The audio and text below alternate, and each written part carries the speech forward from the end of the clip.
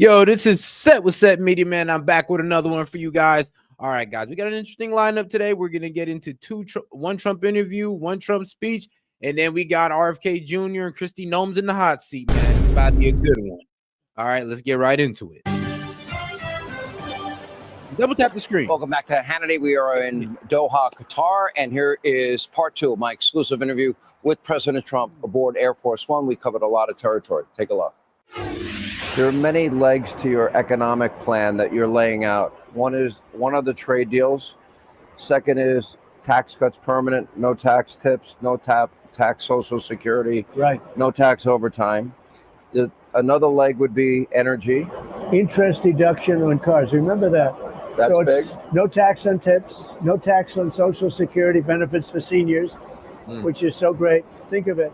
And no tax on overtime. But there's a fourth leg that I think is really important of that, where middle-income people, but any people, if you buy a car made in America, I'm not interested if it's made anywhere else. I couldn't care less. But if it's made in America, you borrow money to buy the car, which I guess 80% of the people do. Mm-hmm. You get a tax deduction on your interest payments. That's a big deal. That's never happened before. A big deal for people that are buying cars, but that's a huge. That's a huge game changer for the car industry too. Huge. I mean, that's just gonna drive up. Well, I mean, the sales of American cars. If you're telling me that, oh wait, if I'm a new car buyer, why wouldn't I want to buy an American car that I'm gonna get an interest rate deal on? Of course.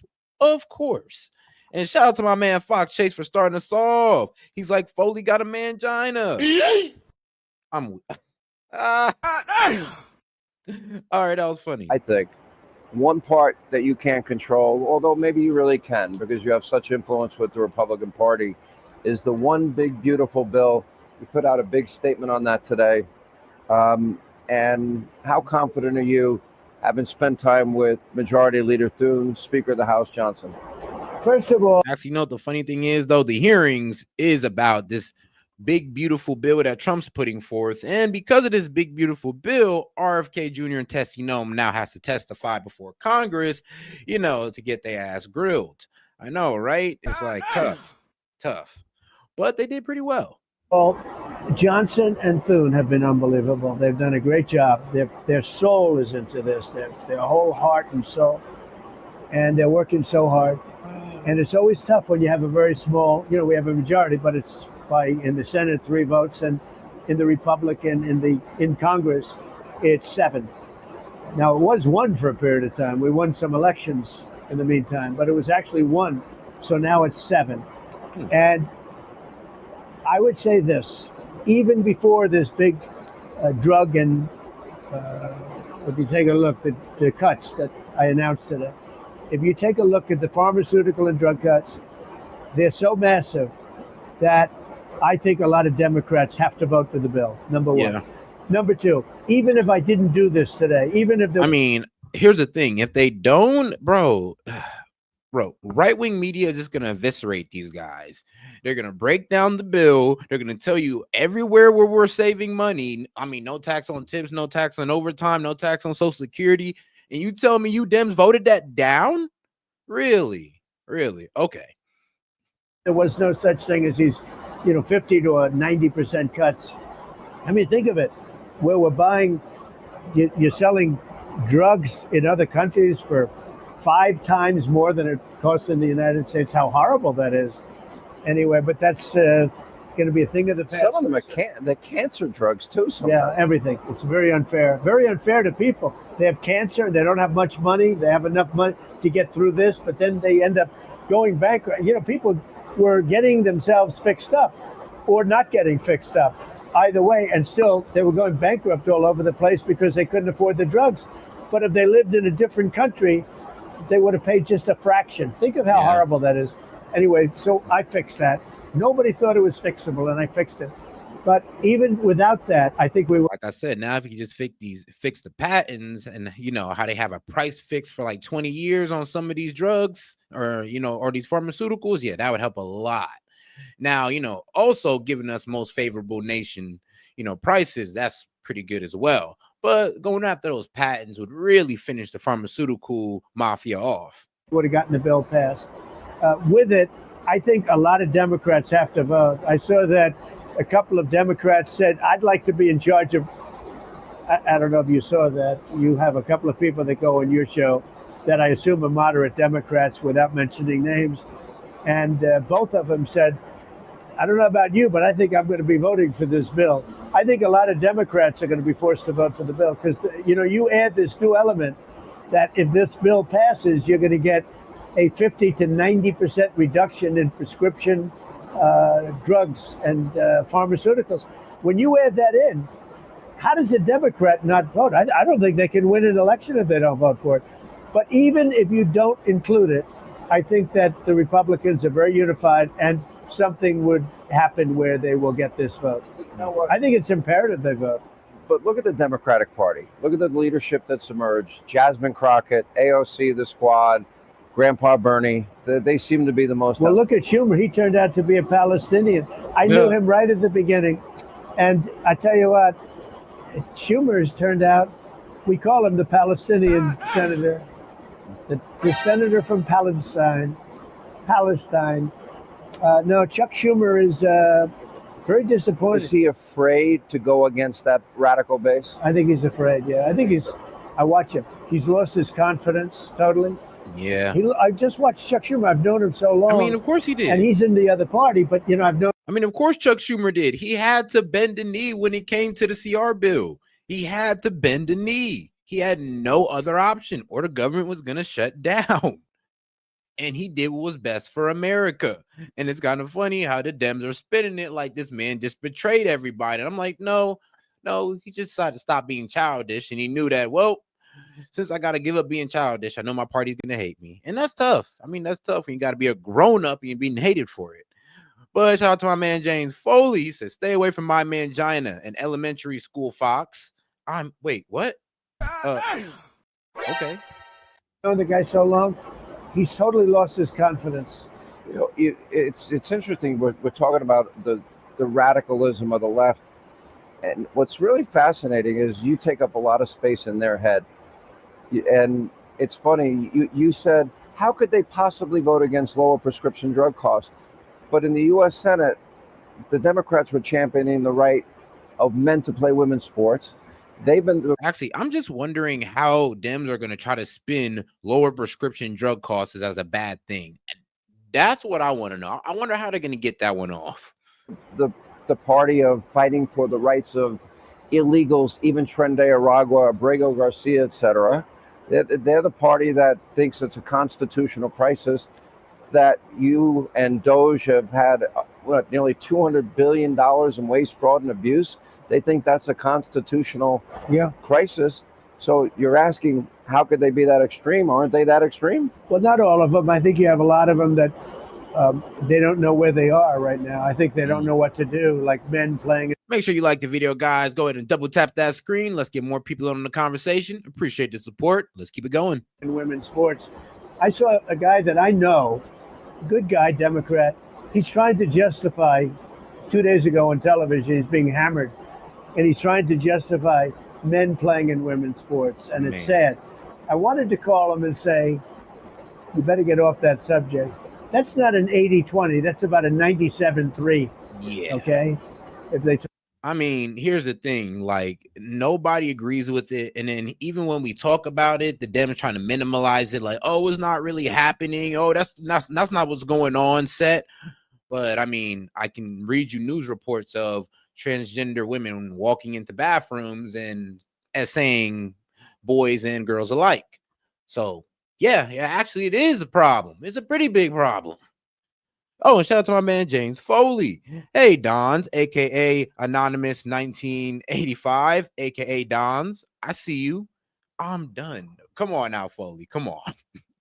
Talk about, the famous, they always say it's 80-20. What's not, a lot of these things are not 80-20, like transgender for everybody. Let's have transgender for everybody, your kids, everybody. That's not an 80-20. They always say that's 80-20. That's 99-1, I would say. So look, in one way, I don't like talking about it because I don't want to talk them out of it, because, it would be harder to beat them if they were normal on things. It shows that they're almost insane.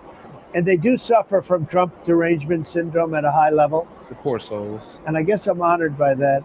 But I'll say this, look, we had an election. You were so wonderful to me. You were really an amazing professional. You did it for the right reason. You didn't do it for the wrong reason, but you were so professional. And we won every swing state. We won the popular vote by a lot. We won everything. We won a thing called that people don't like, districts.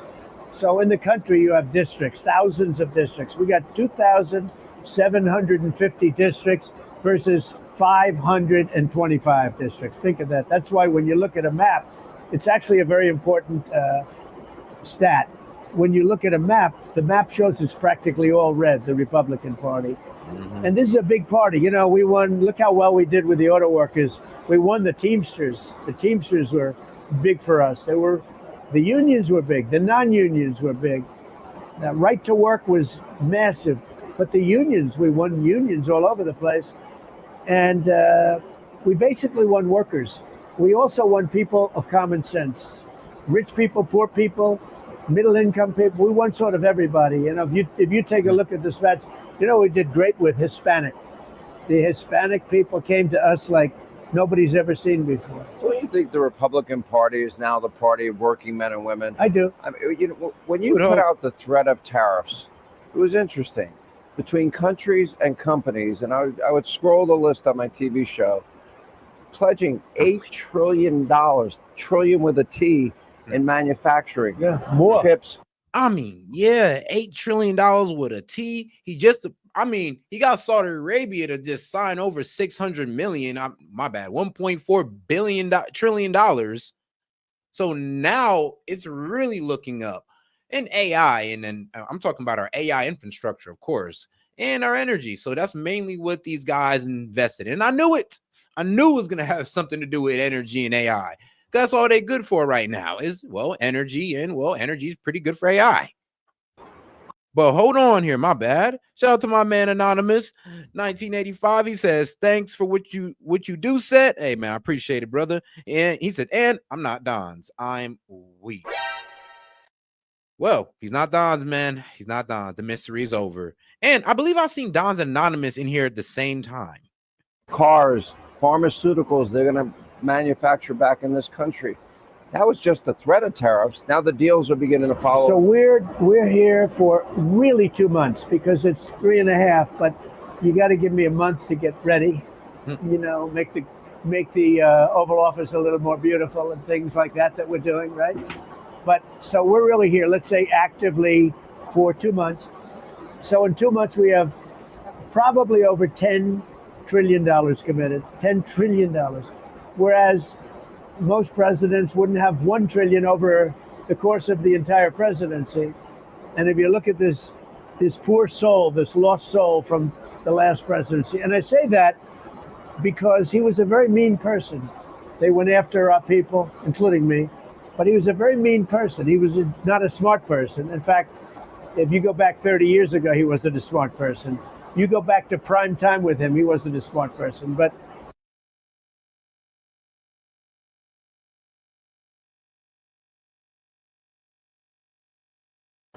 he was a very mean person. Joe Biden's a very mean person. People don't understand that. They've ruined lives. They've ruined families. They've ruined so many people. They could have ruined me. They tried to ruin me. But we're now in Air Force One flying nicely to the Middle East, right? But they tried to ruin me. Oh, my bad. But yeah, I said Joe Biden is mean, slightly racist. You know, Joe Biden definitely had his racist moments. Now, as far as being mean, though, I ain't gonna lie. I've actually, no, never mind. During the Obama years, that boy was a savage. Actually, yeah, during the Obama years when he was more sharp, actually, he is a bit of a savage. But some people weren't able to fight back. Their families have been destroyed. And the level, he knew what was going on, too. And coming up, more of my exclusive interview with President Trump aboard Air Force One. As we continue our coverage from Doha, we are in Qatar. Stay with us. And now, all right, now let's go ahead and get over to the Air Force One. Let's go. Appreciate the support, guys. Make sure to double tap that screen. The jet fighters will be surrounding the plane in about 7 minutes. I heard they threw you out at the press conference. They tried, but Caroline stopped them. Caroline saved you. You're lucky. You're lucky. You were a little out of control. How's the trip going so far? Well, I was It's going asking very about well. your meeting with the I Syrian think it's really president. going well. Great relationships. And now we're meeting with the group. It's fantastic. The Amir is a great guy. I know him all very well. How are you? Good. Thank you. You're going to be surrounded by 8 fighters, in about 7 minutes. Then you say, do we need them? And when they say yes, that doesn't make me feel good, right? I mean, yeah, you never know. We don't want them to shoot your ass out the sky, to be quite honest with you. And that too. And also about that plane, that Qatar gave. I mean, yeah, you can sit it down in a museum somewhere, but I would not want the president of the United States riding in a plane made by Qatar. Take it as a gift, put it up somewhere, but do not use it as a replacement for Air Force One. Do not. What's the threat? Did they tell you what the threat is? No, let's assume there's no threat. We have to assume that. How did you find the Syrian president? Right. I think very good. Young, attractive guy, tough guy. Strong pass. Very strong pass fighter. Does that worry you But at all? he's got a real shot at pulling it together. I spoke with President Erdogan, who I'm very friendly with him. He feels he's got a shot at doing a good job. It's a torn up country. Do you think Syria will join the Abraham Accord? Yeah, but I think they have to get themselves straightened out. I told him, I hope you're going to join when it's straightened out. He said yes. But they have a lot of. Hey, shout out to our man James Foley coming in again. He says, Anonymous is definitely not Don's. Check his page. It's Dave 2000. I'm weak. Anonymous, this man, James, is literally trying to guess your identity. What about Lebanon? Do you think That's why his name's Anonymous. there's a path for Lebanon to normalize relations with Israel? A friend of mine is the new ambassador to Lebanon. And I didn't even know, and I never knew his relationship, but he was born in Lebanon. And he said, I'd like to be the ambassador. He's a very successful guy. And I said, that's very dangerous. He said, I don't care. I love my country, and it's worth it to do. He's sort of a beautiful story. You may want to go and interview him sometime, Michelle. He's a great guy, but he's approved or almost approved. All right, the sound ain't too good on this one. So let's go ahead and move on to the next one, where he's over here in the Middle East with all of his cabinet. Well, I guess the key figures of his cabinet. And man, Marco Rubio's never looked so comfortable and disappointed. It's a beautiful thing to see. I mean, man. Arab Emirates, Qatar, Oman, Kuwait, Bahrain, all friends.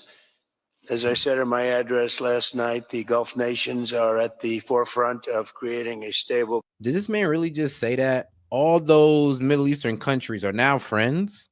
Now, Israel's over there like, oh shit.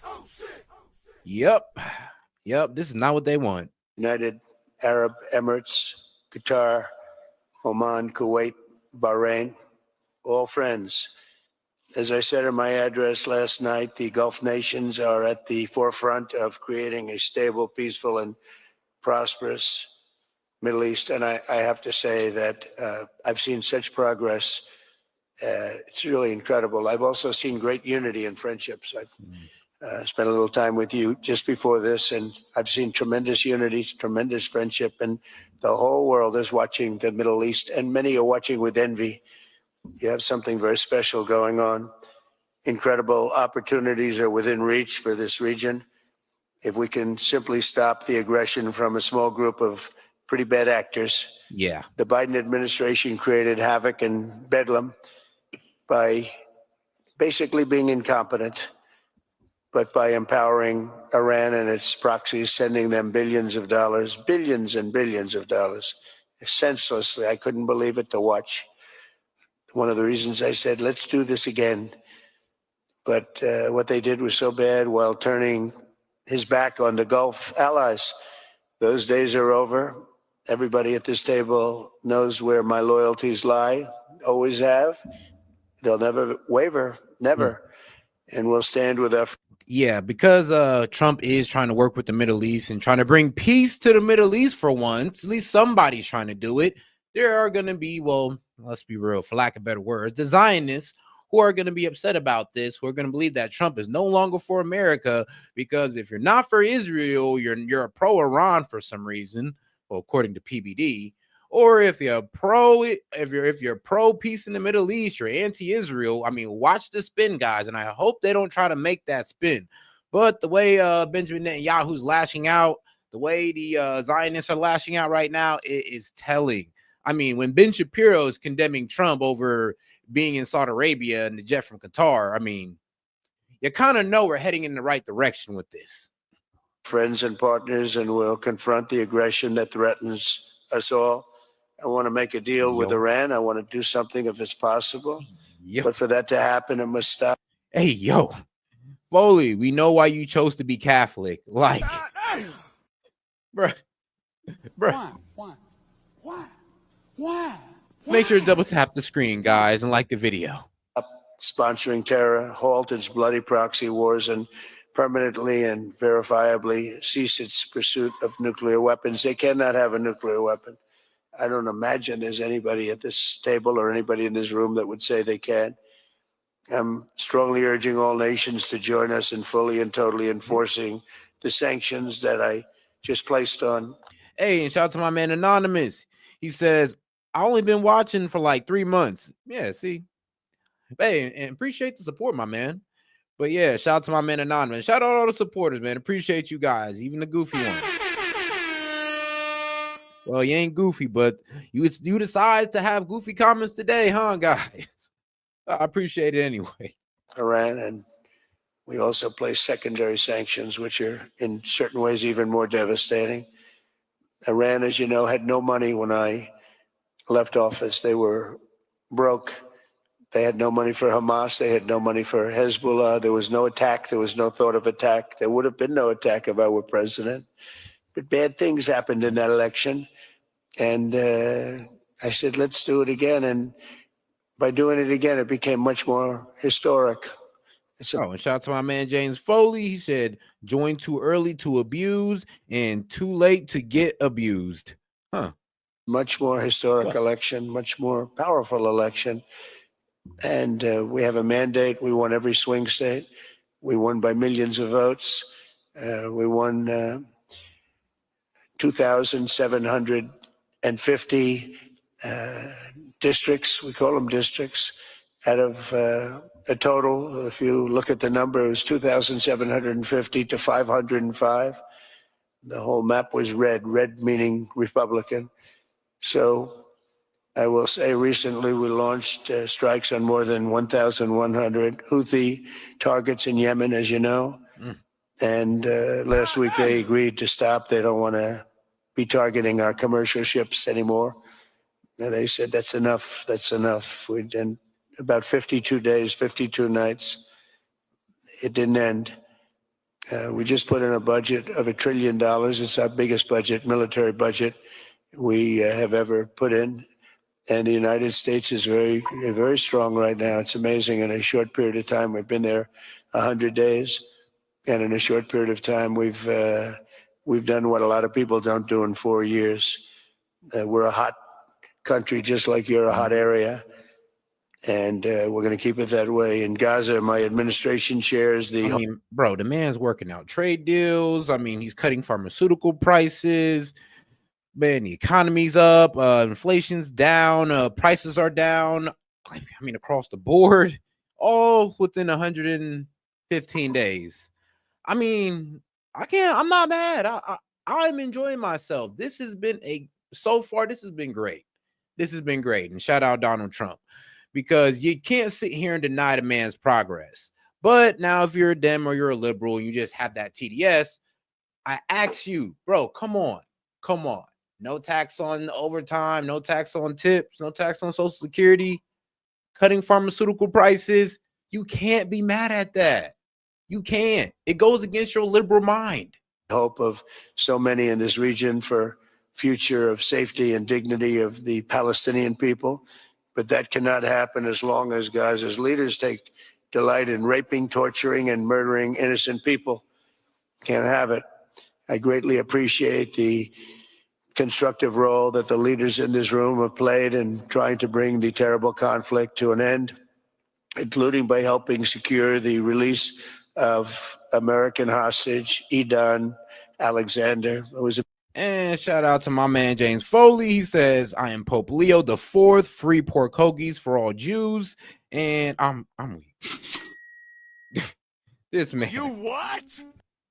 big day yesterday, very important day. I was told just before I left that they were going to be releasing Edan. We thought Edan was dead. 3 weeks ago, they said Edan was no longer living. And it was a very, very good thing. Ultimately, all hostages of all nationalities must be released as a stepping stone to peace. And I think it's going to be happening. And what's critical about, like, here's the thing.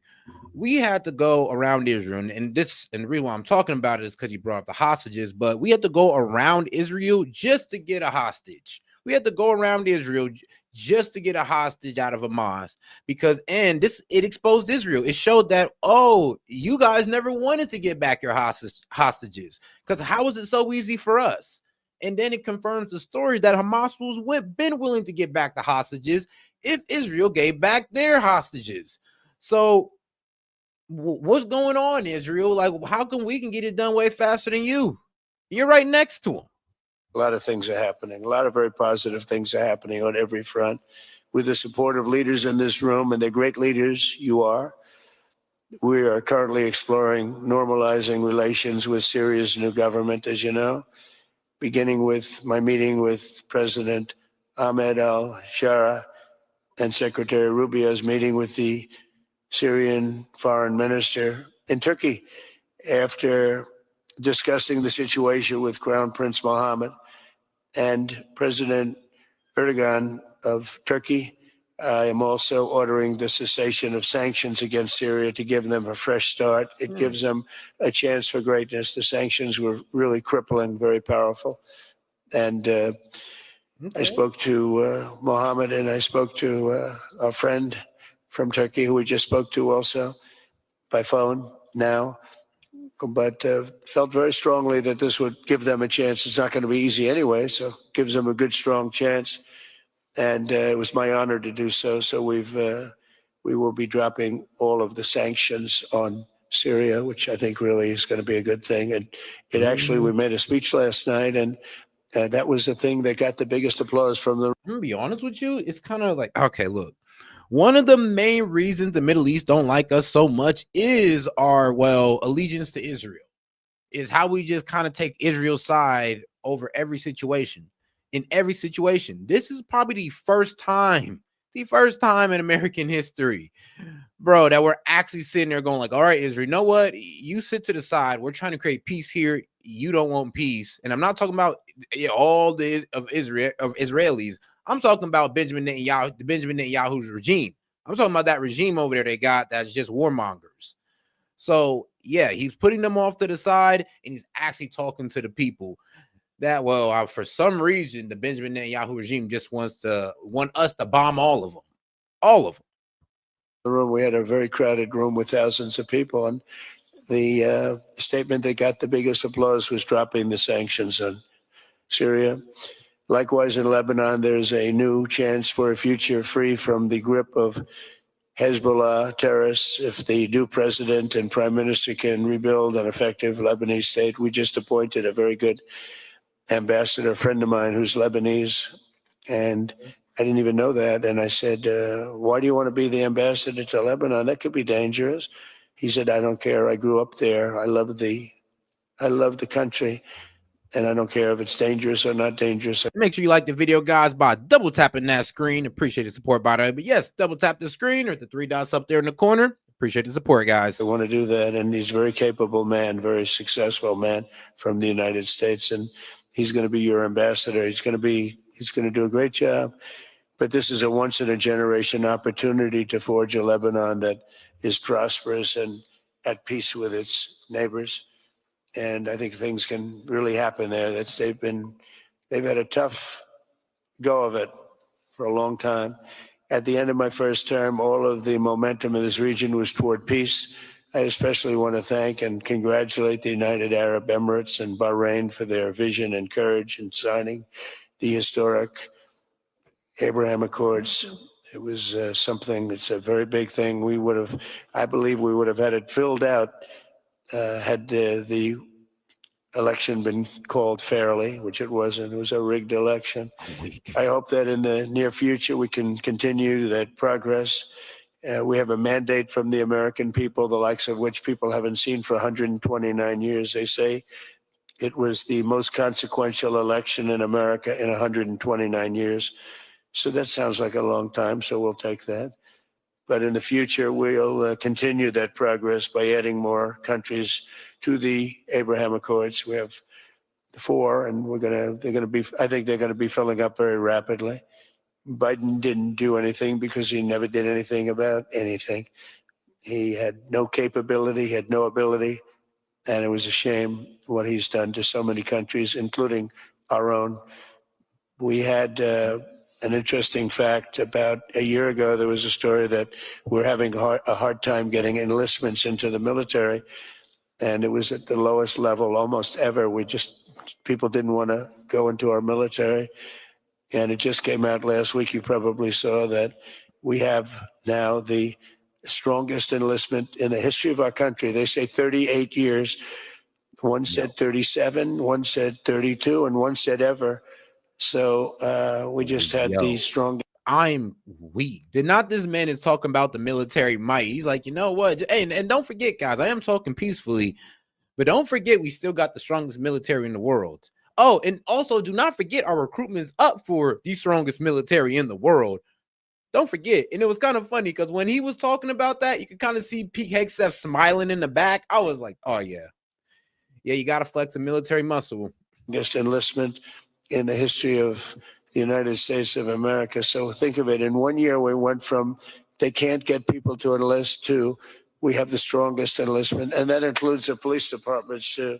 We're having a hard time getting people to be police, the great law enforcement arm that we're known for, and now we're setting records. It's hard to get a job. I mean, frankly, the lines of people wanting to be police officers and go into the military, and it's a matter of spirit. We have great spirit in the country right now.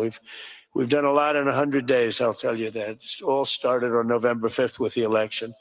But a stable and peaceful Middle East will be a successful and prosperous Middle East. And that's what you've done, and that's what you're doing. And, it's amazing because when I was here last, it was fine. It was doing good. And then I see the things that you're doing here and in your countries. It's just an incredible what you're doing is the whole world is talking about it. The whole world is watching us. Look at all the news over there, the fake news. Look at them. The whole world is talking about what you're doing, and you're the envy of the world. Together, we're in this room, and we're going to forge a Middle East that will be a thriving commercial, diplomatic, and cultural crossroads at the geographic center of the world. That's what it is. It's the center of the world. I look forward to working with you, and I want to thank Mohammed. I want to thank you, Crown Prince. We have a special relationship. We have long had a special relationship, but it was an honor to spend a couple of days with you, and I'll see you again soon. I mean, trade deal with Saudi Arabia coming soon. Well, actually, too late. We already got a trade deal. In a way, well, honestly, not even really a trade deal, but a promise of investment from Saudi Arabia. Yes, they'll be investing heavily into our economy. Heavily. So, I mean, like I said, you can pretty much say we got a deal with Saudi, Ukraine, UK. We got China to come to the table after we damn near crippled their economy. But hey, man, sometimes you got to break knees. Sometimes they got to crawl to the negotiation table. But at least they there, right? And I'll see you a lot. Thank you all very much. Thank you. I'm Steve Doocy. I'm Brian Kilmeade. And I'm Ainsley Earhart. And click here to subscribe to the Fox News YouTube page to catch our hottest interviews and most. And all right, guys. Now, before we head into the testimony of, first we're going to start off with Kistni Noems, but I do want to go ahead and play my man Tom Homan because for some reason these Dems think they can intimidate him, and it is wild. It is wild what they are doing out here. It's a little bit insurrection-y, but it is what it is. And apparently, these Dems don't understand due process. Now, sources tell CNN that the Trump administration is preparing to deploy hundreds more. Hold on, though. I got to read out my man, James Foley. Hey, shout out my man Foley. He says, to the Dems in the chat, the amount of money the cartel made off of Biden's vacation program was incalculable. Incalculable. All the money could have been paid. All that money could have paid reparations, which I do not agree with. But hey, it could have. Our federal agents nationwide to arrest undocumented immigrants. It could happen as soon as this week. The plan, we're told, includes the use of Border Patrol agents across the country and support from state National Guard units. And joining us now is the president's border policy advisor, Tom Homan, often called the Trump administration's border czar. Mr. Homan, thank you so much. Welcome to The Lead. First, what can you share about the Trump administration preparing to deploy more agents soon? Where would they come from? How many of them? Where will they go? What are their tasks, et cetera? Well, we're going to ramp up the number of teams in the interior of the United States. So we're building that teams now. We're going to increase the teams going out. They're coming from various agencies, right? We got about 14,000 officers within ICE between ERO and HSI.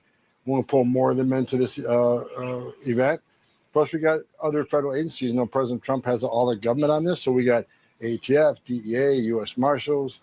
You know, we got all the DOJ law enforcement entities, plus the State Department. So we're bringing law enforcement officials from all the federal agencies in.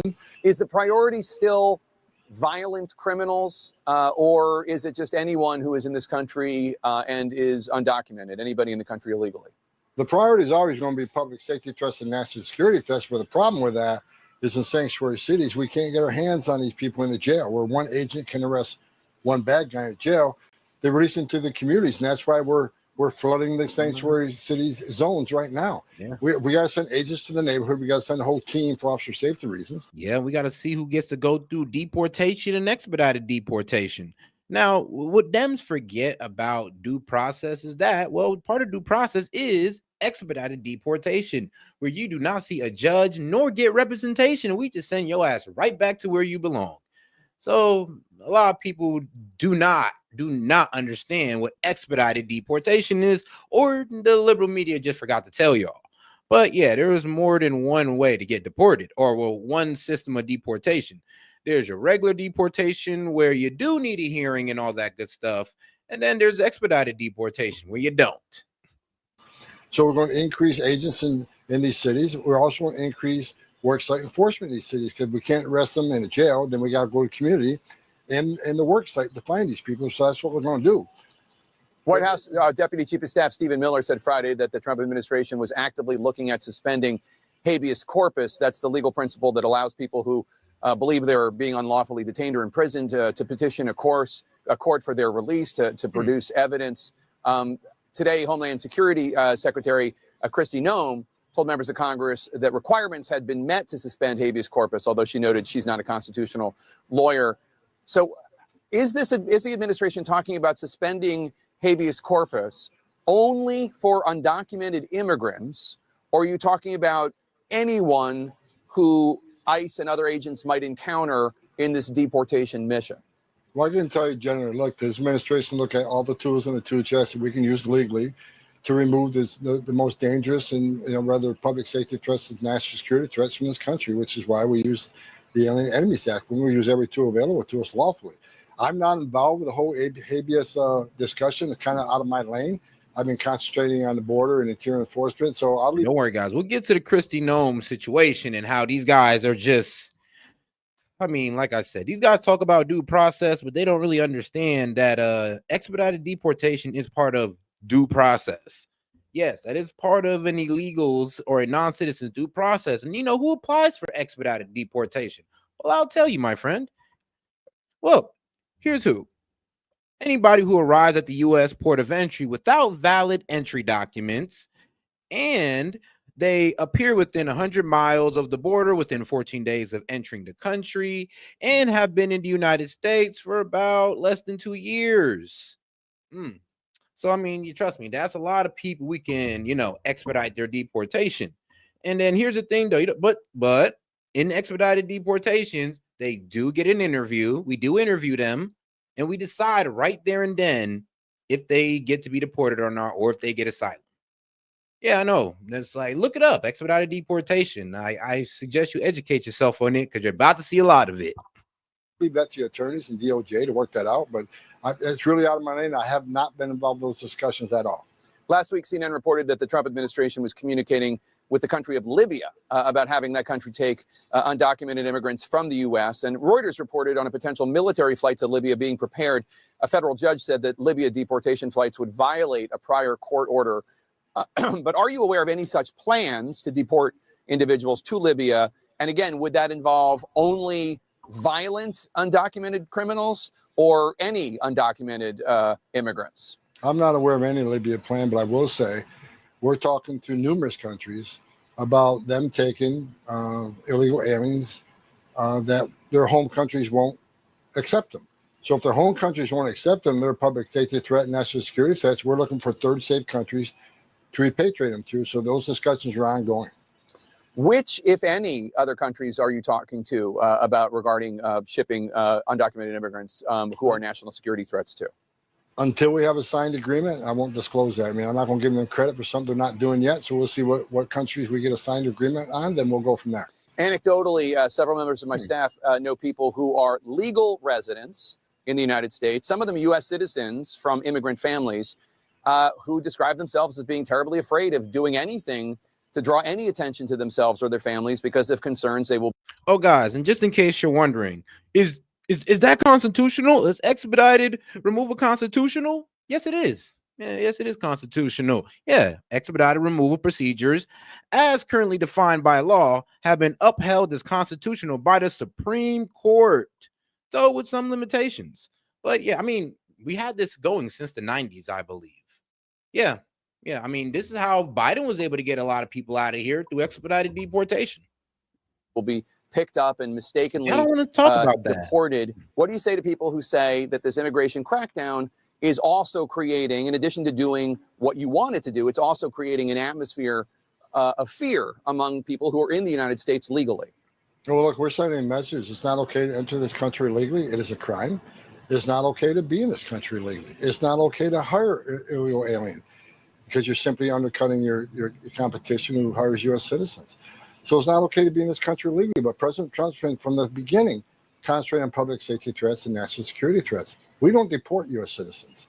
If you're a resident alien, you're here on a green card, you have certain rules when you get the resident alien card. You got to obey those rules. You can't violate the law because even resident aliens can be deported if they commit certain felonies or many misdemeanors. There's laws on the books, which every resident. And shout out to my man, James Foley. So flying direct from Mexico to Canada with a pregnant woman on board plane, had to do an emergency landing. Lady gives birth. It's a citizen now? I mean, yeah, that's what they're trying to say. An alien who gets a green card knows what those rules are. So it's a great honor to be in this country, whether it's on a visa or whether you have a green card. Simply follow the rules. Don't break the law, and you'll be just fine. Last Friday, there was obviously something of a to-do outside the ICE detention facility in New Jersey. Newark's mayor joined several members of Congress who came. They said they wanted to inspect the ICE facility as part of their congressional oversight duties. I'm sure you've seen the images. There was a lot of pushing and shoving. The mayor was arrested, briefly detained. Over the weekend, a Department of Homeland Security spokesperson told CNN that one member of Congress body slammed an agent and threatened legal action against her. I spoke with that member of Congress, New Jersey Congresswoman LaMonica McIver, the woman in the red coat we're showing right now on TV right now. She denies body slamming anyone. I want to play something that Congresswoman Alexandria Ocasio-Cortez of New York posted on her Instagram account and get your reaction. So, and here's the thing. I did hear in a congressional hearing that, oh, yeah, it's their constitutional right to be able to inspect an ICE facility. And I'm like, yeah, sure, but not with a mob outside where you're making a display, though. I mean, there's a way to do that professionally without making it look like you're inciting a mob. And that's what they went out there. They went out there to address the large group of people. And then you got these guys coming up to the front like, it's my constitutional duty to get up in here. I'm like, bro, hold on. You got a mob behind you. What are you doing? Like, I understand you got a constitutional right to be in here, but you came here with a mob. You could have just came here with you and your friends, and they'd let you in. If anyone's breaking the law in this situation, it's not members of Congress, it's the Department of Homeland Security. It's people like Tom Homan and Secretary Kistni Noems. You lay a finger on someone, on Representative Bonnie Watson Coleman, on Representative. Well, here's the thing. We can, because it seems like they're trying to incite violence in front of a ICE facility. And they could have just came there themselves, didn't have to come with a whole like bunch of people, and they would have been let in. But when you come in with a whole bunch of people and then they meet you at the door and all these people are yelling, angry, damn, they're looking like they're trying to rush the mug. Yeah, I mean, they don't have a right to let all those people in. And then, yeah, they kind of can look at you and probably could find some charges on you to be like, yo, you're kind of incited a riot. You try to force your way into an ICE facility with you and citizens. Like, you as a Congress member, yeah, you can be in there, but the rest of them, but your citizens behind you, your constituents, no. Or any of the representatives that were there, you lay a finger on them, we are going to have a problem. What's your response, Mr. Homan? First of all, you can't intimidate me. Come on, give me a break. I was enforcing it. I was wearing a green uniform, Border Patrol agent, for 5 years before she was even born. Intimidate me. I had more than 3 decades enforcing immigration law before she became a member of Congress. I worked for 6 presidents. I've seen policies. I've seen hundreds of policies. Some worked, some didn't. But you can't deny the success of the Trump administration when it comes to border security. Again, the most secure border in the history of this nation.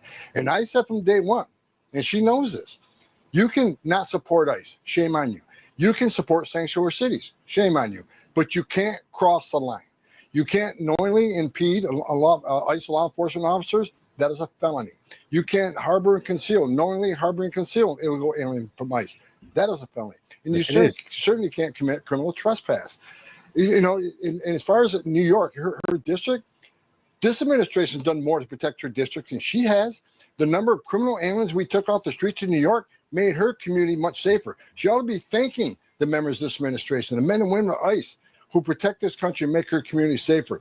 So, it's politics over public safety. It's just ridiculous. She ought to love her community more than she hates Trump, because we're doing a lot to protect her community. Border Czar Tom Homan, thank you so much for your time. I appreciate you stopping by. Thank you. He cooked, as he always does. All right, guys, we're going to get over to this Mike Johnson speaking real quick. Then we're going to get into the testimony of RFK Jr. and Kistni Noems, which we're going to start with Kistni Noems first, because, man, that was an interesting one. But all right, guys, I'll be right back. Here we go. Well, thank you all for being here. There's a lot going on, and a lot we will update you on and have been this morning. Oh, shout out to my man Fox Chase. I love that she's acting so tough. We're gonna see her cry soon. I mean, yeah, she keep acting like this, like, sweetheart, you will be in jail. I mean, if you want to go ahead and harbor the illegals, please go ahead, because FBI, open up. Yeah, we'll be on your ass. Already, we're grateful for the opportunity to do that. We're really grateful that it's National Police Week. Republicans look forward to this. We really, truly do. And we've been welcoming families of fallen officers and law enforcement officers from around the country all week. We had a candlelight vigil last night. There were a couple of those events last night we participated in. And you can't give honor where honor is due enough, especially around this subject. And people put their lives on the line every single day. The numbers are staggering. After the candlelight vigil last night, we went, as Sheriff Rutherford mentioned, Representative Rutherford mentioned, we went to the National Law Enforcement Memorial this morning, and it was misty, and the weather was sort of appropriate, because it's when you walk that place and you see the names of more than 24,000 officers whose names are etched into the stone there, it really moves you. And we lost 345 fallen heroes this year alone. They'll be etched into the memorial. So there were many. And all right, guys, let's get straight to it. Kistni Noems. Because when you're scared to death, your life is about to change, and you've got an attorney next door that you will not. All right, let's get right to it. Because when you're scared to death, your life is about to change, and you've got an attorney next door that you will not permit that family to consult with that attorney, you got an issue. Case number 2, 2-year-old American daughter, also deported to Honduras. They were also denied access to their lawyers. According to her lawyer, ICE prevented the mother from speaking to the lawyer or anyone else in the family. 2-year-old American citizen. Yeah, oh, wow. New York Times, 2-year-old U.S. citizen deported with no meaningful process, judge suspects. That is a lie. The lady or the 2-year-old's mother decided to take that 2-year-old and he went with her. So there was no meaningful process because the meaningful process for a 2-year-old was not done because it was done for the mother. The mother was the one she had to decide, all right, what am I do? Leave my kid here?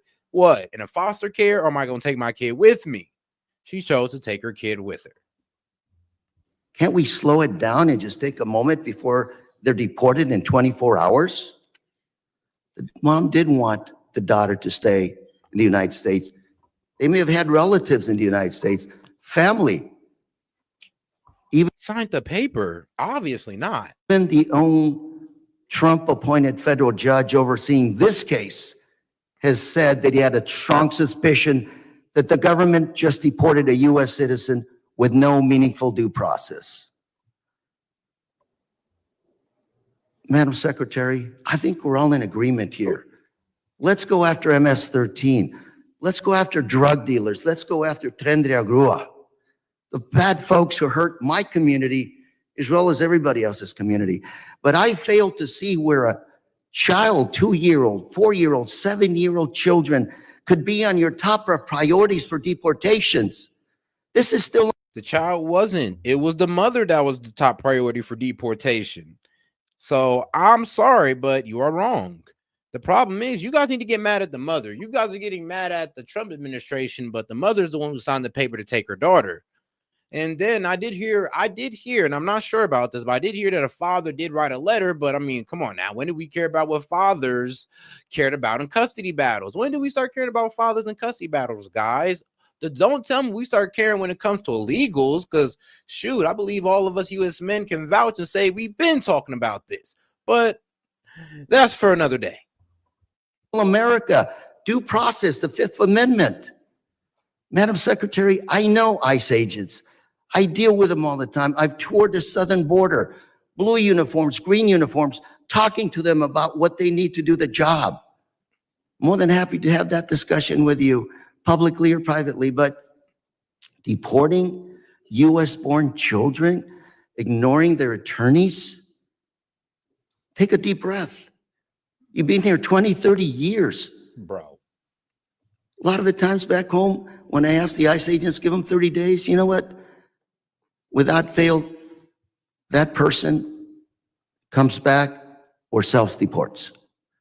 We can do better. Madam Secretary, I'm going to ask you one last question in 9 seconds. You're under oath.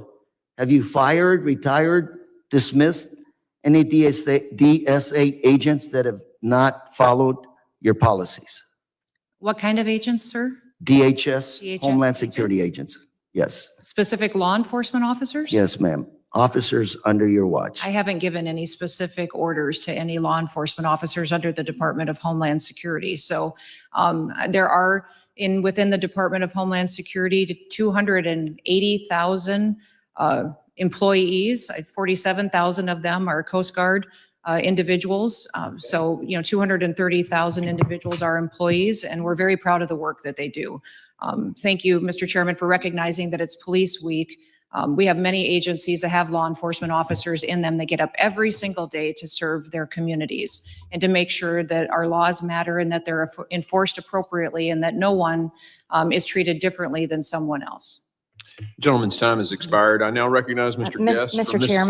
Mr. Chairman, I ask unanimous consent to enter for the record the Prince George's County Police Department gang field interview sheet in Maryland, from 2019, where they interviewed Kilmar Garcia and identified through his clothing that he and his statements that he is indeed an MS-13 gang member. Without objection. I'd also ask unanimous consent to enter for the record an article. Hold on, did she just admit?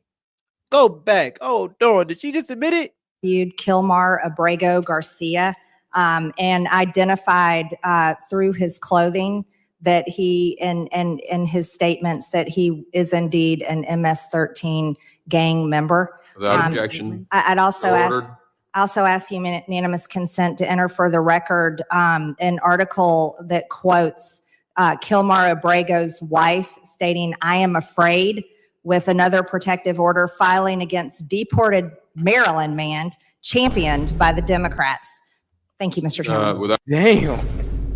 Okay. Well, hey, you heard it in congressional hearing.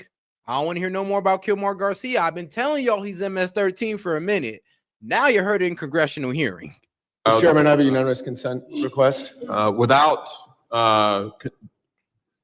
disagreement, we'll put that one in as unanimous. Even through his own statements. Remember, if you heard her correctly, she even said through his statements. Ms. Kent, consent, you're recognized. Mr. Chairman, if you have it, I would like to introduce by unanimous consent a court order establishing that Kilmar Abrego Garcia is a member of MS-13. You're submitting what for unanimous consent? Well, there isn't one, so I'm wondering if you have it. I do not have that. Okay. Are we ready to go on with the next testimony? Mr. Guest, you're recognized for 5 minutes. Thank you, Mr. Chairman. Madam Secretary, thank you for being here. Thank you for your leadership. Please thank the men and women that serve under you for the incredible job that they do. I want to particularly thank you for enforcing the law, something that we did not see under the previous administration. In the short time that you have been serving as secretary, we have seen a dramatic decrease, as much as 95% along our southern border. And I also want to thank you for locating the 5,000 plus missing children that just in 3 months, you and your agency have been able to find. And in some cases, we ain't here for you guys. Gentleman yields. I now recognize Mr. Magaziner for 5 minutes. We're here for the naysayers. We're not here for the agreeers. Madam Secretary, on April 24th, a woman in Louisiana was deported along with her 7-year-old daughter and 4-year-old son, both of whom were U.S. citizens. The 4-year-old son had stage 4 cancer. Now I know, and that's the same result. The mother decides to take their kids with them. Like, we don't know what to tell y'all. Like, you guys got to ask those mothers, why'd you take your kids with you? Like, I don't know, but guess what? I'm not mad at them. That's what most mothers would do. Most mothers would probably take their kid with them. And most kids are usually safe with the mother. And let's be real, if the mother can't call upon the dad, most likely the dad's not an American citizen, or maybe the dad don't care, or the dad's back in the home country. So, A, B, or C. Just stated under oath that the mother consented to having her U.S. citizen children removed. But I have spoken with the attorney for that U.S. citizen child with stage 4 cancer. She has also made numerous statements to the press in which she stated unequivocally that at no time did the mother consent to her U.S. citizen children being removed. What evidence do you have to support your claim that she did consent? Congressman, we followed the same policies and procedures. What evidence do you have? What evidence do you have? We have documentation what documentation do you have that mother consented? We'll get that to you, sir. I don't have it with me. Please do. I understand it's hard to keep them all straight because you've deported multiple U.S. citizen children, but I'm asking specifically about the 4-year-old with cancer who was deported on April 25th. For the record, that family was also not given access to legal counsel before they were deported, even though their lawyer was in the same building at the time. I'm holding in my hands here a document called ICE Directive 11064, Interests of Non-Citizen Parents and Legal Guardians of Minor Children. This is the policy for how ICE agents should handle situations like this. It states unequivocally that parents and legal guardians should have the ability to make alternative care arrangements for minor children prior to their arrest or detention, and that ICE must afford parents the opportunity to consult with legal counsel. So, I know they did, and that's why they signed a contract. One of them signed their kid to be deported with them, signed custody over and everything. So, yeah, there was a due process. It's just you guys just don't like the results of it, and now you want to act like this is a problem or this is something that the Trump administration didn't know. This is something that the mothers chose to do. And let's be real. I mean, what mother wouldn't do this? ICE agents working on this case who deported this 4-year-old with cancer of their own volition failed to follow ICE policies, or were they directed to by your office or anyone else in DHS leadership? Sir, this mother chose to keep her child with You have her. not produced any evidence When to to say so, return but I'm back to asking her again, home have you country, directed, and that have is you the directed priority of DHS President Trump, is officers to keep to families ignore unified this together. It's very policy? different than the previous All right. administration. The previous administration On separated March families 15th, over and over reclaiming and my over time, on again. March Mhm. 15th, your department sent 3 airplanes to El Salvador. I mean, what you mean? Biden was deporting kids is like 6 years and younger. Yeah, but yes, Joe Biden was deporting kids with no due process. Obama had kids in cages. We're sending kids back with their mother. Are you serious? This is not the same, guys. Salvador. Those planes Not the carried same approximately administration. 261 It's different. individuals who were imprisoned upon arrival. Did you personally review and approve the names of those 261 individuals before they were sent? Sir, we have deported and sent home Have thousands you, and have, thousands of did individuals. you review the names of those And individuals? we have Did any- individuals that have Why the won't you answer the responsibility within question? the Department of Are you Homeland aware? Security. I mean, I'd have to. I'm like, sir, you want me to? I came to the congressional hearing. You want me to have a list of every kid we deported that got sent home with their parent? I mean, I'd ask him. I actually know what you read me the list. I mean, this is your main topic. I gotta argue with like 100 people in here, but I should focus on just your topic alone and all these kids who mothers chose to take them with them. It's like, bro, I would literally start laughing at this guy at a certain point. I'm like, bro, get mad at the mothers. You're trying to get mad at her. You get mad at the wrong person. Of whether those 261 individuals were given the opportunity to speak with a lawyer or appear before a judge before they were put on those planes, yes or no? Sir, every single individual followed the exact same process. They that we were follow not for everyone all, who's they in were this- not all given in the this country opportunity to appear illegally. before a judge or speak with a was lawyer. On treated the April same. 7th, the Supreme Court ruled that detainees must have an opportunity to have a hearing before they are deported. Are you familiar with the April 7th Supreme Court ruling? I am. Can you assure us? Well, this also depends on, and I'm gonna be honest with you, like I said, expedited deportation. And now if they got an expedited deportation, they got a screening or an interview. And after that interview, they decided that you're eligible for deportation. Now you got a kid here, and you had a kid. Now you got a kid born here. So, I mean, what you want to do with the kid? Put an orphanage, take it with you. The mom said, "I want to take it with take it with me." Okay, sign these papers, and off you go. And that's how it was done. Trust that in the future you will abide by that Supreme Court ruling to provide detainees with a hearing before they are We're deported. following all judges' orders. Yes, sir. I have a photograph here of André Hernandez Romero, a gay makeup artist from Venezuela. He fled Venezuela fearing gang violence because of his opposition to the Maduro dictatorship and his sexual orientation. He presented himself at a port of entry and requested asylum. His claim was found to be credible, and he was placed in detention to await a full hearing. But he never received a full hearing because you put him on one of those planes to El Salvador, where he still is today. Listen to me. He had no criminal record in the United States. Actually, if we put him on a plane to El Salvador, that means he won. He must have had a criminal record in El Salvador. I mean, look, man, just because you're gay don't mean you can't be gangster. And then let's see here. I mean, come on now, guys. Do I really need to go into that? I mean, jail. Like, let's be real here. Let's be real. But yeah. And also, he could have done criminal activities in his own state. And just because he didn't do anything here doesn't mean that he also wasn't having, gang affiliation ties here. Remember, they're not just looking through they're not just looking at their clothing, guys.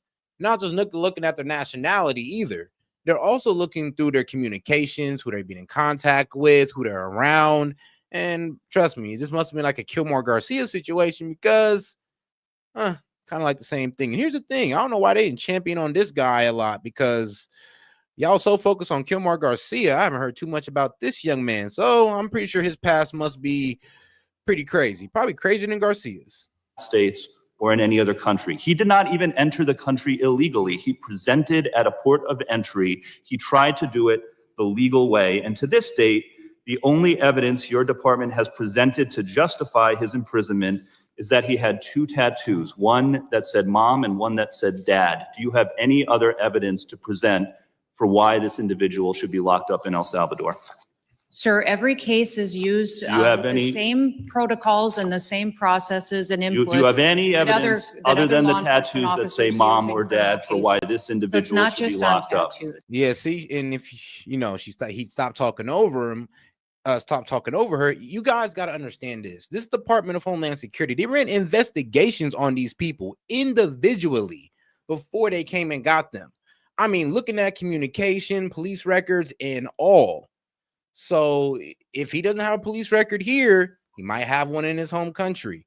And now, if he doesn't have a police record, then he maybe is in communication with MS-13 or some type of, or Tren de Aragua. Who knows? But they did their investigation. I mean, they're the same people who did the investigation of Kilmar Garcia, and all that turned out to be true.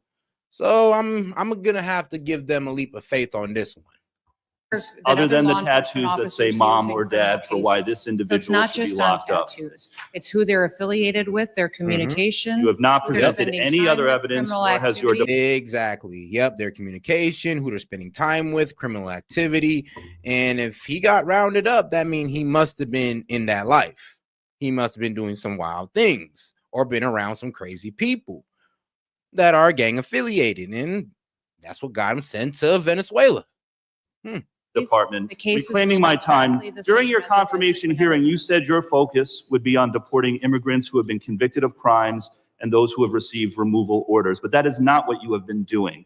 Instead, you have been deporting children with cancer, children who are U.S. citizens, a gay makeup artist who committed no crime and didn't even enter the country illegally. You have been And shout out to my man Fox Shay says liberals feelings are not important than are not more important than laws. Yeah, I'm God. Your feelings are not more important than laws. But it's okay, guys. Y'all be okay. Y'all are now in a safer America if you're a U.S. citizen. sloppy. Your department has been sloppy, and instead of focusing on real criminals, you have allowed innocent children to be deported while you fly around the country playing dress up for the cameras. Instead of enforcing the laws, you have repeatedly broken them. You need to change course immediately before more innocent people are hurt on your watch. Gentleman's time has expired. I now recognize. Mr. Chairman, sorry. I ask unanimous consent to enter for the record.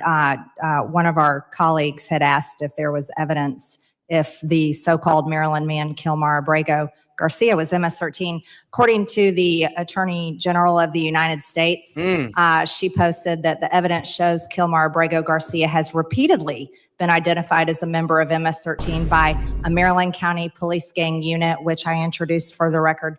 Prince George County Police Department. A reliable confidential informant, ICE officers, an immigration judge agreed, and an appellate board agreed. Without, so you have, sorry. 5 people told y'all that he's a gang member. 5 people. And you still trying to say he's a citizen. Still try to call him a Maryland man. So here's the thing though, and I'm glad she brought up this point, is like, you guys were so wrong about Kilmar Garcia. What makes you think you ain't wrong about this gay artist? I mean, are y'all sure y'all want to go down that route again, where you guys just get cooked on Kilmar Garcia and all the evidence gets like slow pushed out to you? Because that's what they did with Kilmar, and it made the Dems look stupid. You sure y'all want to do the same thing with this guy? Is that a court order? Well, I object. No, she can put anything she wants in the record. She's not complying to your request, Mr. Goldman. She asked for unanimous consent. Okay, so you're objecting to her putting that into the record? I am objecting subject to a clarification. Is that a court order that establishes that he's a member of MS-13? Yes. An immigration judge agreed. Like, bro. She literally just said it too. Is that a court order? An immigration judge. Bro, what? Did you not hear her?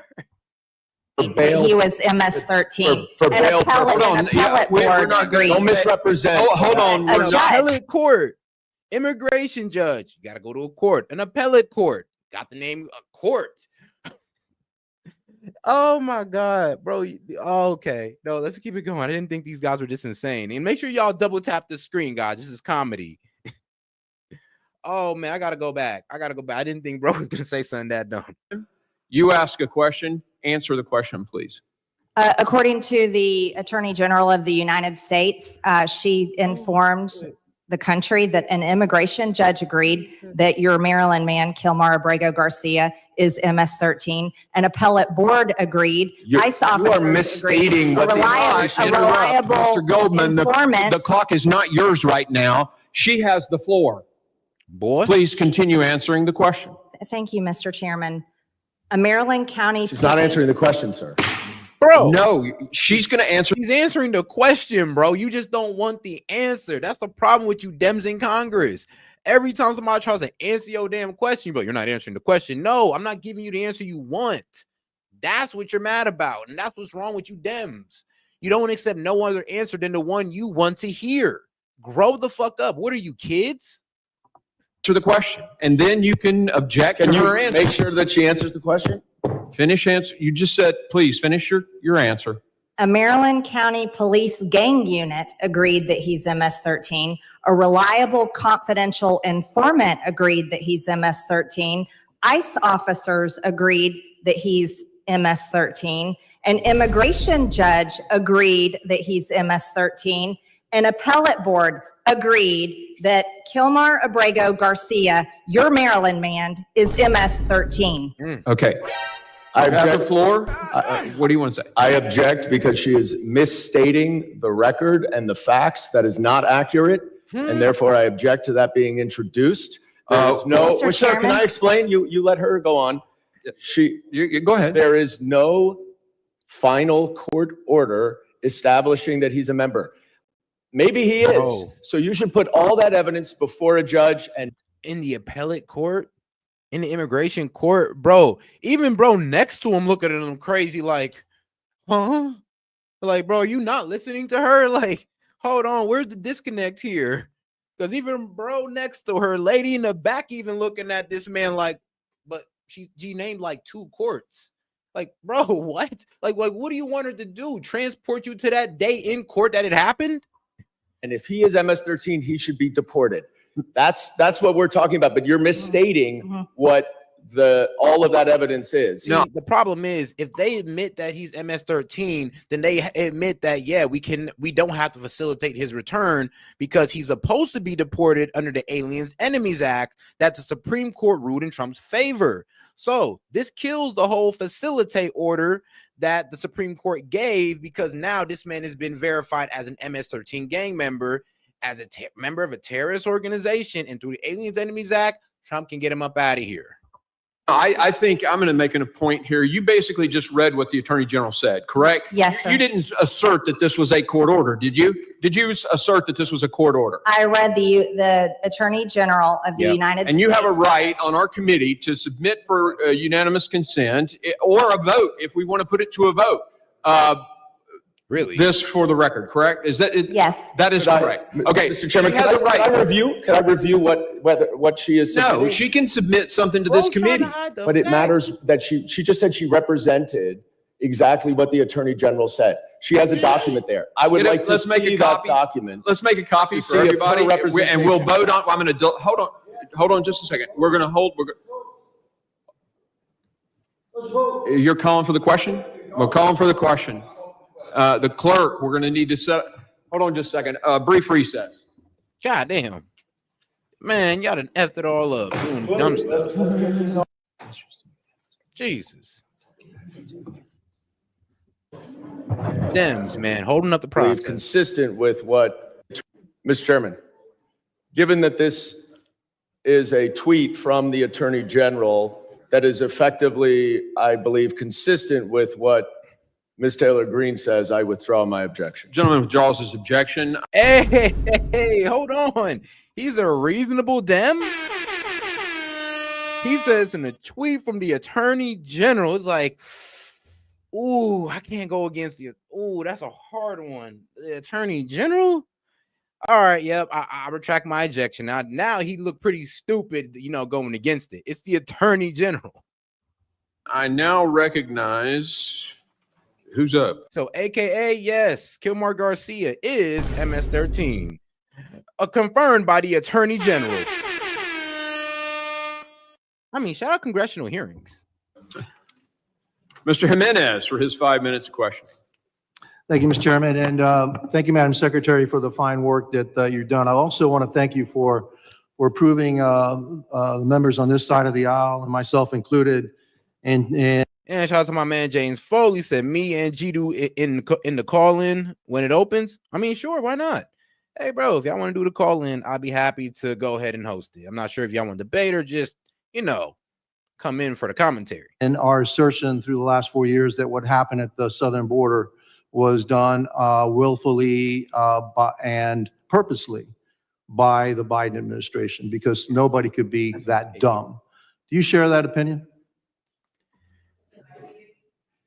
Sir, I believe it was a decision made by the previous president to not enforce our laws and to allow an invasion of our country. So all the claims by the other side of the aisle that we needed more money for the Biden administration, we need more people, et cetera, do you believe that was accurate, or do you believe that was inaccurate? No, sir, that was not true. That's absolutely, because the numbers speak for themselves. And simply by enforcing our laws and having the will to enforce our laws, we've seen a dramatic fall in the number of crossings. And so under the Biden administration, when we lost about 300,000. Kilmar Garcia's case, Madam Secretary. Gentleman yields. I now recognize Mr. Goldman for 5 minutes questioning. Thank you, Mr. Chairman. I would like to go. Hey, shout out Kim West. How you doing, sis? She's like, where's my buddy? Yeah, Fox Chase in here somewhere, man. Shout out Kim West and shout out the supporters, man. Appreciate you guys. You guys, let's make sure to double tap that screen and like the video. Let's get more people in on the conversation. Appreciate the support. Let's go. Go back to Mr. Kilmar Garcia's case, Madam Secretary. But my first question for you is a pretty simple one. It's basic civics. Which branch of government does the Constitution give the authority to interpret what the law is? The judiciary or the executive branch? Judiciary. Sir, going forward, the interpretation of the law, you make the laws in this body. The judicial branch makes sure that they have integrity and they're applied properly to individuals. So okay. So I'm just going to take that as the judiciary branch. Yeah. Now, let's focus for a second on what the judicial. I mean, yeah, you guys make the law, and then the Supreme Court decides if it's constitutional or not. Judiciary branch has said about this case. We know the Supreme Court has said 9-0 that, notwithstanding your statements under oath here today, that Mr. Kilmar Garcia was afforded due process. He was in fact not afforded due process, because then if he were, you would have seen the withholding order that did not permit him to be deported to I'm like, bro, how crazy is this man? We just went through that. He went through court. He had due process confirmed by the attorney general. What are you talking about? Salvador. Now you allege, and I guess the attorney general alleges, that he's a member of MS-13. And shout out to my man Fox Chase. He says, I'm right here. And shout out to my man Fox Chase. So let's go. That may very well be may be the case. And if he is, now that is a foreign terrorist organization, certainly the immigration laws would allow him, and in fact require him, to be deported. I certainly would support that. But the problem that we have here is what you allege, what Ms.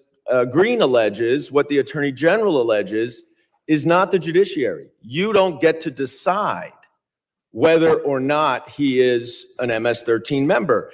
And you don't have to take my word for it, because Judge Wilkinson, a Fourth Circuit judge, very conservative, addressed this argument. He said, the government asserts that Abrego Garcia is a terrorist and a member of MS-13.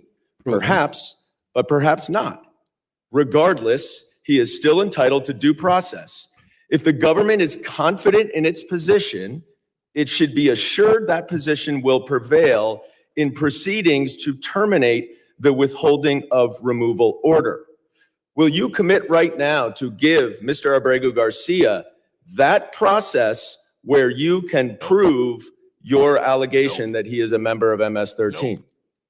Congressman, that judge that you just quoted did not say he was not a member of MS-13. Who did say that he was a member of MS-13 was law enforcement officers that encountered this individual. Yeah, he knows that. This is a Fourth Circuit judge. He knows all of what the evidence is, and he's saying if that evidence. So you're not going to commit to follow this order. You won't commit to follow this court order. So you're going off a judge saying maybe he is, maybe he's not. You're going off that, bro. You're going off another judge saying maybe. Okay.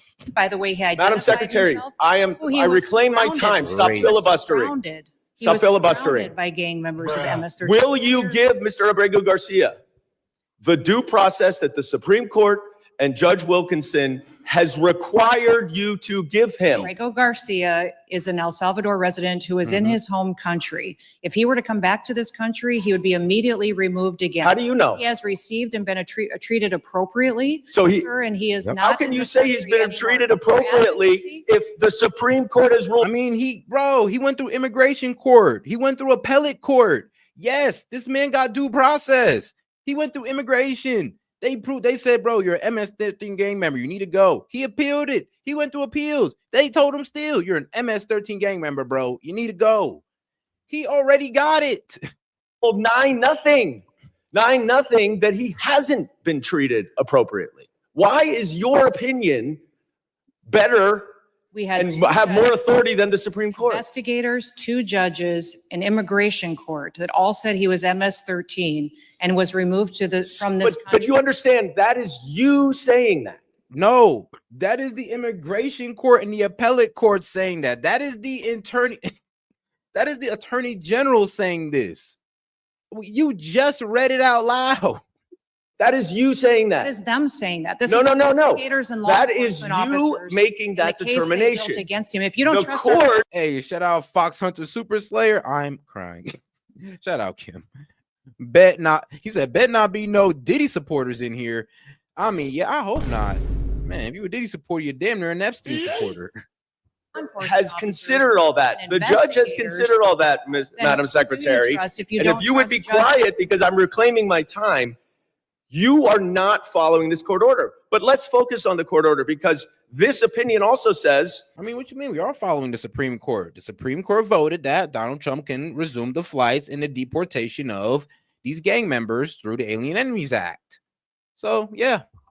That to facilitate, which the Supreme Court is requiring, is an active verb. It requires that steps be taken. What steps have you taken to return Mr. Abrego Garcia to? And shout out to my man Nathan B. He says he was protected from deportation to Guatemala, not El Salvador. Not sure why people aren't reviewing the court documents. I mean, yeah, you're right. You are absolutely right, my friend. That's all we were, honestly, and trust me, you're not wrong, but they want us to bring him back. They pretty much said we weren't supposed to send him to El Salvador. We were supposed to send him to Guatemala. But here's the thing, though. Like I said, through the Aliens Enemies Act, it kind of overrides that. And the fact that he's a gang member, yeah. Like I said, you're not wrong, but here's my argument to that. Due to the Alien Enemies Act, due to the fact that he's now a part of a terrorist organization, all that is just canceled out. You're going straight back to your country. Like, no, you don't get no preferential treatment, but like you're just some regular non-illegal. No, you are a gang member. You are a criminal, my friend. All that goes out the window. To allow him to get due process. Abrego Garcia is in his home country. What steps have you? Oh, and shout out Nathan, man. First time super chatter. Appreciate the support. Taken. If your continued advocacy for him were to... I'm not advocating for him. I'm advocating for a court order, Madam Secretary. The court order says that you must take steps to follow the court order. You are here under oath. But dog, you're working backwards, though, because you're talking about a court order before. Did this happen before the Supreme Court ruled in Trump's favor that he can deport these gang members under the Aliens Enemies Act? So you're talking about an old ruling. This new ruling kind of overrides that now. What steps have you taken to return Mr. Abrego Garcia pursuant to this court order? It's got to be extremely discouraging to be one of your constituents. To see you fight for a terrorist like this and not fight for them is extremely alarming to me. I'm fighting for due process, and that's under the Constitution. The gentleman's and you time should has fight expired. due process. The gentleman's time has expired. I now recognize Ms. Green for 5 minutes questioning. Thank you, Mr. Chairman. The Democrats have spent the last 4 years terrorizing Americans with their open border policies. Man. They flooded our communities with over 13 million illegals from over 170 countries and territories who invaded our borders, raped our women and children, and murdered our own people. It's shocking to hear them to continue to defend cartels MS-13, and terrorists today. Democrats claimed over and over again that legislation was needed to fix the problems that they created. Yet to this day, no new border legislation has been enacted, and border crossings are down 93%. It was just reported that according to CBP, only 5 aliens were temporarily released into the United States in all of April. Only 5. This is compared to the 68,000 released in April of 20. And shout out to my man Fox Chase says, baby oil anyone? Oh God. 2024 under the Biden administration. Thank you, Secretary Noem, for your great work and your leadership. This is truly saving America.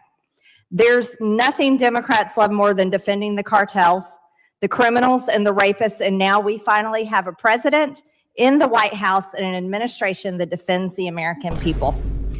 As you're aware, Secretary Noem, CISA previously developed a censorship laundering scheme through its counter mis, dis, and malinformation, MDM, efforts that suppressed conservative opinions and went after President Trump's supporters. Members of Congress, senators, including myself, were permanently banned. I was permanently banned on Twitter under this.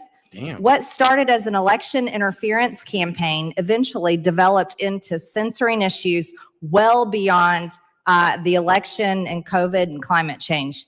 Through their NGO partnerships, tickets. I mean, to be honest, before Elon bought Twitter, yeah, I mean, the liberals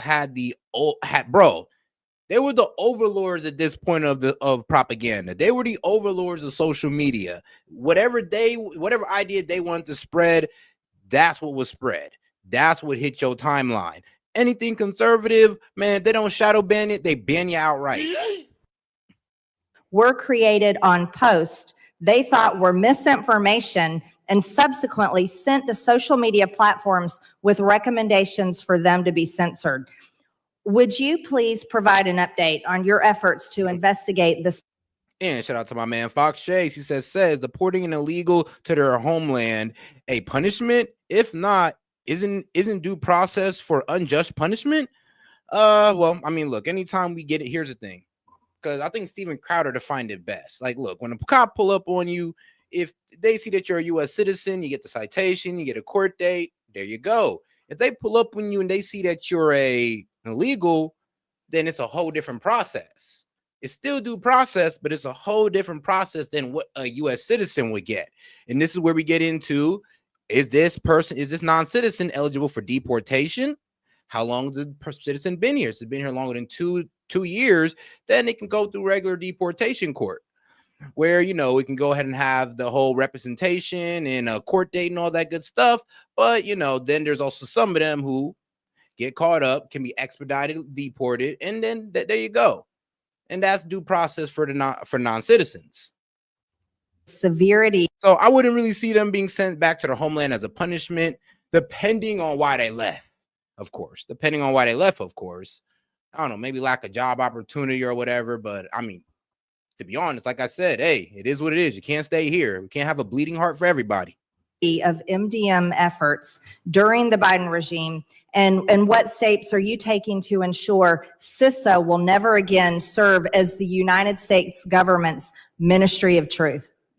No, thank you, Congressman. The CISA definitely was so far off mission, they forgot what their purpose clearly was. The CISA was created to hunt down bad actors and to harden our systems, to support local infrastructure, critical infrastructure that makes this country run, and those small and medium-sized businesses that don't have the resources to make sure that their software programs, their technology was secure from hackers and from bad actors around the world.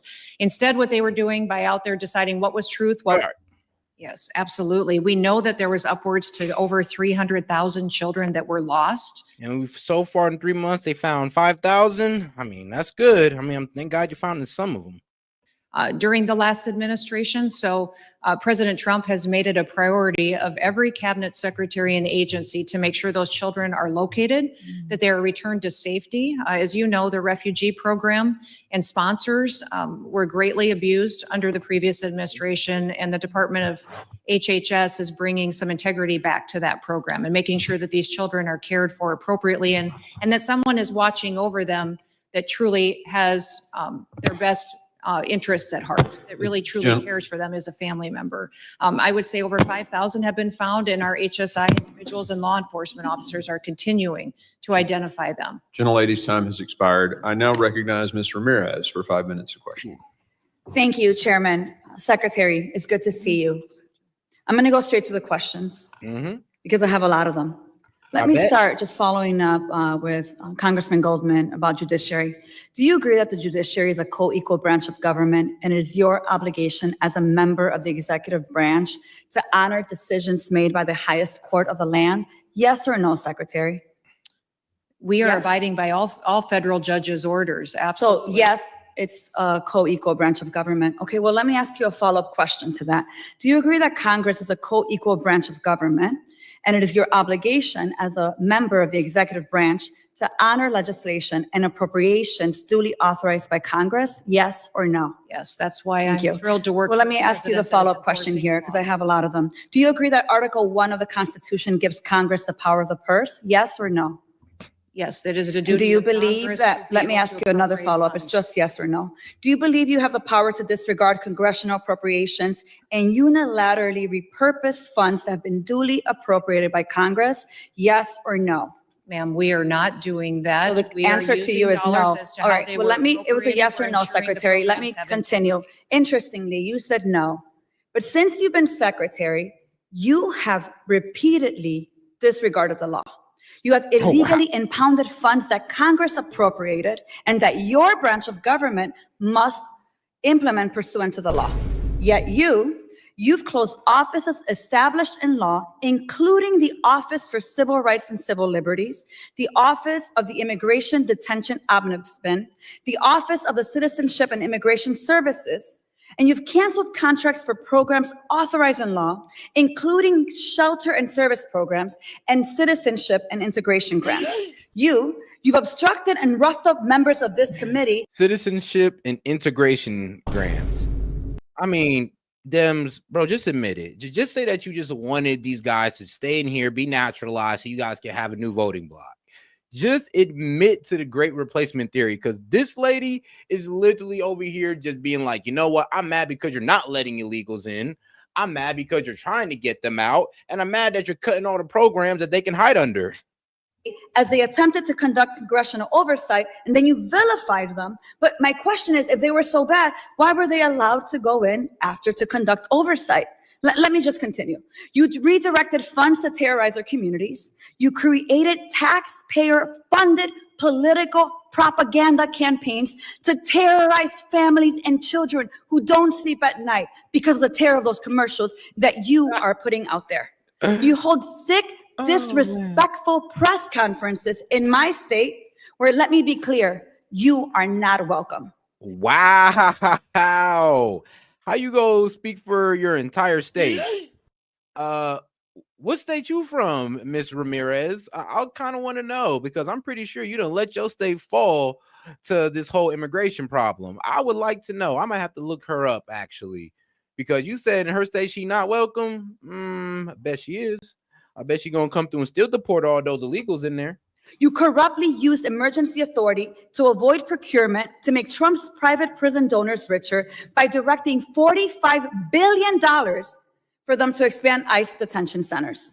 You defunded work to address real threats to the homeland, all while you pursued college newspaper editors, labor leaders, and even a Harvard scientist who failed to declare frog embryos at the airport. No. Clearly, we don't. No. Are you serious? Well, let's see. Governor Office of Chicago, Illinois. No. This lady, Congresswoman Ramirez, Illinois, 3rd District. Illinois, 3rd District? Not Chicago. Chicago, Illinois? But this woman has the audacity to argue They were the main people letting in Venezuelans. They were the main people the Venezuelans were messing with the black community. You were the main culprit. You were the main people who was letting these people in. Of course you're speaking like this. Congresswoman Ramirez, Chicago, Illinois. You're one of the main culprits. You're one of them sanctuary cities we're talking about. Oh my God. I don't have time for all my questions. In the state of Illinois, trust me, the state of Illinois is begging for her to get over there because you failed them. So I have 13 pages worth of questions that I will be submitting to the record that I expect you and the administration to answer. But here is my final question to you. When you took your oath, did you swear to support and defend the Constitution of the United States of America? Yes or no? Yes, I did. So I find that laughable. You don't behave like someone who takes that oath seriously. And let me tell you why. We don't live in a dictatorship or a monarchy. And shout out to my man Nathan B. Due process does not equal jury trials for everything. Thank you. Thank you. Oh my God. Thank you, bro. Shout out to my man Nathan, bro. Shout out, bro. Because thank you. Because these guys really think that due process means you gotta have a court hearing and representation. I'm just like, didn't I just explain to you what expedited deportation is and how yes, it is constitutional? So that means if we can expedite we can expedite somebody's deportation without giving them a court hearing, then yes, part of due process doesn't mean you automatically get a court hearing. You automatically get deportation, especially if you're a non-citizen. Like I said, a lot of you people got the amendments effed up. But it is what it is. Trump's will is not the guiding doctrine of this nation, and our country is not a playground for his or your twisted authoritarian fantasies. We are a democracy. We defend the Constitution and we affirm the rule of law. We respect the co-equal branches of government and we uphold our rights, even when we disagree. The foundation of our nation is based on a core set of constitutional rights upon which our prosperity, our pluralism, and our peace depend on it. You, however, have been leading this work for 116 days. And in that time, you have profiled and dehumanized our neighbors. You've betrayed our constitutional commitment to due process. You've deported United States citizens. You've undermined the courts. You've broken the law. You've engaged in corruption, and you've weaponized the immigration system to violate civil rights. As Senator Murphy perfectly stated, your department is out of control. But you're sweetheart, you let in a whole bunch of people that look like you into your city, into your district, unbeknownst to your people, and it caused nothing but destruction and violence. And you dare come at her like this? Congresswoman from Chicago, Illinois? Ah, man, the audacity of these guys. I can see why she's like this. Responsible. You have betrayed the sacred fundamentals of your oath. It's not because of that. And I believe to my core that you are not fit to hold the office. And I again, to your face, demand your immediate resignation. No. And I put it and place it on the record for all of us to see. With that, Chairman, I yield back. Generally yields. Mr. Gabarino is recognized. Thank you, Chairman. I mean, yeah, here's the thing. She said she had questions, but she had no questions. All she had was just straight up accusations and insults. Well, hey, it is what it is. It is what it is. I mean, she didn't really have, Kistni Noems didn't even get to answer anything. That's the funniest part about it. It's like, okay, you kind of just went off on your own tangent there. Madam Secretary, thank you so much for being here today. I'm the chairman of the Subcommittee on Cybersecurity Infrastructure Protection, so I work with CISA a lot. I have a few quick questions for you. Cybersecurity Information Sharing Act of 2015 provides the modern basis for information sharing between the private sector and the federal government. My subcommittee tomorrow will be having a hearing on CISA, the renewal of CISA 2015, since it expires in September. I'm just wondering, do you support the reauthorization of CISA 2015 ahead of its expiration? Yes, I do, sir. It's an incredibly important piece of legislation. Wonderful. Thank you very much. Another hearing that we had this year, we dealt with the proposed CERCIA rulemaking process. And it started under the Biden administration. We heard from industry, they were not happy the way it went. I'm not happy with the way, I'm sure a lot of people aren't happy the way it went. And I still remain concerned that the scope of the proposed rules has strayed from congressional's intent. One of the things that came up at our hearing was whether or not CISA would consider to provide an ex parte process so we could get more comments from industry and hopefully get this back on track instead of starting over from scratch because it has to be done. Is that something that the department would consider? Yes, we would support that, sir. I think that more input from the private sector is important to make sure we're doing the appropriate actions. I mean, information sharing and making sure that people are actually responding to incidents instead of talking to their attorneys, I think is very, very important. And we want to make sure that this is the response rule, not just one of many other rules that are out there. I sent a letter back on February 19th regarding workforce reductions. It was about CISA staff that was fired and their responsibilities and titles. I've not yet received a response. And given the growing number of the growing cybersecurity threat landscape and the administration's stated interest, which they have in addressing these threats, I'm concerned that reducing CISA's staff will not help CISA accomplish the mission of protecting cybersecurity, providing cybersecurity to the people that need it or helping. The letter asks for the number of staff, the responsibilities of those staff, and the impacts on CISA's ability to fulfill its mission. I know you can't provide that answer now, but can I get a commitment to get that response to that letter sometime soon? Absolutely. I appreciate that as well. And I know we're here about the budget, so I do want to ask some questions. In the administration's skinny budget request, it's seeking a $491 million reduction for CISA. I'm all on board with getting rid of disinformation and misinformation, and I was supportive of that cut, but that was in fiscal. On truly what its mission is. Yeah, I appreciate that, and I'm out of time, but I also just want to say, I hope we can work together on this, and I'm very excited for Mr. Planky's nomination. I think he's going to do a great job. It was expired.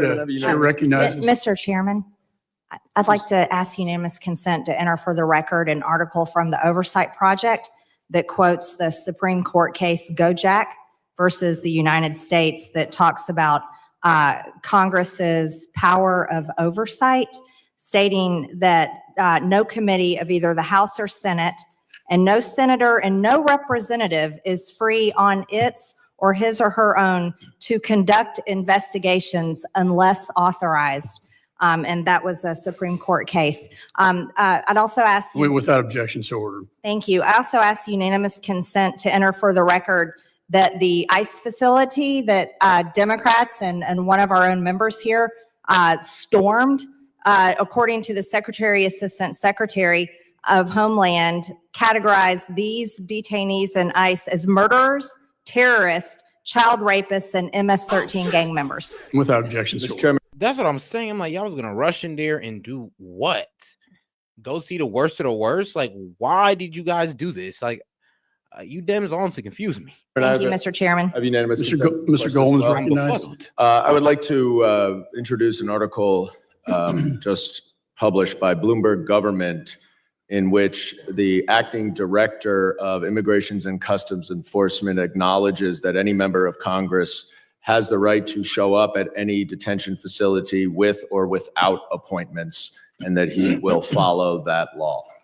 Without objection, so ordered. Thank you. Mr. Chairman, I have unanimous consent also. Yeah, Mr. Gentleman's recognized. Thank you. I just want to also enter for the record section 527A of the Department of Homeland Security Appropriations Act of 2024, that it says explicitly that members of Congress have the right to access ICE detention facilities with no prior notice at any time. Without objection. Thank you. So ordered. Ms. McIver is recognized. I know that. You guys can enter there without prior notice at any time, but not with a mob behind you that's getting in the ICE agent's face and completely disrespecting them. It's like, yeah, you can't do that. You guys can pull it by yourselves and get in there and they'll let you in. But what were they doing with a whole mob of people? Like, what were they trying to do with that? Recognized. Thank you, Mr. Chairman and Ranking Member. A lot has been said, and I expect a lot more will be said about the department's interaction with members of this body when it comes to oversight. But this is not about me. Madam Secretary, it's not every day we have a cabinet member before this committee. As you know, the members of this committee have constitutional oversight responsibility for your department, and there are many things regarding this administration's Homeland Security policies that require our immediate attention. That is the work I am here to do today and every day. Secretary, this committee and the American people deserve answers for the actions of the Department of Homeland Security under this administration and the policies that have been put into place. The department has overseen a regime of cruelty, chaos, and deep disregard for human dignity, all under the pretense of security. The department is being mismanaged, and its policies undermine our nation's values. This does not make us safer. The exact opposite, exactly. Secretary, we need answers about your department's union busting at TSA, deporting U.S. citizens, terminating the legal status of international students for no apparent reason, and disregarding the rule of law. None of these issues at your department exist in a vacuum. In fact, I blame Rubio. No. Rubio is the one for the Harvard student. That's Rubio's department. Are all fundamentally connected to the administration's overarching cruelty. We want to hear from you because we are hoping you can make it make sense for us. Because with all due respect, we are all trying to understand why in the world this is taking place. In my district and around this nation, countless international students had their visas revoked without due process, without warning, and without any regard for how this— And I know, look, I'm gonna be honest with you, I honestly don't agree with it. But I mean, the Secretary of State has the right to revoke anyone's visa or green card who is supporting terrorist activity. Like Rubio, and this is Rubio, by the way. Remember, this is the low-key Zionist who hates all type of anti-Israel rhetoric. So, I mean, what do you expect? I'm just saying, would devastate— I don't agree, but I'm just telling you, this is just how it is. Their lives. These are students who came here to learn, to build their futures, and join our workforce, only to have the rug pulled out from under them by this department's actions. How can we expect international students to trust our institutions and contribute to our economy when we treat them like they've done something wrong just because they are here? Are we I mean, yes. Yeah, if they come here illegally, yeah, they are a criminal. They committed a crime. Like, yes, we are going to treat them like a criminal. Now, if they got a green card, they went through the interviewing process, they did it the long route, they did it the long and legal route, then okay, trust me, we'd feel you. But no, not these guys. We have no sympathy for these guys. Longer the home of the American dream? I also want you to understand DHS's impact on our entire workforce. I proudly represent over 1,000 dedicated TSA workers who had the right to unionize. But that right has been stripped away by your department. This is an attack on the people who safeguard our skies and whose dedication we rely on now more than ever. And the destruction doesn't stop there. I represent communities that live in constant fear each and every day. Families too terrified to step outside and send their kids to school. Why are they, bro? I'm sorry, but this is funny. This is absolutely hilarious, guys. This lady's literally saying that kids are afraid to go outside because of ICE.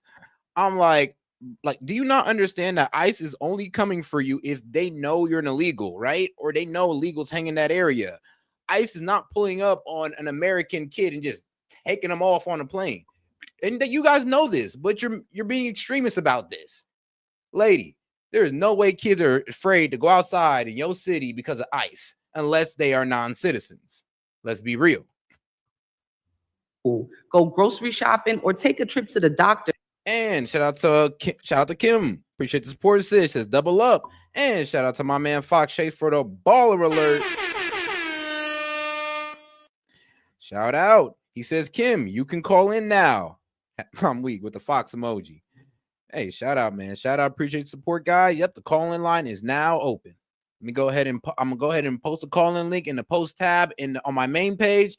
And for the members, I'll post it in the Discord. Because of the harassment of ICE and Homeland Security. This isn't public safety. It's state-sponsored fear. I understand that this administration believes it is its business to scare people into submission and act alone with no regard for the law to decide who is worthy to live in this country or not. However, what you mean, bro? We do know who's worthy to live in this country. Those who come in the right way are worthy. Those who come in the wrong way are not worthy. Easy, simple. It's an A-B. Easy. it is this committee's business to make sure your department is held accountable and to get the American people the answers they've been looking for. So with that, Madam Secretary, I have a few yes or no questions. Do you agree that revoking student visas without notice can cause fear and confusion among international students? Yes or no? Congressman, I mean, if they're supporting terrorist organizations, yeah, I suspect that's going to happen. Like I said, I don't agree with it, but this is what they're going under. They can revoke any green card or visa if you are a citizen or if you are a green card holder or visa holder here and you're supporting a terrorist organization. I mean, that's what they got them on. I do not. Congress, like I said, it's like you were asking me, do you agree with that? I do not. To be quite honest with you, I do think it's a slippery slope when it comes to our free speech. I'm just like, hold on here now. And they haven't really released any evidence, really. I mean, well, maybe I haven't looked hard enough, to be quite honest. But I haven't really seen any evidence that these guys were spreading pro-Hamas rhetoric. Woman, but yes or no? Congresswoman, I do not decide legal status or visa programs. I will take that as a yes. Do you support restoring full collective bargaining rights for TSA employees? Yes or no? Ma'am, currently today, TSA does not have the yes or ability no to unionize. Okay, take that as a no. Do you believe that TSA workers should make a livable wage? Yes or no? Yes, TSA workers are critically important. Thank you for that. Are you aware that recent student visa revocations occur without due process or proper notification?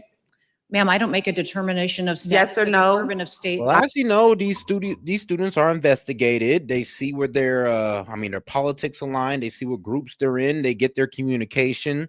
And then they decide, like, okay, yeah, you support Hamas, you're gone, you're out of here. And that's how they're doing them. Do I support it? No. But, I mean, this is how they're doing it, and they can do it. They can do it. That's the due process. I'm guessing you don't know? Okay. Do you believe that TSA workers have the right to better workplace conditions? Yes, absolutely. Okay, great. Thank you for that. Do you believe that students should have an opportunity to appeal before their visas are revoked? Yes or no? All processes are followed and that are set out as tools. I'm guessing I mean, depending how long you overstayed. No. Okay. One more last question in 9 seconds. Do you believe that revoking collective bargaining rights for TSA workers affects their morale and job performance? Yes or no? I believe TSA is critically important. Okay, I'll take that as maybe you don't know, maybe it's yes or no. Gentlelady's time is expired. I now recognize Mr. Gonzalez for 5 minutes of his questioning. Thank you, Chairman, and thank you, Madam Secretary, for doing a wonderful job. And it's been a breath of fresh air. A lot of people like to talk about the border. I represent a large part of the border. The places that are on TV are the places that you have visited, the places that I've and do those different things. Like I said, man, we're here for the disagreeers. Again, this on 200%. Amazing. And under President Trump and the recruitment efforts that we've had for that agency, overwhelmingly, people want to be a part of their mission in the future. You know, part of my schools, and I know I have just a little time. So part of my district, you know, the Guardian program where teachers are armed is what works for that community. Other communities, they don't want to have their teachers armed. That, in my eyes, that's for something for them to decide. But as far as a federal government response, I think the Secret Service can add to whatever local ideas they have. So I look forward to working with you on strengthening that and others. Thank you again, and I yield back, Chairman. Gentleman's time has expired. I now recognize Ms. Johnson for 5 minutes of questions. Thank you so much, Mr. Texas to Chairman. Texas. And thank you, Madam Secretary, for appearing before our committee today. I want to address several issues. I'm going to try not to repeat a lot of issues that have been addressed, but I do have some substantial concerns over how ICE agents present themselves to the public. Oh, wow. Oftentimes, we've seen many videos out there where they're masked and not properly identified. I have a lot of real personal concern about that. I just put myself. You know what? Here's the thing. Due to the way the perception of ICE is now, I would like them to keep their face masked up because you libs are going to terrorize them. Yeah, you're gonna take a picture of their face. You're gonna find out who they are. You're gonna terrorize these people. I mean, look what you did to Tesla owners. No, bro, if you're an ICE agent watching this, keep that mask on. Stay masked up, because as soon as they see your face and they catch a picture of you, they're going to harass you. They did it to Supreme Court justices. What made you think they won't do it to ICE agents? No, you guys are a bunch of vandalizers and harassers. No, I would not want these ICE agents to walk around with their face out, because bro, we know that you guys hate these guys and you will terrorize them. In the situation of that woman from Tufts, for example, you're just walking down the street and all of a sudden, out of nowhere, 3 masked men, not properly identified, attack you and try to take you away. I find that to be reprehensible and not the values of this country. What steps are you taking to make sure that your ICE agents are not masked and properly identified when they approach someone? Well, ICE agents always identify themselves to individuals that they're encountering or that they're working with. What I would say, as far as if they are wearing something over their faces, it's oftentimes because that agent has been involved in undercover operations or needs to be able to continue the investigative work that they do on a day-to-day basis. But don't you think, Madam Secretary, that people have a right to see whoever's trying to apprehend them? I think it's creating this unrealistic vigilante system. Are you aware that your material— Vigilante? Bro, you guys are the vigilantes. You guys are the ones who's out here harassing people and all that good stuff because of what they believe or how they voted. I'm not trying to hear it. No, we know how you look. Due to the way you guys been acting with Tesla, with Trump and all this crazy stuff, yeah, I don't trust the Dems to sit there and be able to look at these ICE agents' face without low-key running a whole investigation, somebody leaking their address, and these guys getting harassed. No, we're not even going to let y'all do that. And I'm going to be real with you, because I know that's what the Dems will do. And I ain't saying all you liberals. I'm not saying this is all of you. But y'all do got some extremists amongst you, and you guys got to realize that. I mean, vandalizing cars, Molotovs. Come on now.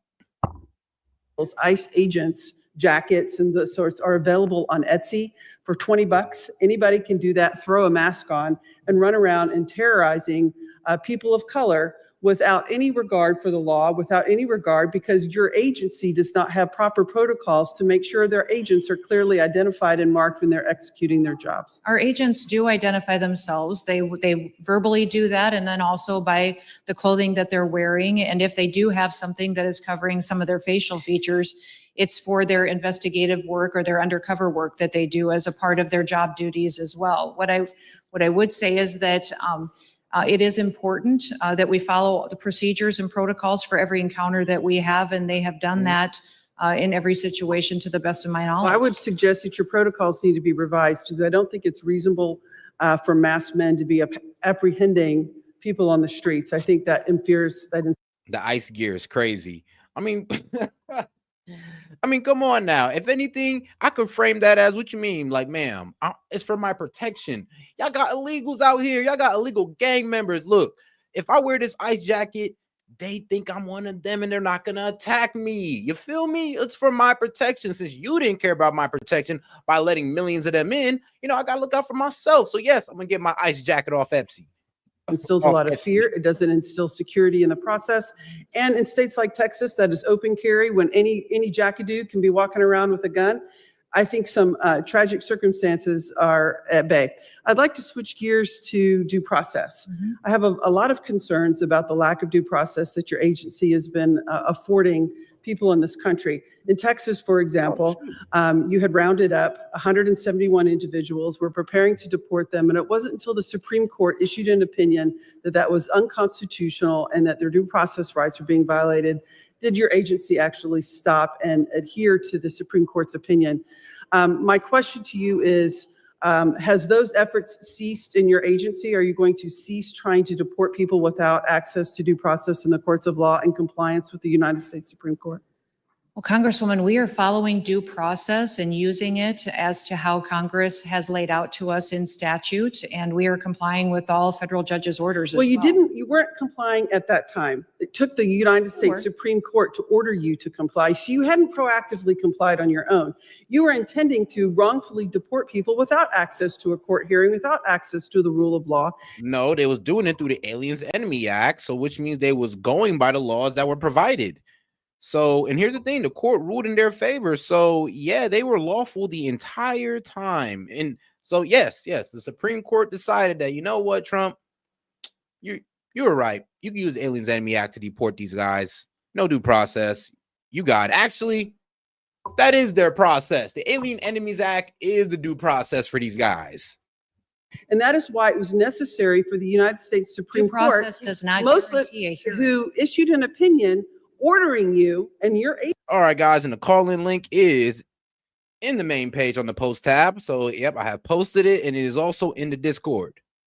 agency to comply with the due process rights of the people in this country. That's what separates, that's what makes our country great, is we do have access to due process. And so my comment to you is I'm hoping as you move forward, because initially as you were proceeding through these deportation processes. Guys, you got to remember, excuse me, but these gangs, they're now designated terrorist groups. This is what they mean by an invasion. We're being invaded by a terrorist group. Like if Al Qaeda was in here, we'd call that an invasion, right? Because they're a terrorist group. So since Tren de Aragua and MS-13 is in here and they're now designated terrorist groups, they got to go. Yep, this is now seen as an invasion. We are being invaded by a terrorist group and it's called MS-13 and Tren de Aragua. So you were not affording people due process, and the Supreme Court has now ordered you to do so. So I am assuming by your testimony that you do intend to comply with the Supreme Court's order moving forward, and we're not going to have any more instances of wrongful deportation without proper access to due process. Is that correct? We are following federal judges' orders, and we are complying with due process procedures as they are laid out, as Congress has given us those tools to do that. Thank you, Madam Secretary. I have one other question about FEMA. I'm very concerned about the destruction of FEMA. You know, Texas is a state that has a lot of hurricanes, tornadoes, and natural disasters. We rely upon FEMA extensively, and I'm very worried about that. And problem is with FEMA was some of it was being used to help illegals.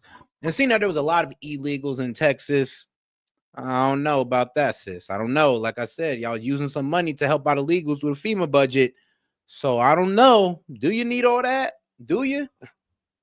when you are governor, though, you actually utilized FEMA for your own state. So you did recognize at the time when you were serving as a governor that FEMA played an important role in natural disasters within South Dakota. Is that correct? Yes, we had 12 FEMA-related disasters during the 6 years I served as governor of the state of South Dakota. But I just find it, I'm running out of time, but I just find it ironic. I now recognize Mr. Pfluger, the gentleman from Texas, for 5 minutes. Thank you, Mr. Chairman. Secretary, thank you for being here. What a difference an election makes, what a difference a Congress makes, what a difference having you here instead of asking thousands of questions and getting no answers. And I'll start with the first question that I left off with, and I know that may be funny to my colleagues, but it's not funny to me because of the. But want me to? All right, guys, I am going to go back real quick when I'm going to come back to Kistni Noems. But let's get into RFK Jr. real quick, and he's going to start off with this man, Bernie Sanders, I believe. I mean, shout out Bernie. All right, man, let's get into RFK Jr.'s hearing. I know, we're kind of going to split it up, all right? Preparedness and other core public health capabilities, explaining that states are better equipped to fund these activities. Now, I agree that frontline public health happens at the local level, but what works well in, say, Louisiana? We saw this during some of the hurricane response with, Governor DeSantis' response, which was really Florida localized. There was no deaths and very little destruction to a hurricane that was as bad as the one that followed that relied on federal response and was really a catastrophe for the state. So I think experience shows that the localities can often do better with some functions, particularly with the hospitals and infrastructure. But we are not relinquishing our responsibility at CDC to manage national emergencies. Thank you. Senator Sanders. Thank you, Mr. Chairman. Let me stop going back to prescription drugs. Mr. Secretary, did I hear you correctly to state that your goal is to have Americans pay the lowest prices in the world or equivalent to what is paid in other major countries? That is my goal, that you are prepared to work with us on legislation to achieve that goal. Absolutely. All right. And I believe there's bipartisan support for it. I believe that if the leadership here prioritizes that, we can do that in a very short period of time. Look forward to that. Let me ask you this as Secretary of HHS. We have in America today some 85 million Americans who are uninsured or underinsured. We spend more per capita, as you've indicated, than any other country. Is healthcare a human right? Are we making America healthy when so many people cannot afford to go to a doctor, when 68,000 people a year die because they don't get to a doctor when they should? I mean, not to be a dick, but I mean, if you're taking care of yourself, you're eating right, you're usually not going to need a doctor unless, you know, something extreme happens. Is healthcare a human right? Will you work with us to guarantee healthcare to every man, woman, and child in America? Well, I think you're asking two different questions. You're asking a philosophical question about whether it is a human right, like a constitutional right. As an attorney, I would say that it's not a right of a kind that we otherwise enshrine in the Constitution, because healthcare costs your neighbor money. If I smoke cigarettes for 20 years, I make that choice, which is my choice. I don't mean to, you know. And shout out to my man Hellbat. He says, love RFK Jr., but his voice is nails on a chalkboard. Oh my God. Man, it's even hard for me to mimic his voice. I'm like, damn, how much drugs was you doing? Like, bro, what were you doing? Were you smoking nails or something? I don't have a lot of time, so but I am here. If you're asking me a philosophical question, I gotta, give you a thoughtful answer. Within 30 seconds. Yeah. It's a problem. So, it's not like freedom of speech, which costs, everybody. But every other country, Mr. Secretary, every other country guarantees health care to all people as a right. Should we, as Americans? The objective is to get Americans the level of health care that they want, the choice which Americans want. Americans don't want the choice to be uninsured. Well, but they don't want the choice to die because they don't get to a doctor on time. Americans prefer private insurance to other insurance sources. Do you believe? Okay. And what I would say is, I want to find a solution to this. I want every American to have insurance. President Trump wants every American to be insured and have access to health care. The question is, how do we get there? Obamacare is not working. It is not working. And this is the... Sorry to interrupt you. All right. The reconciliation... My job is to try to make it work. All right. I have limited time. The reconciliation bill that is now being worked on in the House will come to the Senate.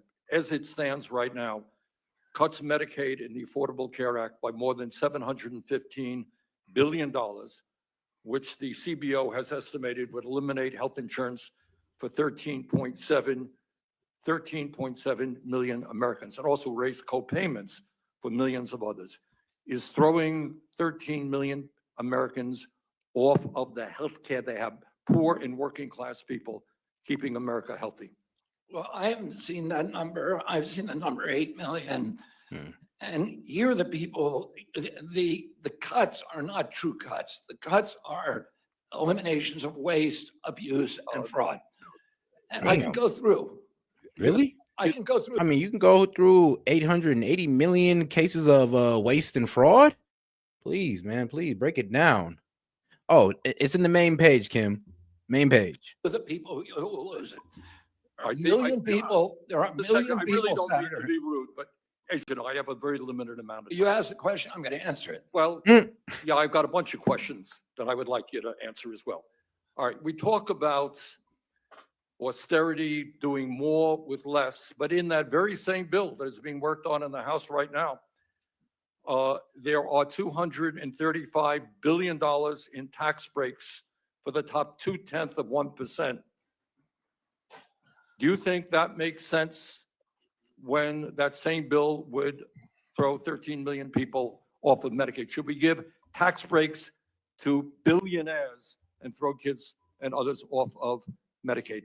You're conflating the congressional bills with proposals from the president. The president No, I'm talking is about not the making congressional bill. I'm talking about the bill, the reconciliation bill. I mean, the president is not trying to do tax cuts for billionaires. He's trying to have no tax on tips and no tax for $235 billion by how many people? I mean, is it possible that he can just cut tax for the rich and for the middle class? Is that possible, guys? Like, can you guys just wrap your head around that? Is that so hard to understand that, you know what? He could be cutting tax for both. And I mean, as long as he cutting tax for us, who are we to get mad about cutting taxes on the rich? And all that means that the rich gets to reinvest and create more jobs and opportunity.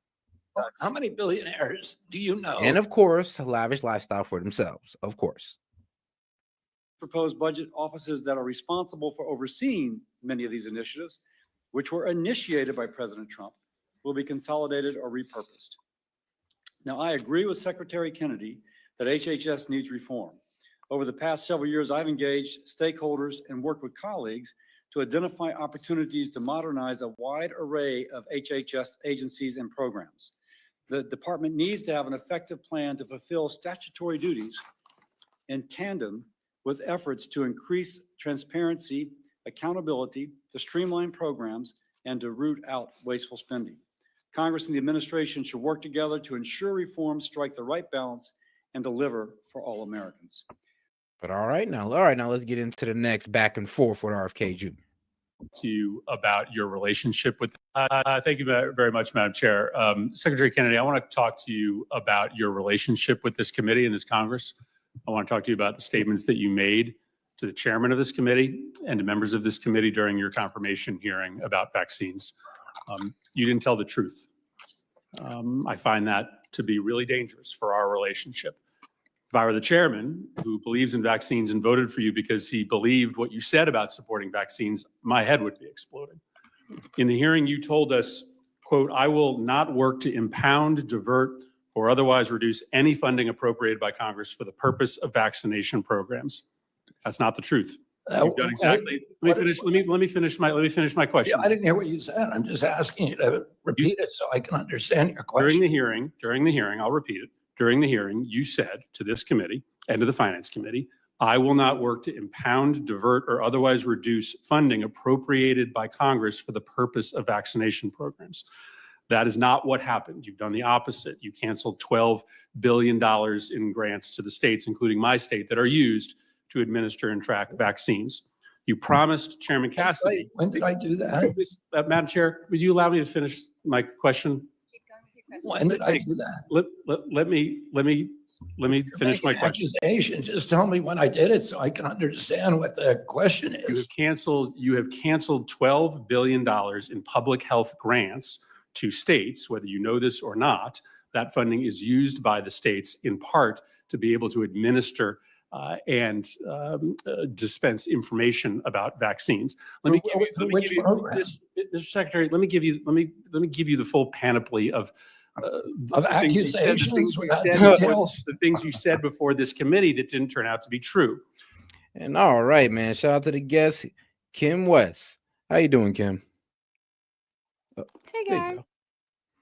Hey Kim, how you doing? I'm okay. All right. So anyway, shoot, what you wanted to talk about? All right, you always cover so many topics. But I'm a Well, you little wanna- bit. Hello, can you hear me? I'm sorry. Yeah, I can Am hear I you. breaking up? No, you're good. What's interesting, I guess I'll just go with what's interesting. This might be a little bit controversial. Uh, but I really, the little Israel thing been going on for like a long time, like forever. And I always wondered about it, but I just started looking into it. Like when I looked into it like a little bit, it seemed pretty simple to me. Just on a very basic surface level, not knowing really anything, just very 5-minute YouTube video. It seemed like the quote unquote is Israelis. hold on.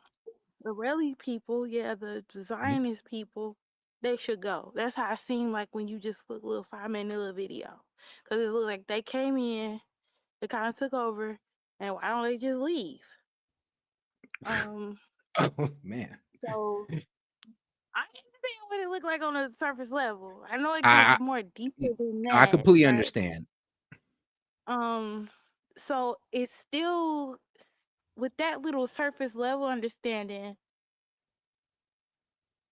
I still kind of get a little bit confused because even when you dig deeper, it still kind of seems like that. It seems like,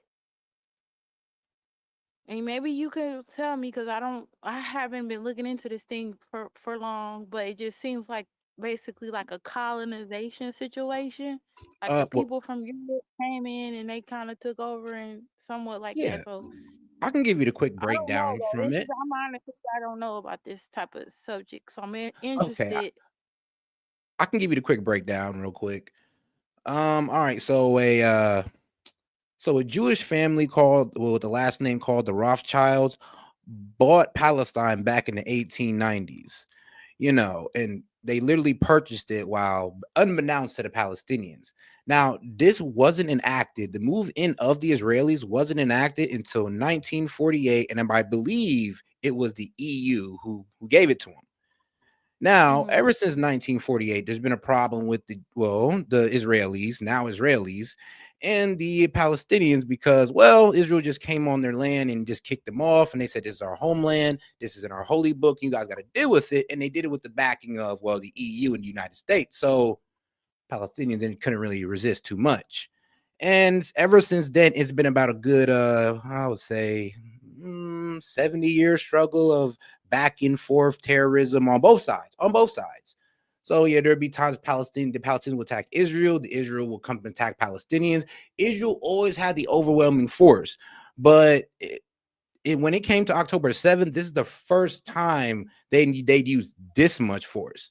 And then there's also the history of how well the Israelis have been treating the Palestinians, and not all Israelis. We're talking about the Israeli government. The Israeli government has been under the same rule. Well, I know somebody correct me in the chat, but I'm pretty sure Benjamin Netanyahu has been in power for like 20 years or so. And they had the same leader, and this same leader, yes, the same leader. They do not have terms like we do. So yes, they've had the same leader for this long, and this leader is not too nice to the Palestinians or any Muslim country around them. And as long as he's been in power, and like I said, they've had their spats back and forth before Mr. Benjamin Netanyahu. But when he came in, things truly escalated to a whole different point. And when October set off, when this man was supposed to be getting brought in on corruption charges, somehow this war pops off. I mean, people say Hamas was funded either through Iran. Some people say the Israeli government was funding them at a time. There's conflated stories on that one. But this is kind of where we're at today with the whole October 7th thing, is that due to this whole history with them and now this crazy regime who honestly do want to eliminate the Palestinians and take Gaza for itself, because it already took the West Bank and is trying to finish the job by taking Gaza, because this is not me, but people do believe that Israel wants this thing called Greater Israel. If you look around Israel, now what they say is that Israel wants to take every other Muslim country around it and create what they call Greater Israel. And, we're kind of effing that up for them right now. I thought the United States was on the Israel side. Yeah, we were. I mean, maybe there's still a lot of pro-Zionists on our side, but the way Trump is acting, talking to Saudi Arabia, lifting sanctions off Syria, he got all these Zionists shaking in their seats right now. And all these Zionists want what Israel want, and that is basically the destruction of the Middle East and the toppling of every regime in the Middle East. And that's not good for peace and prosperity. That just caused more war. Oh, that's okay. So Trump is once again the hero, cleaning up the nonsense. Okay. Mm-hmm. But yeah, it did sound to me. I was real actually confused because I guess a simpler sort of way to put it is like Jewish people versus Muslim people, but it's not quite Basically, like that. Like, like it's the quote yeah. unquote the Zionist people versus Muslim extremist people type, more detail wise. hmm Um, I mean, if you want to get even more specific, it's like well, Hamas is actually was their elected government. So think of Hamas as the Democrat and Republican Party. There was basically a party that was voted in that turned terrorist group since October 7th. Yeah, so there's a party that was voted in. So you can almost see them like a political party that was voted in Palestine, but they're the ones who pretty much enacted this October 7th. So now they're a terrorist group. Well, one man's one man's terrorist, another man's freedom fighter. oh, I was gonna say that. I was gonna say because a lot of people they got their complaints about the United States. Of course, Uh, because I mean, if you want to talk about the complaints from the Middle East, the main complaint about us is our over support for Israel and how we let Israel have their way in the Middle East, and this is why also we try to we also try to mess with their regime, try to overthrow them, try to get them to accept LGBTQ and women's rights and all this good stuff, and that's one of the reasons why they don't like America so much, because we F with them a lot, and then we don't talk about it. No, yeah, I used to watch Hassan or whatever, but he just a little weird for me. I had to stop watching him. But this was even before he got on all this Israel stuff. But you remember back in the day when he made that comment, like American people deserve 9/11. You remember? Bro. Yeah, I mean, that's a reckless ass comment, but I would say this. I wish that every official take everybody out of that World Trade Center and put every official that let it happen or that knew it was going to happen into there and let that happen. Yeah, let them guys get blown the hell up. But yeah, 9/11 is in a whole nother rabbit hole. Yeah, I think sometimes people are a little in a bubble and they don't realize how extreme the United States is with their military or whatever. Yeah, with our military and our It's not patriotism. like a soft. Yeah, it's not like a soft.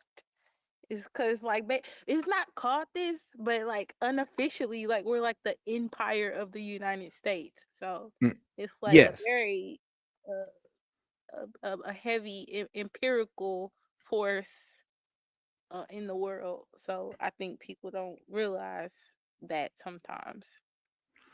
Yeah, they don't. But I mean, here's the thing though. It's kind of why a lot of people align with us, or they want to have a treaty with us, or they want to manipulate us into fighting their wars for them. It's kind of one of the main reasons why is that ultimate power that we have. But I mean, is it like you saying the other countries are manipulating the United States? I mean, it seems like the United States is pretty much gobbling up territories, taking over people. I mean, this is the impression I think some people get. I I don't know what they got going on necessarily. But it's like the United States has somewhat of a bad reputation. You know what I'm saying? Like they yeah. going around bossing up on people, colonizing folks, and blah blah blah. Well, we haven't taken over no Or land.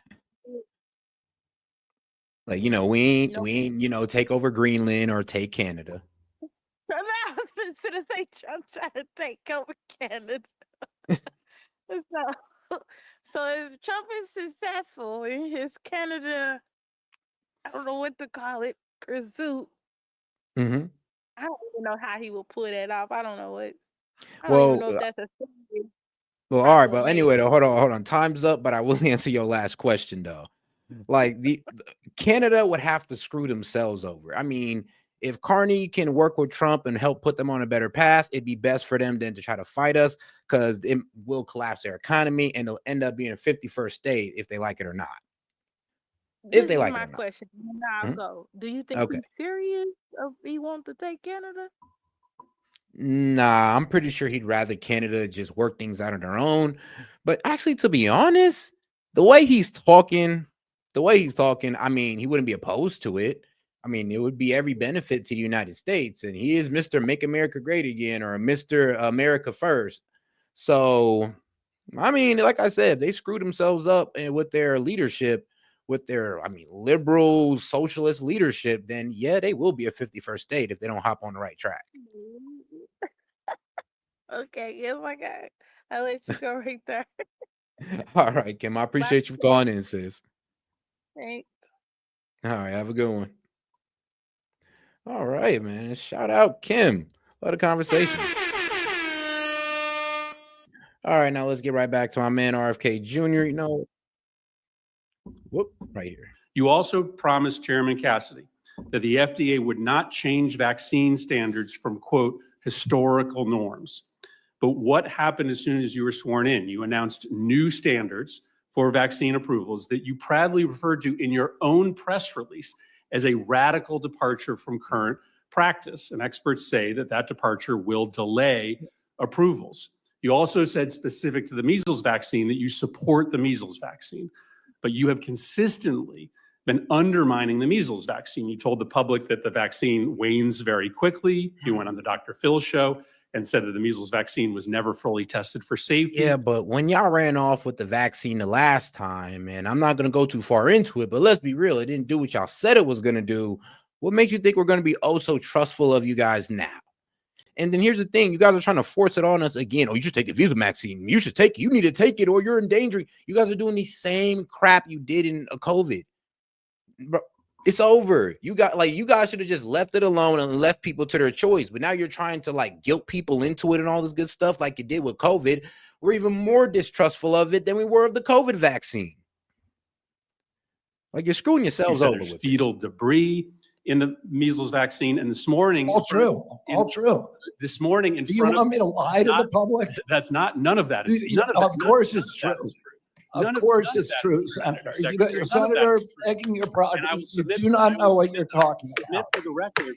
Let's have a little bit of order so that you can get Madam your Chair, question I'm and we speaking. can get I didn't this ask. I didn't ask for a response yet. I I'd understand like that. to lay out the predicate of my question before I'm interrupted by the witness. He should Go have some ahead. respect for this committee. Damn. Okay, bro. Just this morning in front of the House of Representatives, you also said that you, in fact, would not recommend that kids get vaccinated for measles. You said you would just lay out the pros and cons.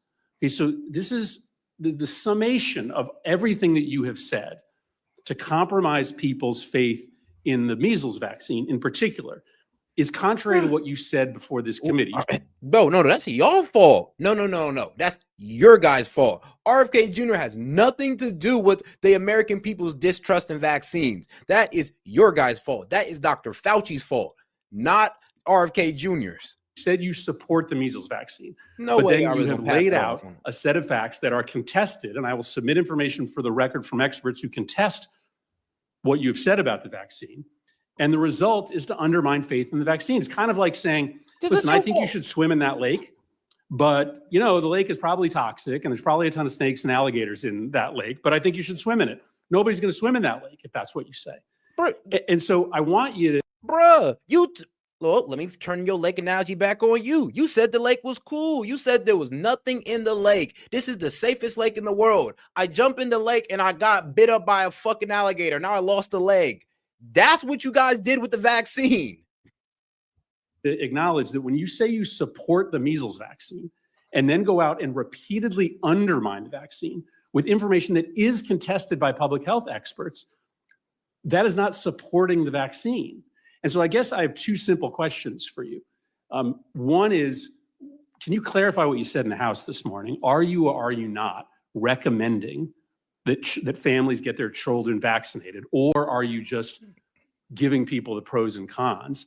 And do you understand that when you say these things about the measles vaccine, what ends up happening is less people get the vaccine? That may be what you want, but do you understand that the result of constantly questioning the efficacy or safety of the vaccine results in less people getting the vaccine? So I don't necessarily want to spend the remaining 20 seconds in an argument over the science, but do you at least understand that that's the consequence of what you're saying? And are you actually still recommending people get the vaccine, or are you not?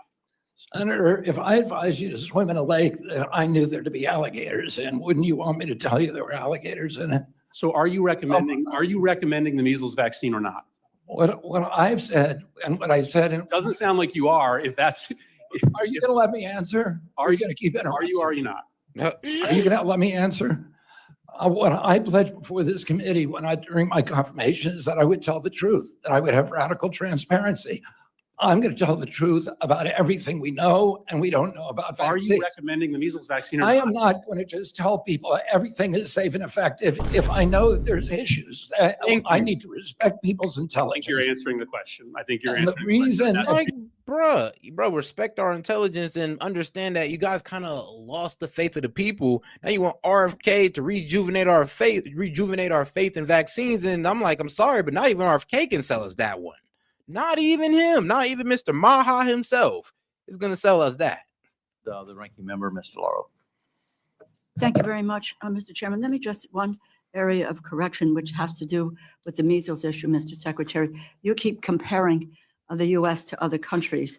You compare us to Europe, but the Europe you are referring to is the WHO European region. That's 53 countries in Europe and in Asia, including those with low vaccination rates like Romania, that has never eliminated measles. If you compare us to Western Europe countries that we often compare ourselves to, like Great Britain, they have seen no measles death this year. Let me move to the NIH. In your testimony, you say you want to quote, and I quote, rescale our biomedical research budget, unquote. Excuse me, but that's BS. You are not rescaling NIH research. You are proposing to cut it by $20 billion. And according to our colleagues in the Senate, NIH has effectively cut research funding by $2.7 billion this year in comparison to the same period last year. That's a cut of 35% during that period. That includes cutting cancer research by 31%. This is the report put out by the Senate, Trump's War on Science, which goes into detail about how we are in fact. Now, if you don't know what the NIH is, it's the National Institute of Health. So there you go. Yes, the National Institute of Health is actively implementing new policies and initiatives. Okay, now there.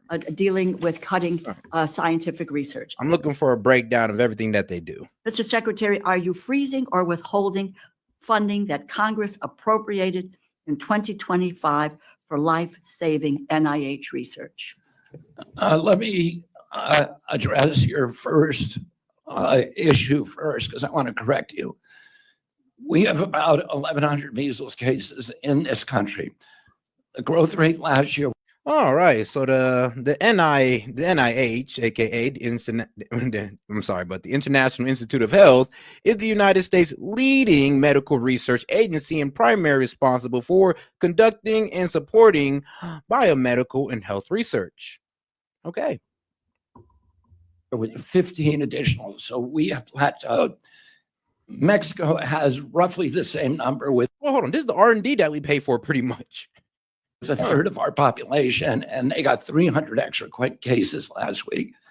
Canada has more measles, 1,500. They have 1/8 of our population. Western Europe has about 6,000, which is 10 times the number that we have. Well, you are wrong about what you said earlier. We can discuss that, but I think one has to consider whether or not we're dealing with decades of data proving how effective and safe the measles vaccine is. I want to move to that. I want my questions answered on, are you freezing and withholding funding that Congress appropriated in 2025 for life-saving NIH research? We are not withholding any funding for life-saving research. Okay. Do you commit to following the law? Of course. Fully obligating funding that Congress appropriated. We appropriated, it is the law of the land for NIH research, and to obligate those funds by September 30th of this year. Or are you planning to break the law by impounding congressionally appropriated funds? If you appropriate me the funds, I'm going to spend them. We have in the bill, you are cutting the NIH by $18 billion, or you're proposing to cut it by $20 billion. The Congress appropriated those funds. It passed into law. It's part of the 2024 budget, and we are under a continuing resolution that has adopted the 2024 numbers. How then can you justify cutting $20 billion from the biomedical research budget? If you appropriate the money to me, I'm going to spend that We money. have appropriated, Mr. Right, then I'm Secretary. going to spend it. Then you're going to spend, you're not going to cut $20 billion from the NIH. The White House proposal is to do very, very large cuts at NIH. Well, that is contrary to but the if- money if Congress- appropriated. Ranking member, Yes. if Congress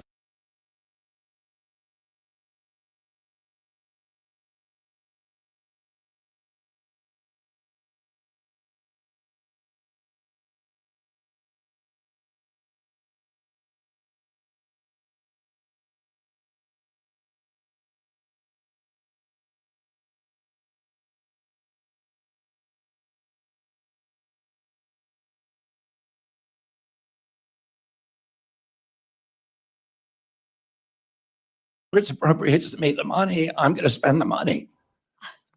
You have my bad, guys. I was pretty much reading out the budget for the National Institute of Health, and right now they got about $47.1 billion. They can do it. They can do it. $47.1 billion. Y'all can get it done. The power of the purse here. Thank you. I mean, shoot, we got Elon landing rockets with about that money. Come on, y'all be all right.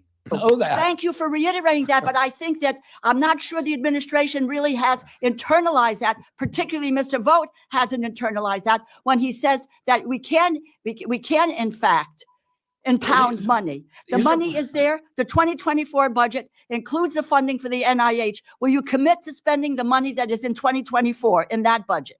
As I said, ranking member, if you appropriate the money, I'm going to spend that money. The money has been appropriated. So the answer to that is if you're not willing to accept the funds that have been lawfully voted by members of. Actually, this is how I would flip it on her. I'd be like, ma'am, we have $47.1 billion.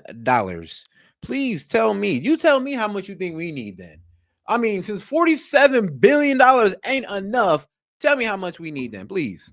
I mean, well, why don't you go ahead and give me a list of everything these guys need at this point? Because now I'm a bit confused. Like, they got $47 billion for research. For research. That's it. What are you complaining about? But you want to give them more? For what? Like at least draw me out a diagram or a list and give me the numbers of, and make that mug add up to over $47 billion, and maybe I'll hear it out. But if you can't give that to me, it kind of just sounds like you're asking for kickback money. To the House and Senate on the money for the National Institutes of Health. We're going to hold you to your word that that funding is there. It should be transferred from 24 to 25, and you've cut already $20 billion. Let's get that money back. Let's get that money back. You have an obligation to carry. But so you want them to have, and I'd ask her, I'm like, ma'am, if you can give me a reason why the National Institute of Health need $67 billion, sure. But if you're just asking me to just do it, I mean, no, I'll tell her no. Like, what do you mean? Why would I add on $20 billion more and we could save that? Like, why would I add more money if all we really need is $47.1 billion for research? Honestly, I kind of think we overpaid these guys. We kind of was overspending on it. Like, let's be honest. And unless you in the chat can draw me out a list of everything these guys would need and it goes over 47 billion, I'm not trying to hear the argument. I think they got enough. Carry out the law and to implement what the Congress has done. Unbelievable. Unbelievable. Chronic disease and tobacco. Tobacco use is a major contributor to chronic disease and is a leading preventable cause of death in our nation. Each year, killing nearly 500,000 Americans, costing the nation nearly $250 billion in healthcare costs. CDC's tips from former smokers media campaign alone is estimated to have saved more than $7 billion in healthcare costs by helping more than 1 million smokers quit. Why did you eliminate CDC's Office of Smoking and Health, an office that reduces the number of kids using tobacco products, helps order tobacco users to quit, and saves taxpayers dollars? Hold on. Well, that didn't make sense. You pretty much in the way. Why did you cut this? And it's what it costs taxpayer dollars. Wouldn't it not cost us dollars if he's cutting it? But I'm gonna let him talk. We have, under the reorganization, and I'm going to talk very, very broadly, Because as of 4 o'clock yesterday afternoon, we are under a court order not to do any further planning on the reorganization. And I've been advised by my attorneys and not to talk about it. But I will just say broadly, many of the programs that the Democrats are now saying were cut at CDC were not cut at all. Those programs were transferred to the Administration for Healthy America. But I'm not permitted to talk in any more detail because of a court order. I know we're just dealing with words. You transfer it here, there's less money overall for the agency, therefore there's less money for the programs. In both 2024, 2025, Congress, again, power of the purse resides here, appropriated $246 million for CDC's tobacco prevention programs. Do you commit to following the law again? Fully obligating those funds so that we can help adults who want to quit using tobacco and prevent teens from becoming addicted. Allow me to answer that by pointing out the absolute cataclysmic disorganization of this agency under your oversight for 40 years. We had 9 separate offices of women's health. When we consolidate them, the Democrats say we're eliminating them. We're not. We're still appropriating the $3.7 billion, but we're not keeping all 9. We had 8 separate offices for minority health. We eliminated 1. We had 27 HIV offices. Okay, let me just, I'm going to. We had 59 behavioral health right. programs. I'm well over time. If you could just get us what has been eliminated, why you're doing it, and the criteria by which the elimination has occurred. That is information. And all right, now hey, shout out to my man Bryce in the background. But all right, guys, so wait, James Fox, was you guys taking my man on, or I don't mind taking the call? Shoot, I'll take it. But just let me know, because I know you guys have got him up here, so I just want to know do you guys want to have that conversation? Let me know. And thank you, Senator Sanders. I just want to begin by saying I know how determined President Trump is for us to have the lowest drug prices in the world, as between Europe and the United States. And I also know that he doesn't care how we get there. That's where he wants Americans to be. And he said, I don't know how many times since I've been involved with him, but that we shouldn't be be able to go to London and buy GLP for $88 that in this country costs us $1,300. And I know it's something that you've been talking about for many years. I look forward to working with you on legislation or any way that we can to get there. Thank you, Chairman Cassidy. And all right, man. Shout out to my man Bryce in the background. What's going on with you, man? Hey, what's up, boss? Hey, man. What's up with you, Bryce? How you doing?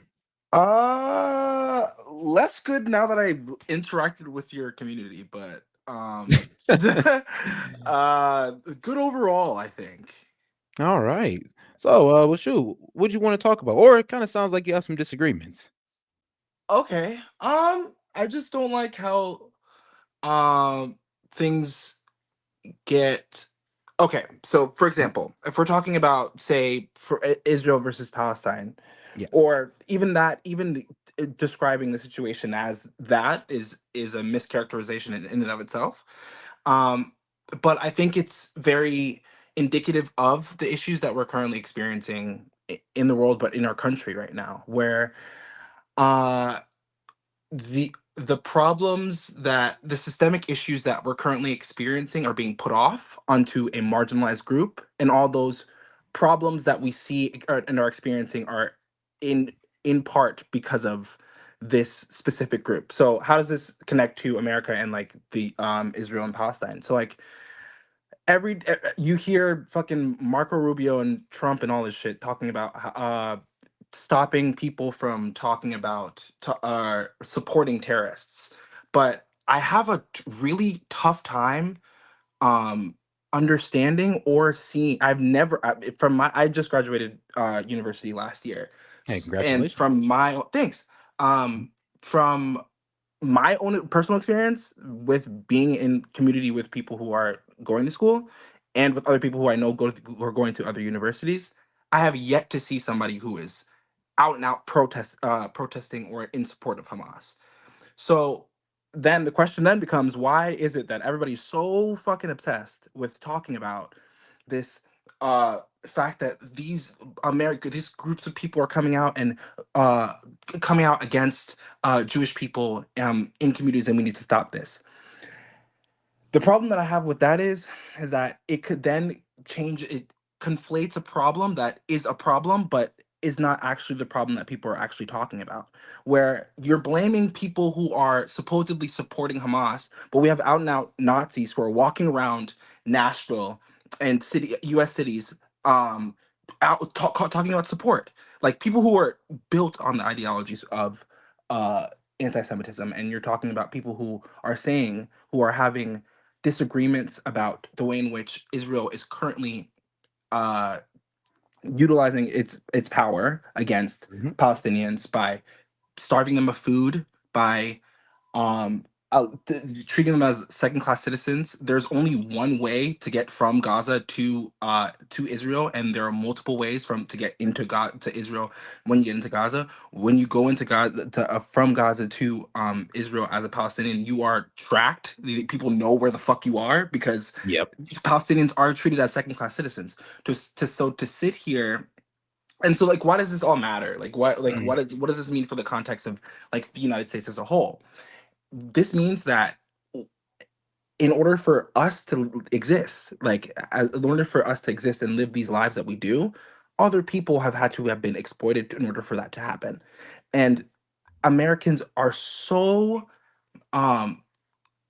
apprehensive to be brought up to that reality, to even have some semblance of criticism, that they don't want for that same amount of criticism to be given to Israel. Now, everybody loves to talk about this shit of like, you don't care about Israel, people who are from Israel or hostages, all this stuff. Or again, to the thing that Kim was saying about not liking Hassan because he talked about 9/11, like Americans deserving 9/11, all this shit, right?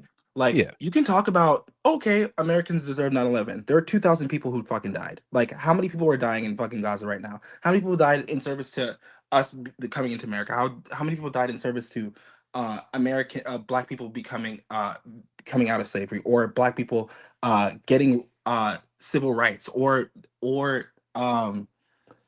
there's a whole litany of things that we can talk about. Cuba, people are currently experiencing an embargo right now because of U.S.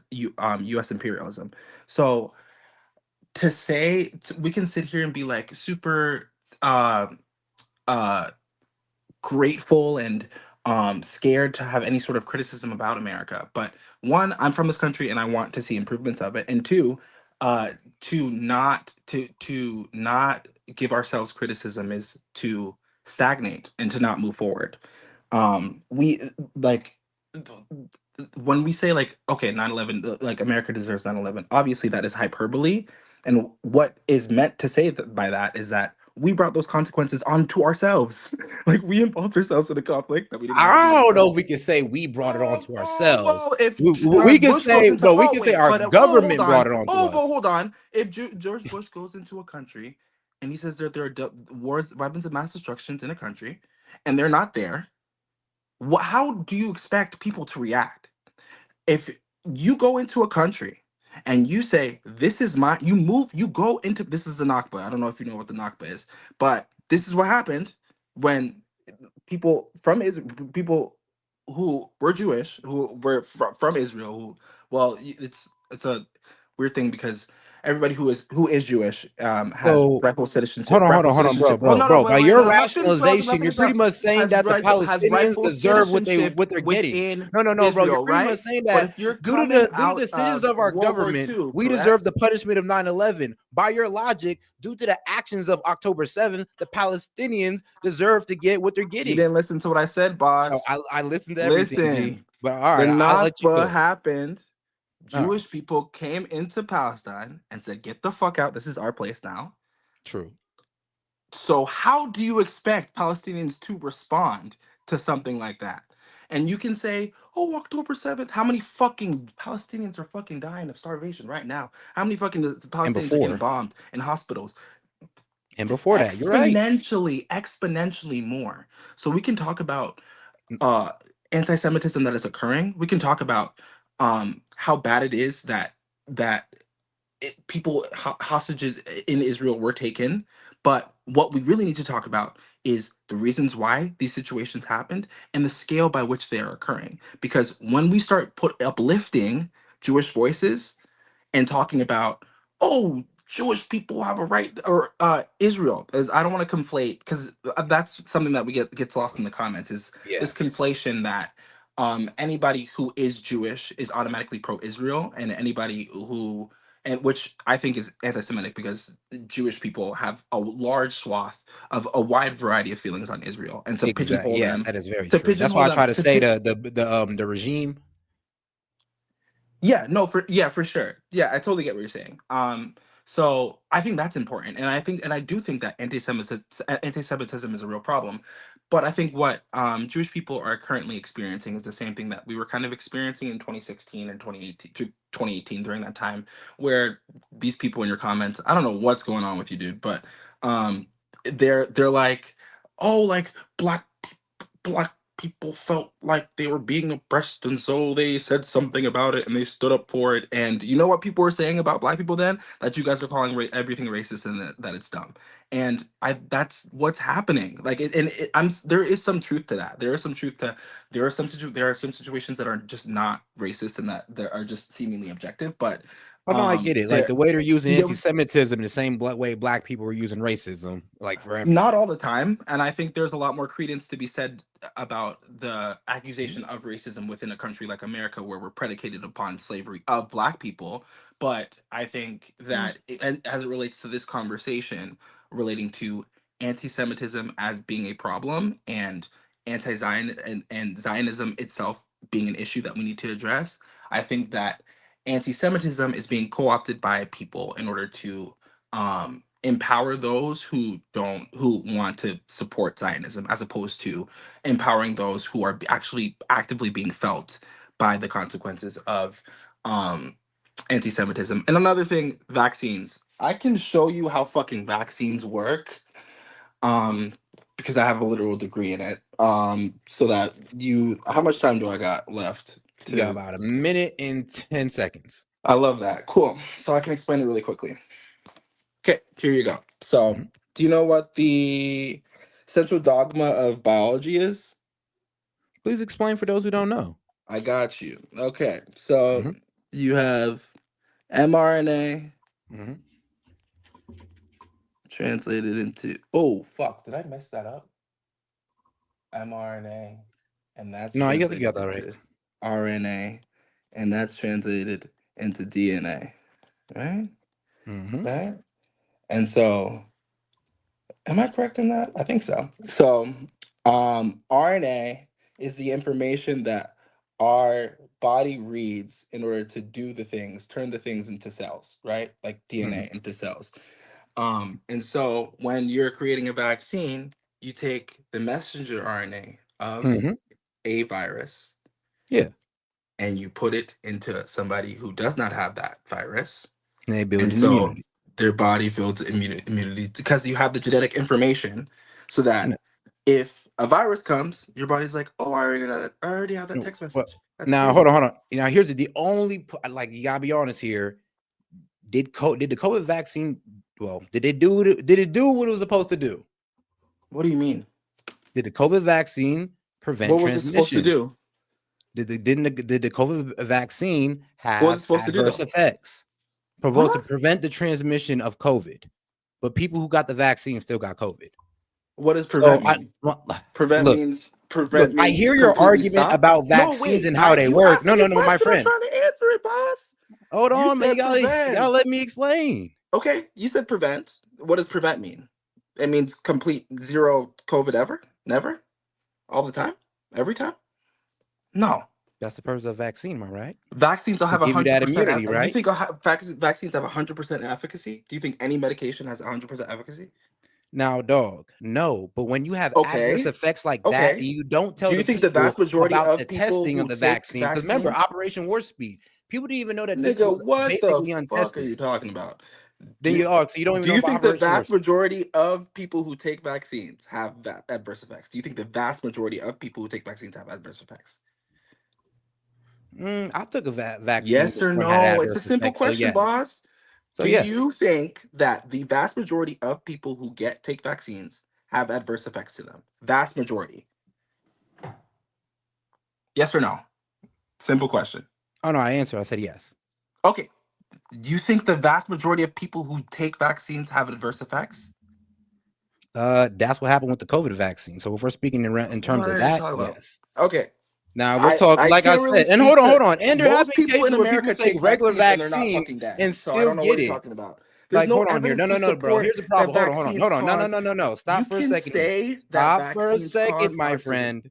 Stop for a second. You got to calm down because you haven't honestly let me finish one single sentence and you ranted on for the entire 10 minutes. So calm down. All right, then. Because, boy, like, am I wrong, Chad? Did the man let me talk? Like, am I wrong? But like I said, you was explaining how a vaccine worked and how we should all just trust it because of how your average vaccine worked. No, that is not how the COVID vaccine worked. When I ask you questions on the COVID vaccine, you try to upskirt the question to, oh, well, what do you mean about all vaccines? What are you saying about all vaccines? I wasn't talking about all vaccines. I was talking about the Pacific COVID vaccine and how the American people was pretty much allegedly lied to. And I say allegedly due to YouTube guidelines. But pretty much we were misled about the effects of the COVID vaccine. And it led to adverse effects in many people that they hid that came out as true. They even hid where the virus came from. So when you want to talk about vaccines, my brother, I give you it. Okay, great. But you were not covering the topic of COVID, the COVID vaccine. We weren't distrust of all vaccines. We are distrust of the COVID vaccine and how they were pushing that on people and how it didn't even work for real. Now they're coming to us with the measles vaccine, trying to push it on us again, acting like they didn't just pull COVID off on us. The problem is that once again, they're trying to pull something that's barely tested. Just like RFK said, that's the reason why he's not pushing it on people, because he's like, I understand, I'm not going to play with people's intelligence and understand that, we haven't tested this all the way through. Operation Warp Speed. That's the thing that Trump used, or the operation that Trump used to push the COVID vaccine, even though it was barely tested. One of the flaws of Trump's first administration. Now that you let a brother talk, do you get where I'm coming from? And Senator Sanders, I'm honored to be before you today to present the Department of Health and Human Services fiscal year 2026 budget. Debilitating disease, contaminated food, toxic environments, addiction, and mental illness affect Americans across every race, class, and political belief. When my team and I took the helm at HHS, we set out with clear goals. First, we aim to make America healthy again with a special focus on the chronic disease epidemic. Hey, man, I mean, Bryce, you got to learn how to communicate, my friend. As soon as somebody inserts an injection, you got to know when you're going on too long. Like, trust me, my friend, you talked for the entire, well, I would say 9 minutes in about 45 seconds, probably. I probably got 15 seconds in there. But shout out to my man, Daniel Castro, man. He said a vaccine is supposed to stimulate the body's response. No reason for a 0.03 death rate, warranted shutdown, draconian rules, grifted us for, oh God. Yeah, grifted us for corporations. Yeah, I ain't gonna lie. Like I said, the argument that you were missing, my man, was you were trying to go off on vaccines. And the argument really wasn't about vaccines. The argument was the trust that we have in the government over vaccines due to COVID.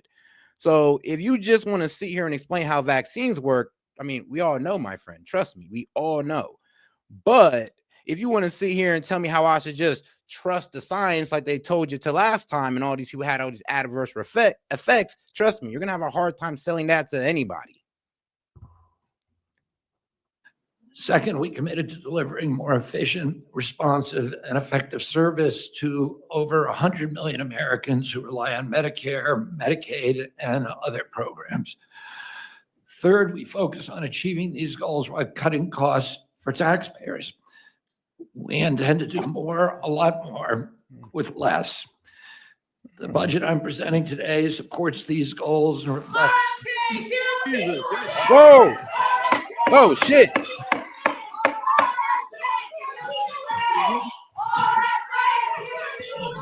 The witness will Wow. suspend. The committee will come to order. Wow. Capitol Police are asked to These got remove the crazy. individuals from the hearing room. Members of the audience are reminded disruptions will not be tolerated. Congress pays for bombs to kill people in Gaza. Members of the audience are reminded disruptions will not be permitted while the committee conducts its business. Capitol Police are asked to remove the individuals from the hearing room.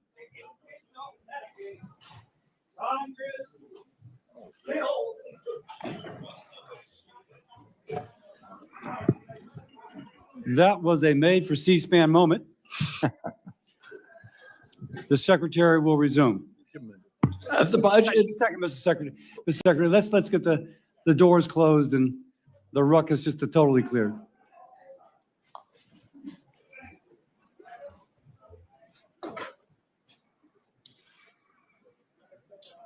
Got it.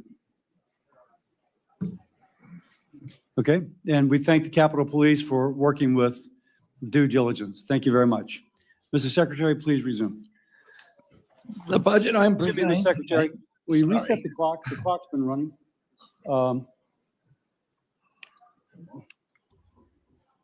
Whatever it would be. Okay, please. All right. The budget I'm presenting today supports those goals and reflects two enduring American values: compassion and responsibility. I invite the committee to unite around these ideals with me. And here's the thing, a lot of people are talking about the old measles vaccine. Remember, there's some new set of measles we got. So the new measles vaccine is a micro-needle patch vaccine that is being developed and tested. Tested. So this is what we're talking about. One, I mean, this is new measles. So the old measles vaccine, I guess it don't work. They have a new measles vaccine that is still being tested, just like the COVID. And your guys are still rushing us for it. It's bro, we just want it to be tested. Is that too hard? Why y'all gotta try to push it on us? Once it's tested, we ain't got no problems. But like I said, this is a whole new measles vaccine. And y'all just want us to just blind faith take it like COVID? You're tripping. It is not about not having trust in the government. It's about these people not actually testing their goddamn vaccines. The United States remains the sickest developed nation in the world, and we spend $4.5 trillion annually on healthcare, 2 to 3 times more per capita than comparable nations. Clearly, something is structurally and systemically wrong with this system. Further, actually, god damn it, man. Bruh. The new measles vaccine is a microneedle patch vaccine that is being developed and tested. But you guys just want us to take it. You guys just want us to take it, though. And this is as of, it's still being tested. Still, but you guys just want to take it, don't trust the science. The untested science. God damn it, Dems. God damn it, man. We love y'all, but sometimes y'all will fall for the same thing over and over again. the more healthcare costs are steadily increasing at a rate of 2% greater than the economy. If we don't staunch this unsustainable hemorrhage, we will ransom our children to bankruptcy, servitude, and disastrous health consequences. Yes, an exploding debt is a social determinant of health. We won't solve this problem by throwing more money at it. We must spend smarter. We will shift funding away from bureaucracy and toward direct impact. Some things at HHS will not change. We will preserve legacy programs like Medicare, Medicaid, and Head Start as the foundation of the MAHA agenda. Vulnerable populations, seniors, and veterans deserve consistent access to care, and I will ensure that they receive it. Today, 83 million Americans, urban and rural, lack adequate access to primary care physicians. We will prioritize these families, especially Native American and Alaskan communities. We will protect IHS funding, streamline its operations, and give the tribes more autonomy in managing their resources.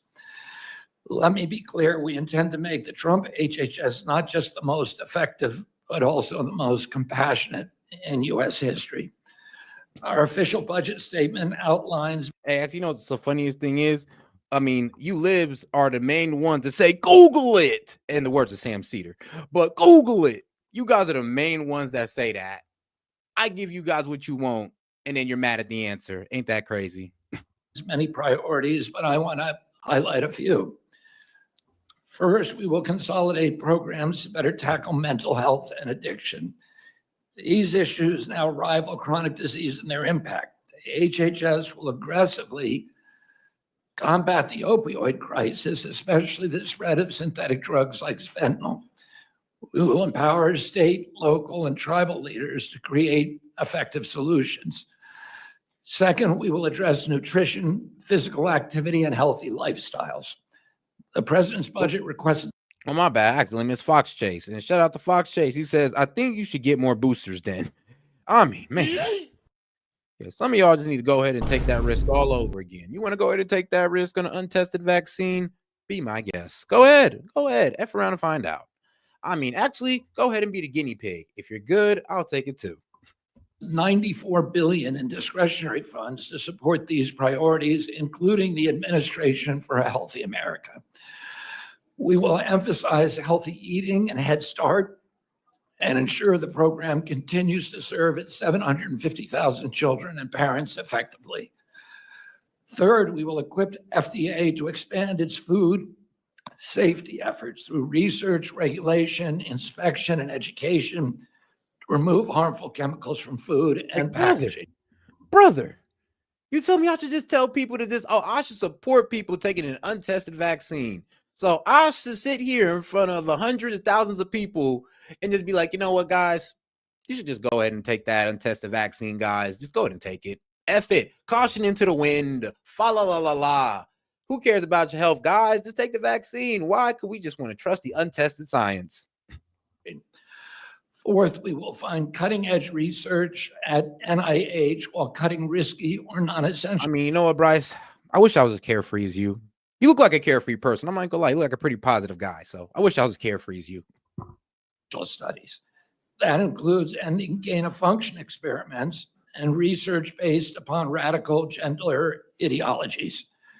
At the CDC, we will return to core missions, tracking disease, investigating outbreaks, and sustaining public health infrastructure while cutting waste. Fifth, we will eliminate DEI funding and redirect resources toward real poverty reduction. We will move beyond lip service to communities of color and take meaningful action to meet their needs.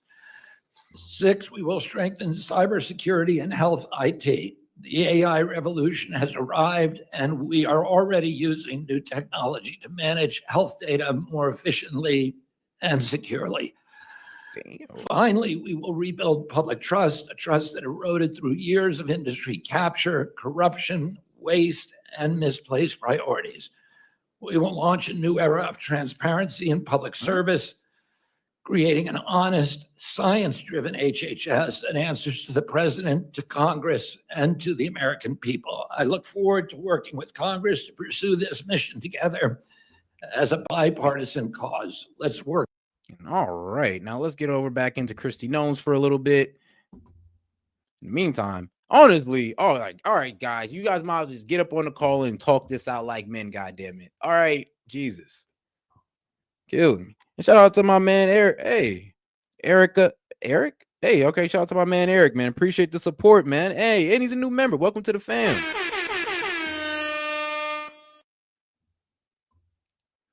All right, let's get right back into it.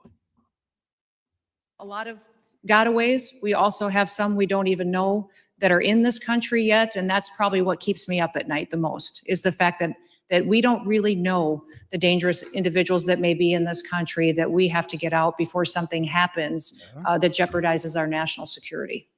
Secretary, thank you for being here and for your service. Our country is safer having you at the helm. And Mr. Chairman, yield back. Gentleman's time has expired. I now recognize Mr. Hernandez for 5 minutes of questioning. Thank you, Mr. Chairman. Madam Secretary, hi. I represent Puerto Rico in Congress, and although we may disagree as to how. Actually, you know what? I'll just say it. I mean, guys, you can avoid a lot of sicknesses just eating, like making sure you have a balanced diet of fruits, make sure you're getting in your fruits, your vegetables, making sure you're getting your sunlight, you work out at least every day or 3 times a week, you'll be in pretty good shape. Like, trust me. Ain't no measles gonna take you out the game. I know that. I do agree that disaster response in this country needs to be reimagined and made more effective. And I sincerely look forward to and hope to be a constructive partner in that respect. You know, nearly 8 years after Hurricane Maria struck the island, we have around $27 billion that have been obligated for Puerto Rico, yet only $4.4 billion have been dispersed. In the interest of time, I appreciate brief answers because there's a lot of anxiety in the island as to the future of these funds. Can you assure the people of Puerto Rico that these obligated funds are safe, regardless of any FEMA restructuring? That is the biggest concern that we have within FEMA right now is outstanding claims. And the worst thing the federal government can do is to say that there is a claim here, it's valid, that we are committed to fulfilling that responsibility. I'm sorry, in the interest of time, could you say yes or no? So those claims are something my team is going through right now and evaluating, and President Trump is committed. I will assume following that the answer is no, and I'll proceed to the next question. And I hope that we can work to make sure that those funds get to the people. Is it your department's view that the Puerto Rico government has done everything in its power to expedite the reconstruction process? Oh, I believe that Puerto Rico has been working hard to reconstruct and to put itself back together and partnering with the federal government as well. Your So is the government has obstacle been- in the disbursements FEMA's fault? The what? Is the obstacle in these disbursements FEMA's responsibility? Hold on now. Whoa. You said I'm telling people to listen to their bodies. I'm telling people to take care of their bodies. Like a lot of these sicknesses are self-imposed because you don't take care of yourself. You don't get enough vitamins, you don't exercise enough, you don't get enough sunlight, you don't eat enough vegetables and fruits that actually help out your immune system. So yeah, a lot of you people just don't take care of yourselves. I mean, and a lot of people who died from COVID was either old or people who just did not take care of themselves. Responsibility. I don't have the knowledge to know specifically where all the problems are with the response in Puerto Rico. Yes, eat your fish. Shout out my man Hellbat. Yes, eat your fish. It's like, bro, it's really your diet. Like your diet can make or break you. I promise. No, I'm gonna get into a video about this. I'm gonna have a whole video about this because trust me, I got the science to back it up, baby. I got the science to back it up. Although I do know that FEMA has not fulfilled the obligations it previously promised to the Thank island. you. I'm going to shift to immigration. No, but last time I'm pausing this, and then we're gonna get into this topic. But do you know that every fruit and vegetable have a benefit to some organ in your body? Like, you know, fruits like blackberries, they help your skin and all that. I think celery helps your teeth and all this good stuff. Like, it's kind of funny how these foods is almost everything you need. And if you eat correctly and if you choose correctly, you're not really going to need all these vaccines. I mean, shoot, trust me, there's people in freaking Japan and all that good stuff living 100 years old and they ain't vaccinated. Why? Because they ate healthy and they worked out every day. They kept their body right. I mean, it's possible to do without vaccines. It's just we kind of let Big Pharma take control of us and let us think that they're the only way. They're the only way out. They're the only way to have a healthy life, and it's not. They're not. Hopefully, I don't get medical misinformation for that because they do like hitting me down, taking me down every time I speak against Big Pharma. In the interest of time, so you served as governor of South Dakota. Would you advise governors to give public assurances that federal immigration enforcement will not take place in their state? Would I advise to governors that they not? That they give public assurances that immigration enforcement will not occur in their states? No, I prefer that governors partner with us to make their states safer. I believe that the relationships that we have on the ground in many states is absolutely critical to making sure. Drink nothing but water. Nothing but water. So the answer is no. You would not advise them to tell their constituents, no, there will not be any enforcement in this state. Would you have publicly told immigrants as governor in your state not to worry about deportations because your state wasn't a border state like Texas or California? I felt as though my state was a border state because we were every day impacted by the drug trafficking and the human trafficking that was coming over the border and had put a foothold in the state of South Dakota. Every state was dramatically impacted. Okay, so by the open border policies you of would Congress. not have told immigrants in your state, don't worry about deportation. I You would think not have everybody- said that. The laws need to apply equally to everybody. That's what is so discouraging about the previous administration is they picked winners and Okay, losers. so They that's, decided that who the it question applied has been to answered. That's and fine. who it didn't. You That would doesn't not, happen you would anymore. not say that. You Now would the not, law- you now would the tell your laws- constituents, immigration laws will be enforced in this state, whether or not we are a border state like California or Texas. Laws will be enforced, absolutely. In January, the governor of Puerto Rico made an opposite claim. She told immigrants not to worry about deportations because we're not Texas or California. Days later, ICE conducted enforcement operations in immigrant neighborhoods in San Juan. Was that a responsible thing to say? I didn't hear her say that and haven't heard this before. But Well, I mean, why would you guarantee them safety and you can't guarantee them safety? It's like, don't worry, they're not coming after you. Don't worry, guys. You guys are protected. Don't worry. We're not really part of the United States. Next thing you know. All right, you're going back home. I believe that the partnerships we have with governors is extremely powerful in keeping their communities safe.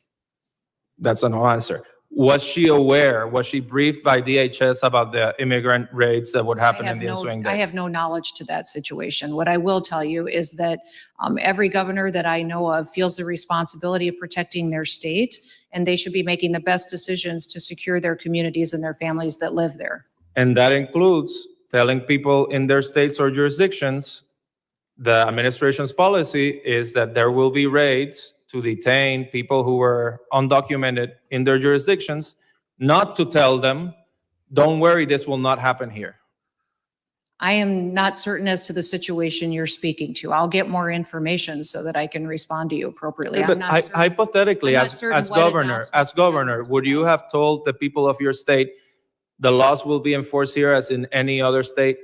What I would tell my people of South Dakota is that my job is to work for them and to represent them and to be their leader and protect their best interests. That includes making sure that citizens of South Dakota are my number one priority every day. Yeah, I mean, yeah, something that you Dems could take a lesson on. I mean, you know, make sure to put your constituents first and not illegal immigrants or gang members. Like, come on now, let's remember who voted you in there. It wasn't the illegals, it was the American citizens. And it seems like y'all turned y'all back on them for illegals. I understand that, and I thank you for your time. And like I said at the beginning of my turn, I do look forward to working constructively on ways to reimagine FEMA and disaster response and to make sure that those funds, which today you have told us are not guaranteed for the people of Puerto Rico, are guaranteed and delivered on time. Thank you. Gentleman's time is expired. I now recognize Mr. Luttrell for 5 minutes of questioning. Thank you, Mr. Chairman. Madam Secretary, how are you today? I'd like to talk about the health and wellness of our operators, our DHS and immigration, everyone that's underneath your portfolio. I think the one thing that's often lost is that, you have military veterans in the room with you, and our role and responsibility was to put on a uniform in our body armor, and we deployed globally to fight terrorism. And we had to leave the country to do that. And the men and women under DHS, they put on their uniforms every day and deploy right out their front door. And that's challenging. That is a unforgivable, kind of space.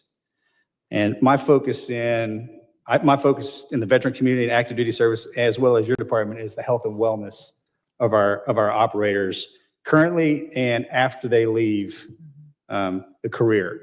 Can you shed some light on it? And to make another point, one of my lovely colleague from Texas was concerned about they cover their faces up and the kits that they wear.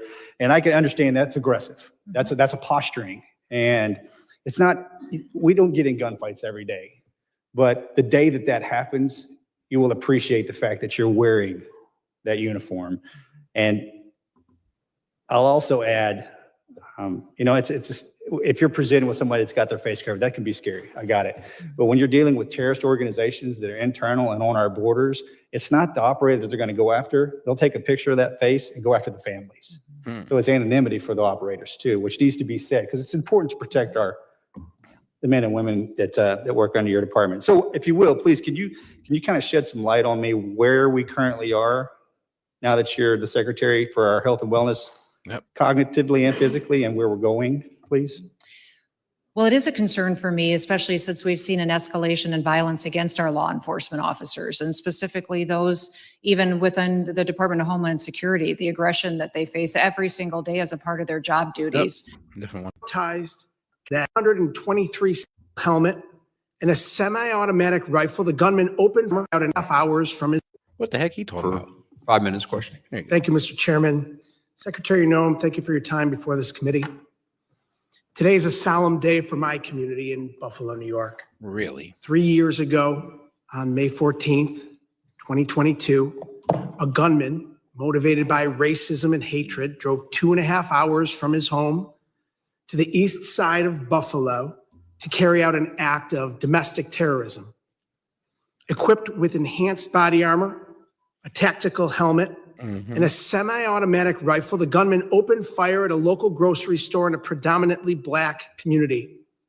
In just 123 seconds, he took 10 innocent souls that day, severely injured 3, and traumatized countless other individuals. Because of this act of domestic terrorism, radicalized and indoctrinated online, and carried out in the name of white supremacy, families in my community will never be whole again. Buffalo now joins a growing list of communities impacted by mass shootings carried out by lone wolf, homegrown, domestically radicalized, disturbed individuals. All right, cool. Then start focusing on mental health if y'all care so much. Like, here's the problem. Y'all act like y'all care, but hopefully this isn't a lead into like gun laws, because I ain't trying to hear that. But I would like to hear how you guys are tackling mental health of these guys. Oh, wait, we don't want to talk about that. No, we just want to blame guns. Let's not talk about the mental health of these guys and how we can prevent that. Nope. Let's ignore the problem. Secretary Noem, in your written testimony today, there's not one mention of this kind of threat to the homeland. You refer to foreign terrorist organizations.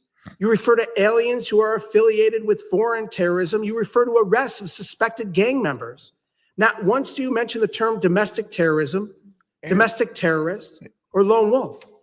There's a gaping hole in your testimony today. You fail to reassure this committee or the American people that you'll protect the homeland from bad actors, radicalized right here in the U.S., like the gunman who opened fire on my community 3 years ago today. There's been a systematic, intentional effort by your department and this administration since January 20th to ignore the very real threat posed by domestic terrorism. This is a blatant negligence made abundantly clear by the administration's budget and by President Trump's broader actions to defund the Department of Homeland Security initiatives that track and prevent domestic terrorism. The Trump administration's budget proposal for the Department of Homeland Security completely eliminates the Targeted Violence and Terrorism Prevention Grant Program, a critical DHS program dedicated to helping local communities, including law enforcement, to develop and strengthen efforts to counter attacks of targeted violence and terrorism, just like the racist Buffalo attack. Okay. This exact grant program awarded nearly $1 million in the aftermath of the 514 shooting in Western New York to help close research gaps about the radicalization of domestic terrorists, develop violence prevention modules, and improve bystander intervention. This program was also used to harden safety and prevention efforts in other communities that experience. Here's the thing, though. How is y'all tackling that? Because you Dems think that tackling this means just telling the white man that they just ain't shit and that they're all white supremacists and how they should just subjugate themselves, well, I mean, to other races. So please tell me, what was you doing with that money? Like, please tell me, how was you helping the problem? How was you helping the mental health of these people? Or were you just trying to, I don't know, make white people feel bad about themselves? Because as soon as when you guys bring up this white supremacy, it's kind of like a trigger word to me. I'm like, why not just talk about the mental health of these young men? Why you got to make it about white supremacy? I'm like, let's be honest. targeted domestic terrorism, including a school shooting in Oakland County, Michigan, and a pattern of other domestic terrorist incidents. The budget proposal you're defending today justifies the elimination of this funding by arguing it was, quote, weaponized to target Americans exercising their First Amendment rights.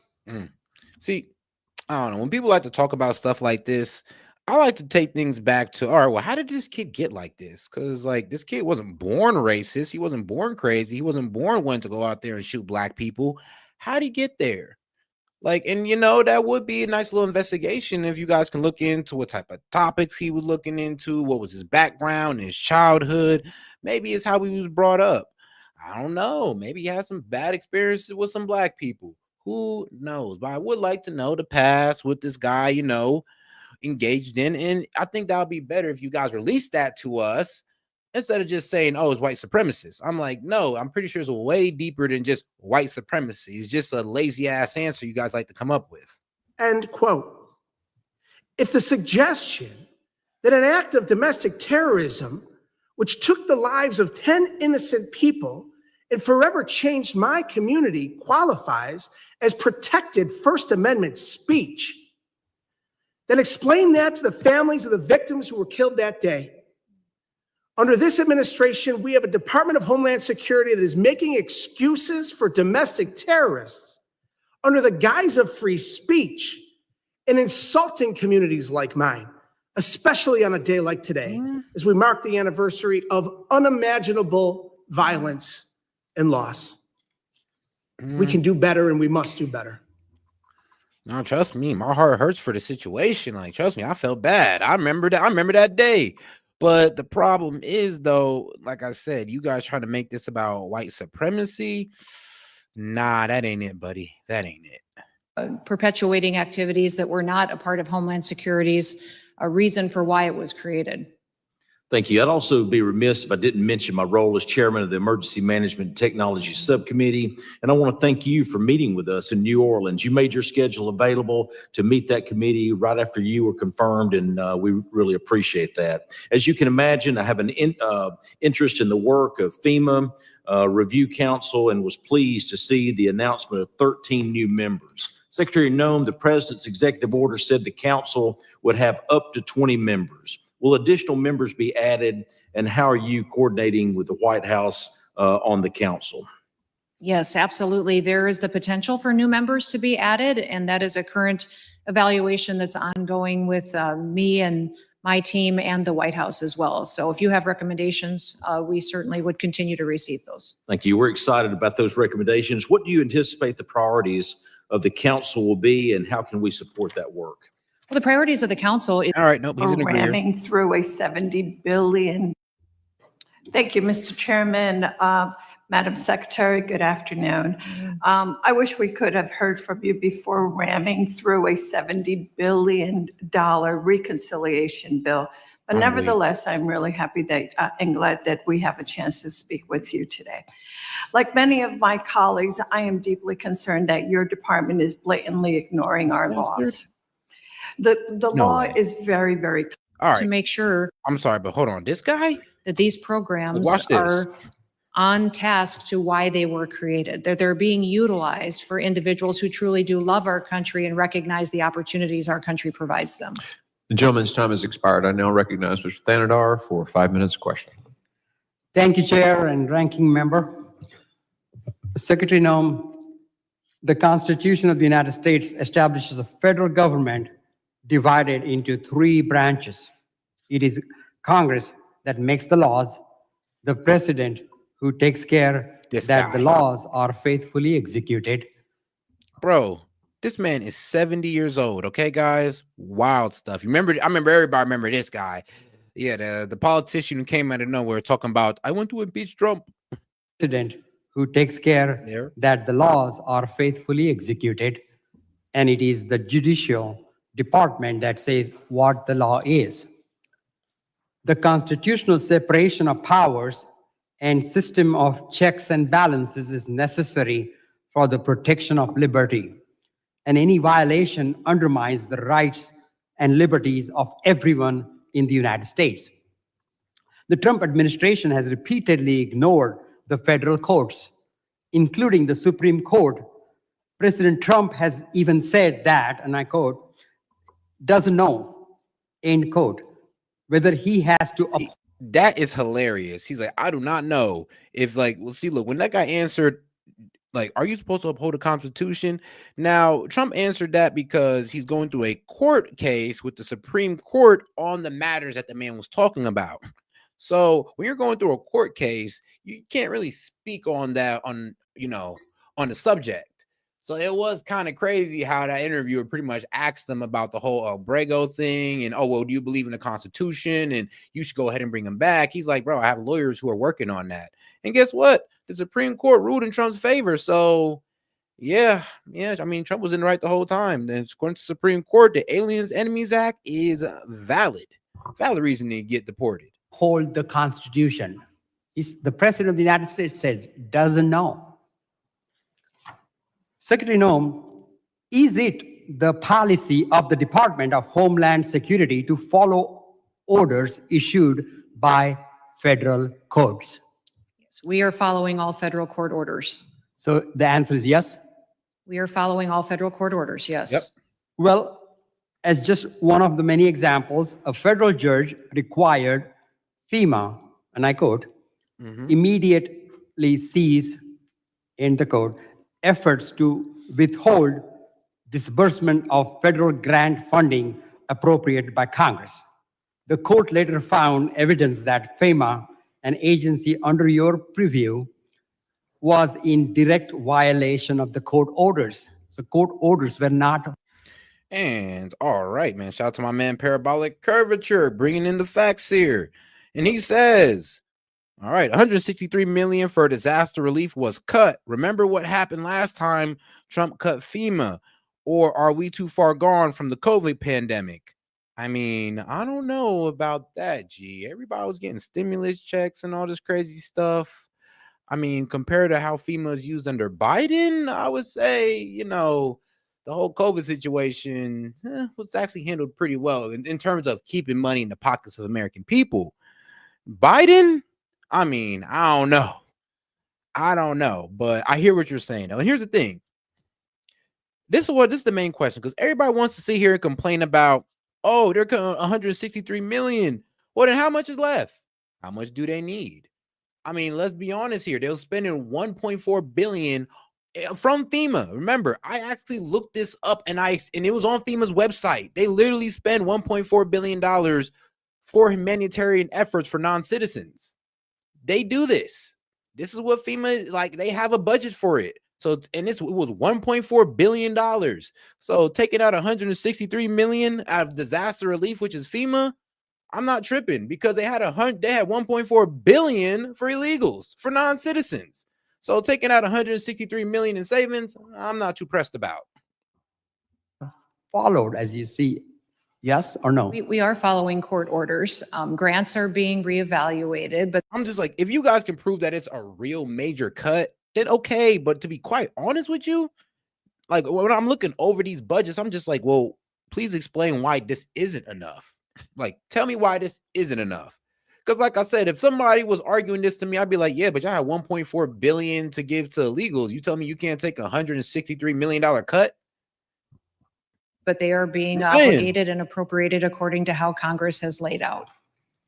Well, Secretary Noem, we all took an oath to uphold the laws and Constitution of the United States.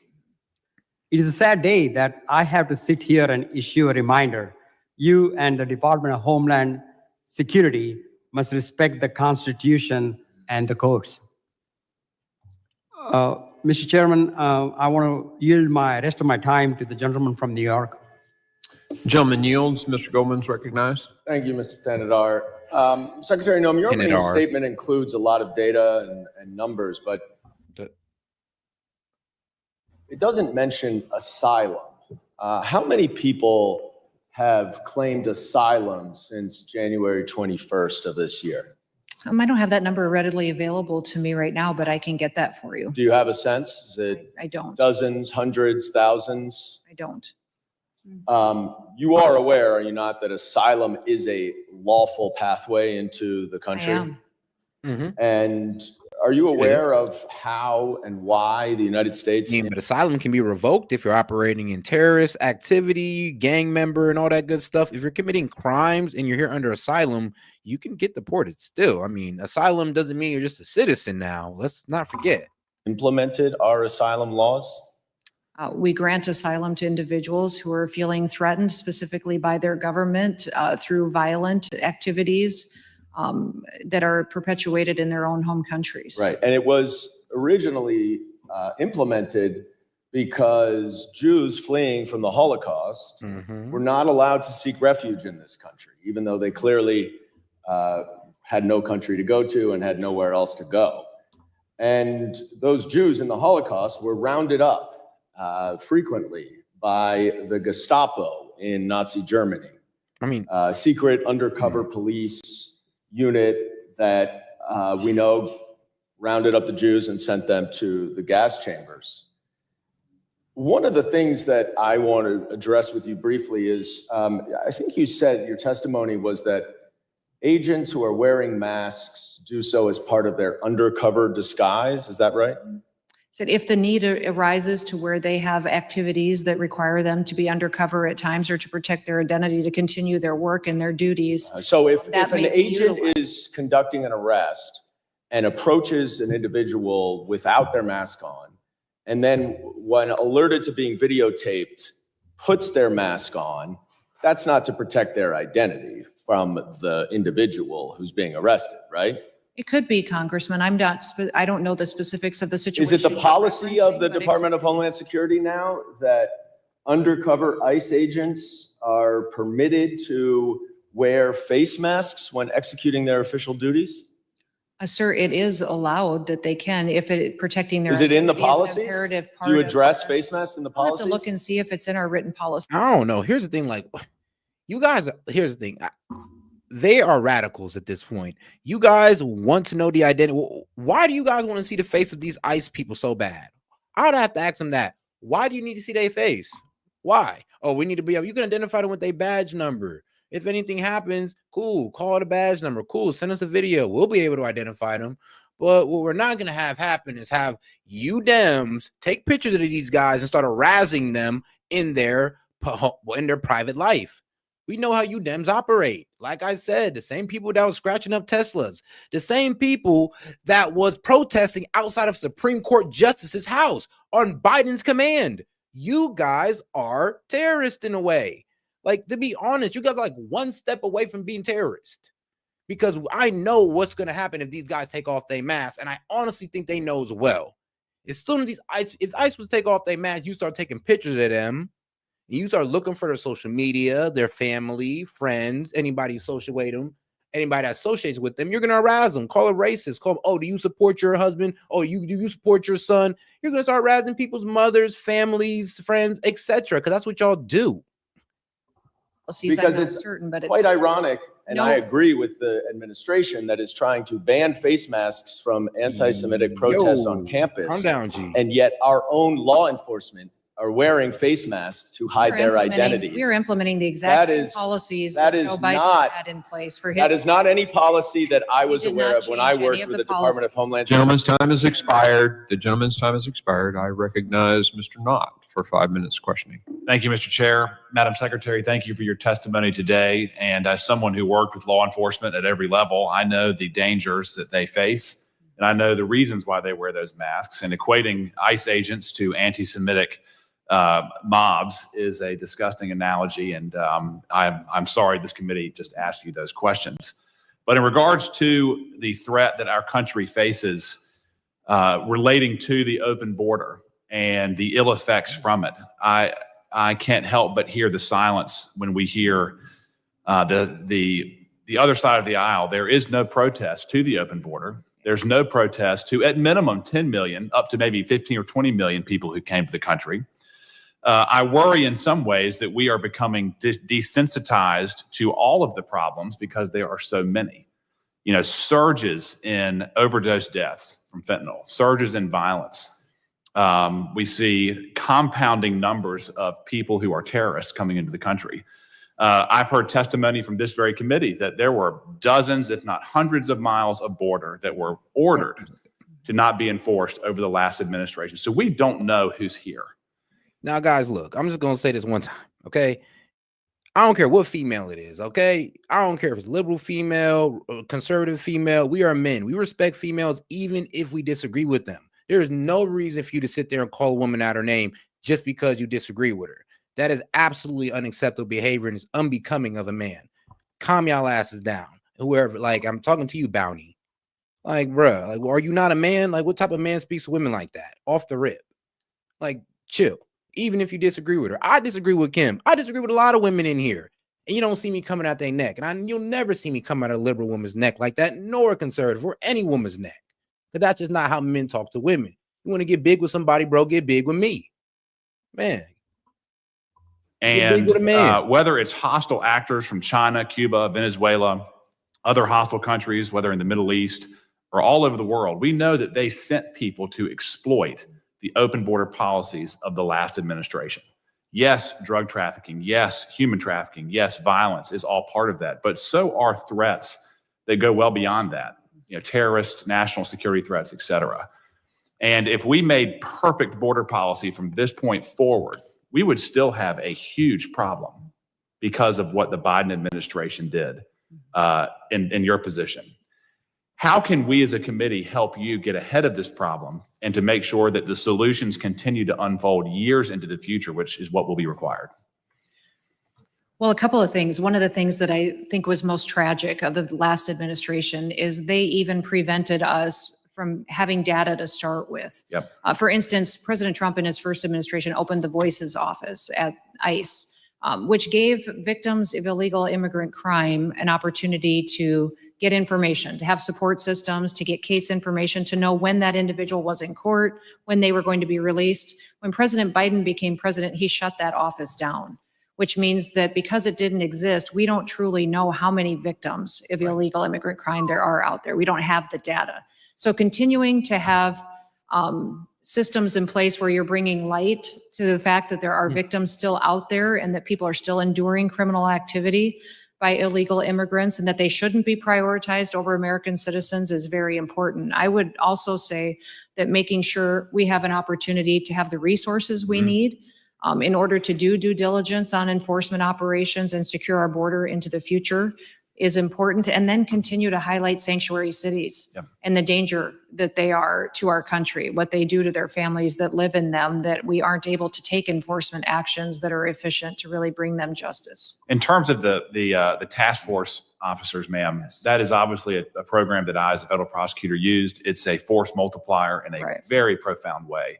In terms of the numbers that are allocated to the department that you lead, do we need more task force officers? Is it fine where it is? Is there room to grow? What would you say? No, we're always looking for more partnerships. We have over 600 agreements in place now with state and local law enforcement agencies, which goes into over 6,000 officers out there that have been added to our ranks to help us out there with enforcement operations in states across the country. So now there is 6 states that this kind of partnership is not allowed.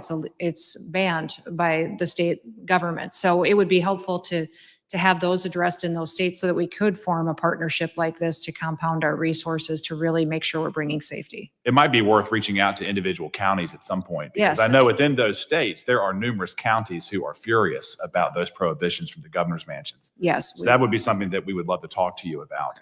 And I'll close with this, ma'am. Thank you for the work you're doing. I worked under the Biden administration. It was overwhelming. And again, we have a serious problem for years to come just because of that 1 4-year term. And if we can be of service to this committee, please reach out to us. And again, thank you for the work that you and President Trump are doing. I yield back. Thank you. Gentleman yields. I now, I think, recognize our last member making comments today. Mr. Garcia, you're recognized. Thank you, Mr. Chairman. Thank you for being here, Madam Secretary. And you said that you're committed to complying with the Constitution, which we of course all appreciate and think is important. Now, we all know that the Fifth Amendment states, and I just want to be very clear, that no person shall shall be deprived of life, liberty, or property. Yeah, but under the 14, it's crazy. Persons, right? Persons, and when they mean by persons, they mean the jurisdiction of. So persons that in the jurisdiction of means a U.S. citizen. So yes, when you're talking about persons, they're talking about a U.S. citizen. That's the problem with you guys. You guys want to conflate the word persons when persons has been described many times in who they're talking about throughout the Constitution. Jurisdiction thereof. Maybe y'all want to look that up. Because the jurisdiction of these non-illegals would be their home country. The jurisdiction of us U.S. citizens would be the United States.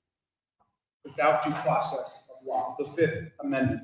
Just to be clear, in a simple yes or no, this actually says person. Is that correct, Madam Secretary? Correct. Thank you. And you are aware that person has been defined by the Supreme Court repeatedly multiple times means citizens and non-citizens. Simple yes or no, is that correct? Correct, I believe. Thank you. And in April 7th ruling just recently, the Supreme Court has reaffirmed, and I'll quote, "It is well established the Fifth Amendment entitles aliens to due process under the law in the context of removal proceedings." But of course, the Department reported 230 people to be imprisoned indefinitely in removal prison. Reported U.S. citizens, noted today, children protections with illegally arrested students. And we know that just one of these students was released just last week, and you were mandated to do so. Now, the Fifth Amendment is clear. Madam Secretary, you committed to uphold the Constitution. Is that correct? Yes. Thank you. And then here's the thing, though. Even if you guys want to apply it, even if you want to apply it to all people, I mean, like I said, if you're a non-citizen, you get a different due process. And you now, of course, commit to following the Fifth Amendment. Is that correct? Yes. Thank you. Now, Madam Secretary, you are violating that amendment as we speak, and you are breaking your oath. Nope. You are deporting people, and the department is deporting people without due process. We cannot deport U.S. No, the problem is that your due process, and the problem is you Dems leave out another form of the deportation, which is expedited deportation. You guys believe in just the one part of the system or one part of due process for non-citizens, which is just the deportation, which yes, they get a hearing and all this good stuff, and they're able to appeal and all that good stuff. But an expedited deportation, which I'm pretty sure they're using for a good amount of them, yeah, they don't have to have a hearing. I mean, and the representation, they're just out of here. Expedited deportation. Some of y'all need to look that up because they got you confused thinking that there's just only one way to deport them when there's honestly two. citizens. Without due process, there is nothing that Donald Trump could essentially be stopped in grabbing people off the street. That's happening today. Now, maybe someone... No, it's not. See, you guys keep saying they're deporting U.S. citizens, but you're talking about the little girl who mom took them with her. I mean, come on now. You get mad at the mom, not the Trump administration. It's like, where are y'all trying to go with this at a certain point? Y'all keep talking about due process as if these guys are not getting due process, and they are. The lady obviously went to immigration court. She got told to leave, and they said, you want to keep your daughter here or take her? Take her. And then you guys want to report that as we're deporting children, but we're not. Children are just leaving with their parents. Government may not like your tattoos. Maybe they don't like how somebody votes. Maybe they don't want to see how someone represents your constituents in Congress.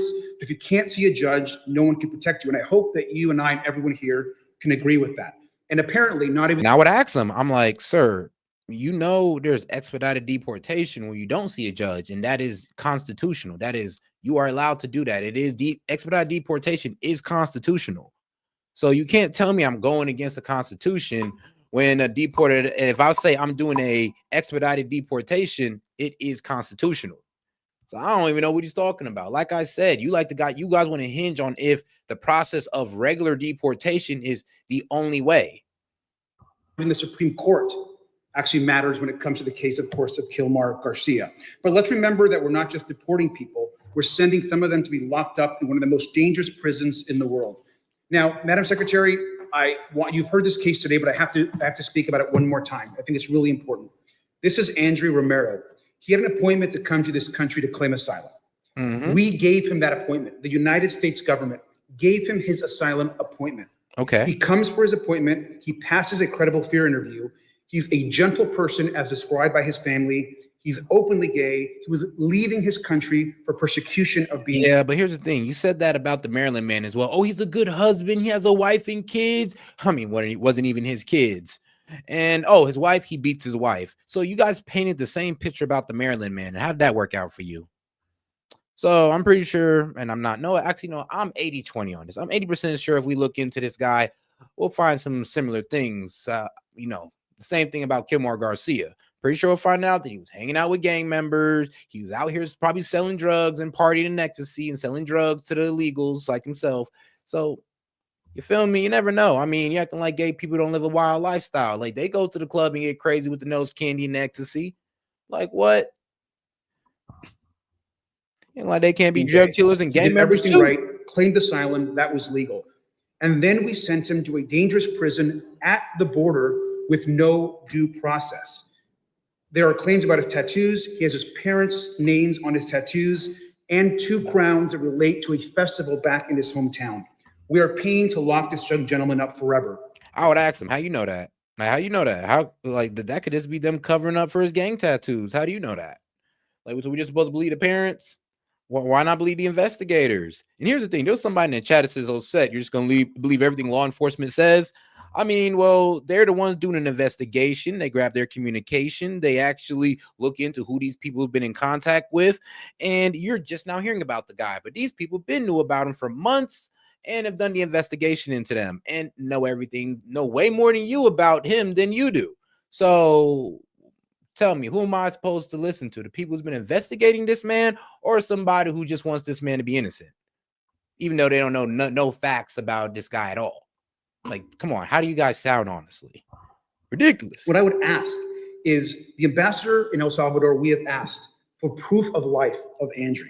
He has had no access to lawyers or family since he has been taken over a month now. No one knows if he's even alive. His mother just wants to know if he is. And I agree. No, I agree. Just like Kilmar Garcia, show us the gang tattoos. Show us the investigation. I know what, I will agree with you guys on that because I haven't seen it. I'll be quite honest with you. This guy, like, I've heard about him multiple times, but they kept him on the hush and hush. So I just figured that, all right, well, maybe they figured out something just like Kilmar Garcia, except it's a little bit more brutal. So they're kind of just throwing this guy off to the side. But seeing him come up in congressional hearing, I'm like, all right, what are the facts of the matter here? Because trust me, just like you guys try to say, oh, it was just a bull hat, and then it turns out to be, oh, we're talking about Kilmar Garcia. Remember, you guys said, oh, it's just a bull hat. Then it turns out that he was busted for a what? He was busted in a gang sweep for a murder investigation. He was in the room with other MS-13 members in a car with human smugglers. Like, that's Kilmar Garcia.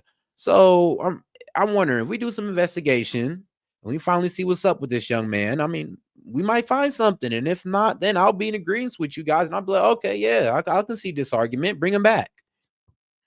Is alive. So my ask to you, is, Madam Secretary, is the same that I asked the ambassador. Can we do a proof of life check on Andrew just to see if he is alive? Congressman, we are utilizing the tools that Congress has given us to apply due process to individuals. We are doing that for every person, and we are making sure that we're following what you have given us as far as guidance and how things should be implemented. Would you commit to just letting his mother know, as a mother to mother, if Andrew is alive? He was given an asylum appointment by the United States government. We gave him an appointment. We said, Andrew, come to the border at this time to claim asylum. He was taken to a foreign prison in El Salvador. His mother just wants to know if he is alive. Can we check and do a wellness check on him? Hold on. Like, how the fuck? Wait, whoa, hold on. Some don't add the fuck up. Hold on, this man, hold on. Like, did his whole family come here seeking asylum, or was his family already here? I'm confused. Hold on. Like, how is his mother asking for his safety when his mother should be in Venezuela? So what, is his mother already here? Is his mother a citizen? Like, wait, whoa, what's going on with his family situation? This already seems weird at its face, like this face value. What do you mean? Like, how's his mother in here not getting rounded up, but he did? Like, what? Did mother been in here and he just hold on. Well, how was he claiming asylum and he's fearing running his life? Bro, he actually has family in the USA. I don't know if that's really running for your life.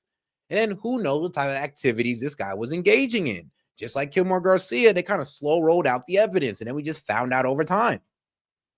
Asylum applications are different than the granting of asylum, and I don't know the specifics of this individual case, And this individual is in El Salvador, and the appeal would be best made to the president and to the government of El Salvador on this. We've This made is not that. under my jurisdiction. and I Madam don't Secretary, you have said that CCOT in El Salvador is one of the tools in the toolbox that you have. You have said that and has been quoted as saying that. You and the president have the ability to check if Andrew is alive and if not being harmed. Would you commit at least into looking and asking El Salvador if he is alive? This is a question that's best asked to the president. No, I'm sure he's all right. No, I'm sure he's okay. They're in a supermax prison. He'll be all right. And the government of El Salvador. And I think you know very well that you could ask that question. What you are choosing to do, Madam Secretary, is disregard this young man's life, this young man's family, who was given an appointment by the United States. I think it is shameful that you won't even request to see if this young man is alive. His family has no idea, has no access to lawyers. I would hope that we would have the humanity to just check if this young man is okay. With that, I yield back. It's shameful. Gentleman yields. I think we've covered everyone. Like I said, we don't know enough about what's going on with this man, Andy. So I'll look into it. I'll look into it a little more and find stuff out, though. We'll see. We'll see. Mr. Ranking Member, you're recognized for a closing statement. Thank you very much, Mr. Chairman. And I'd like to associate myself with Mr. Garcia's statement. I can't believe that we would send somebody or anyone from our country somewhere else and say, well, we cut off all communication. We're a better country than that. And I just thank Mr. Garcia for raising that question. Secretary Noem, at the start of this hearing, you stood here and took an oath to tell the truth, the whole truth and nothing but the truth, so help you God. Then you sat down and dodged the truth over and over and over for a little more than 3 hours, so help you God. You repeatedly testified that you and the Department of Homeland Security will follow the Constitution, the laws, and the order of the Supreme Court. Well, the Fifth Amendment of the United States Constitution says that no person shall be deprived of life, liberty, or property without due process of law. And yet, a federal court found that the Department of Homeland Security, under your watch, believes that it has a right to stash away residents of this country in foreign prisons without the semblance of due process. So you did not tell the truth to this committee today when you said you would follow the Constitution and comply with due process. You also testified that you follow orders of the Supreme Court of the United States and all courts. But the Supreme Court unanimously directed the government to facilitate the return of Kilmar Garcia to the United States. But you just testified before this committee that Kilmar Garcia will never return to the United States. He won't. So you didn't tell the truth to this committee again when you said, I mean, through the Aliens Enemies Act, he's lawfully been deported. So there ain't nothing we could do. And plus, he's under the jurisdiction of El Salvador. So talk to Bukele. Said that you comply with court orders and decisions. You've overseen the deportation of U.S. citizen children and have claimed that their parents chose to take their children with them.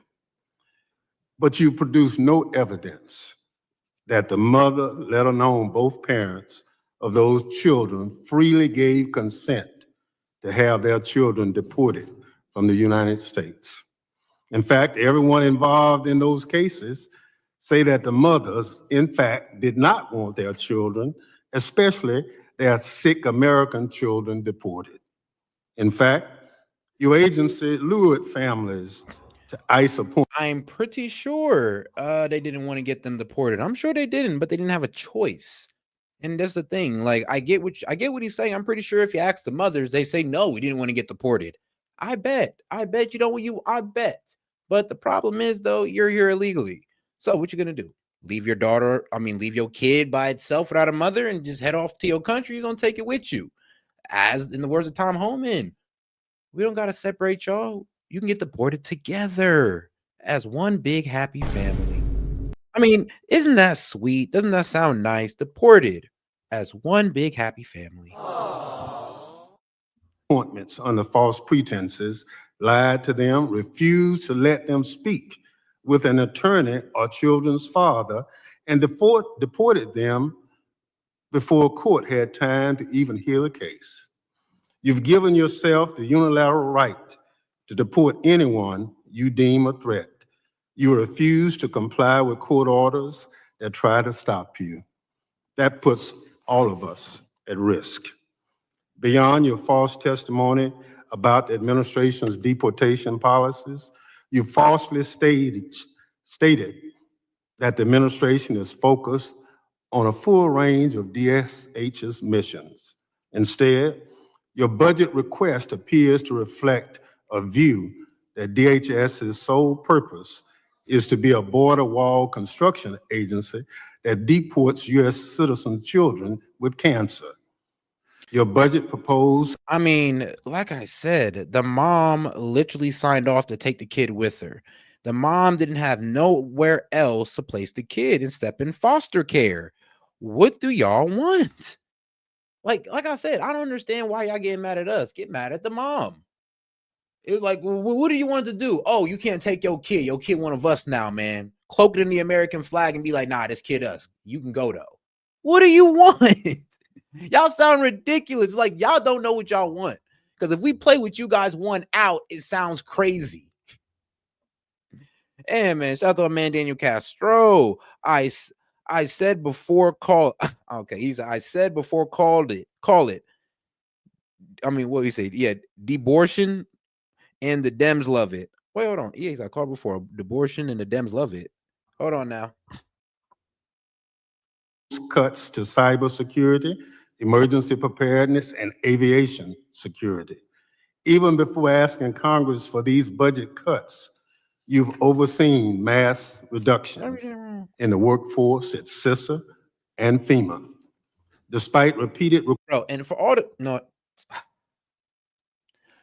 You are being intellectually dishonest when you guys sit here and say, oh, well, black people, you guys are next. I'm an American citizen and I'm not a gang member. But first off, I'm an American citizen. I get a different due process, especially if I'm a gang member and I get caught doing some criminal stuff. I go to jail. They want to be a non-citizen and do some gangster stuff and get caught up. They get deported. Do you see the difference here? It's like, what is wrong with you guys who literally say that stupid crap? Like, oh, do you not understand that you're going to be next? Do you not understand how stupid you sound? Like, bro, if you are a U.S. citizen born on this soil or naturalized, you're good. You're good. I don't know where their fear monger is coming from when they say they're going after citizens next or coming after black people next. You guys sound stupid. You guys sound stupid and you're being incredibly dishonest as if all black people are non-citizens. Like, what the hell are you guys talking about? And bro, like I said, or deporting U.S. citizens, what? Children that got sent with their mother? You guys sound stupid. If that kid or if that person was a grown-ass adult and their mom was getting deported, they just go off on their own. But we're talking about, what, a 2-year-old and a 4-year-old? What were we supposed to do? Just keep him? They say, yeah, we keeping your kid because a U.S. citizen, but you not. Peace out. Bye. Like I said, when we play out y'all plan, it sounds ridiculous. Requests from this committee on how many people have been fired or have been bullied into quitting before their tenure, DHS has refused to share that information.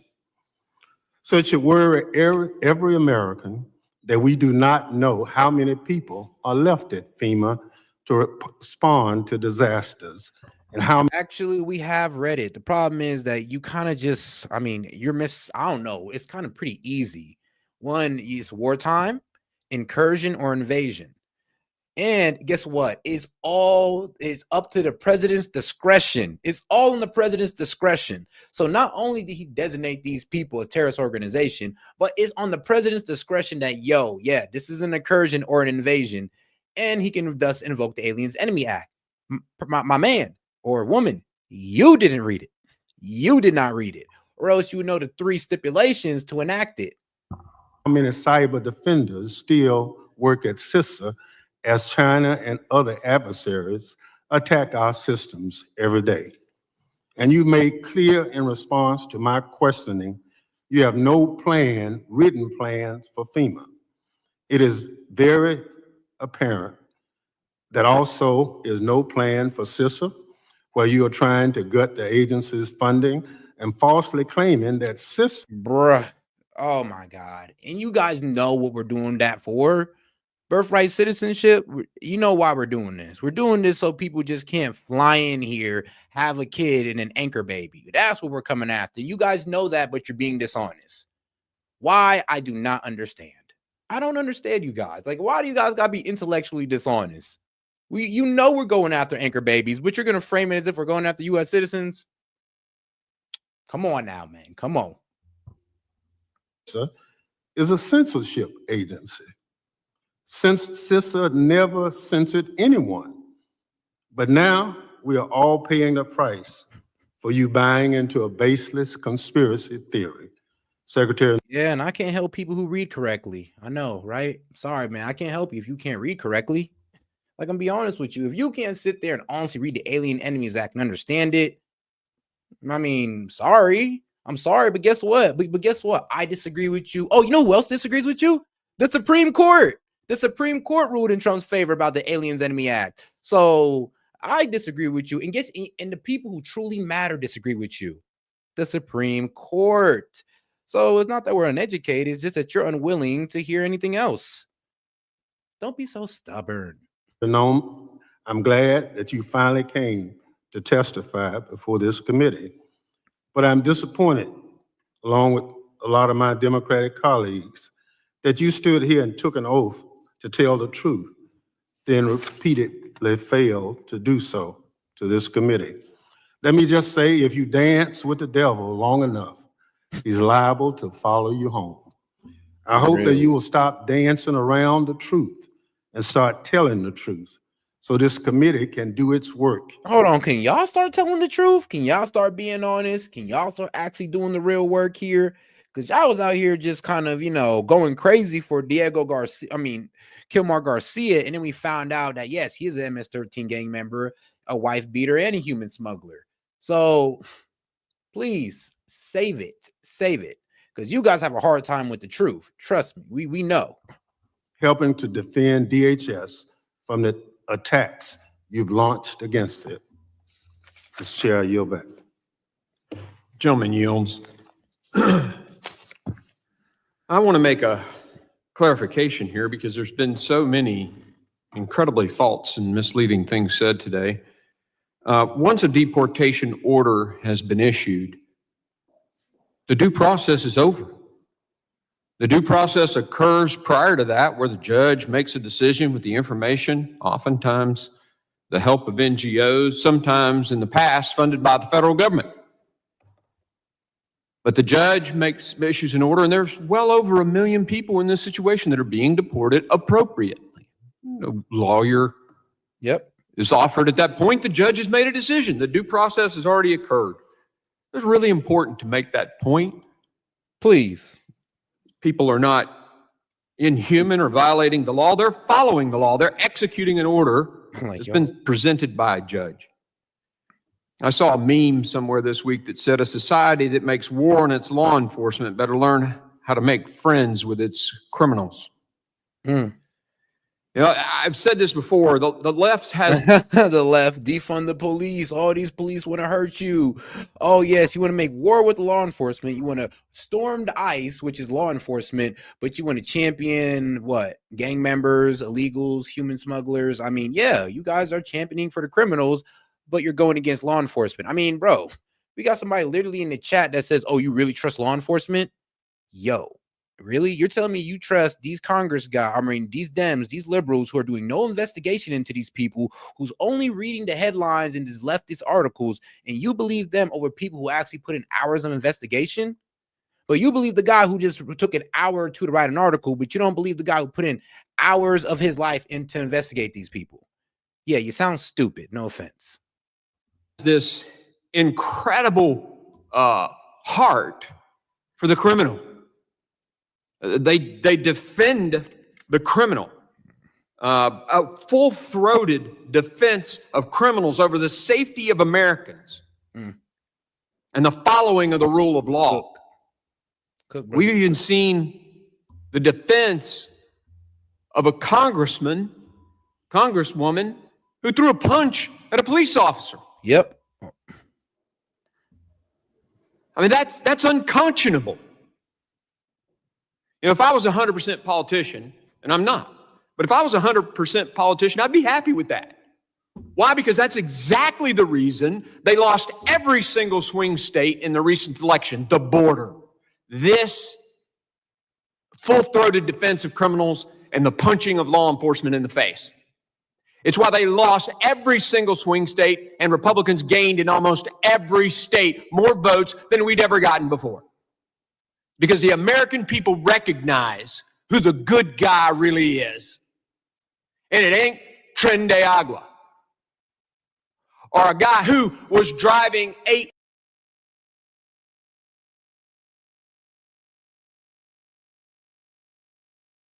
Whoa, let's get into this real quick, okay? I'm gonna break this down.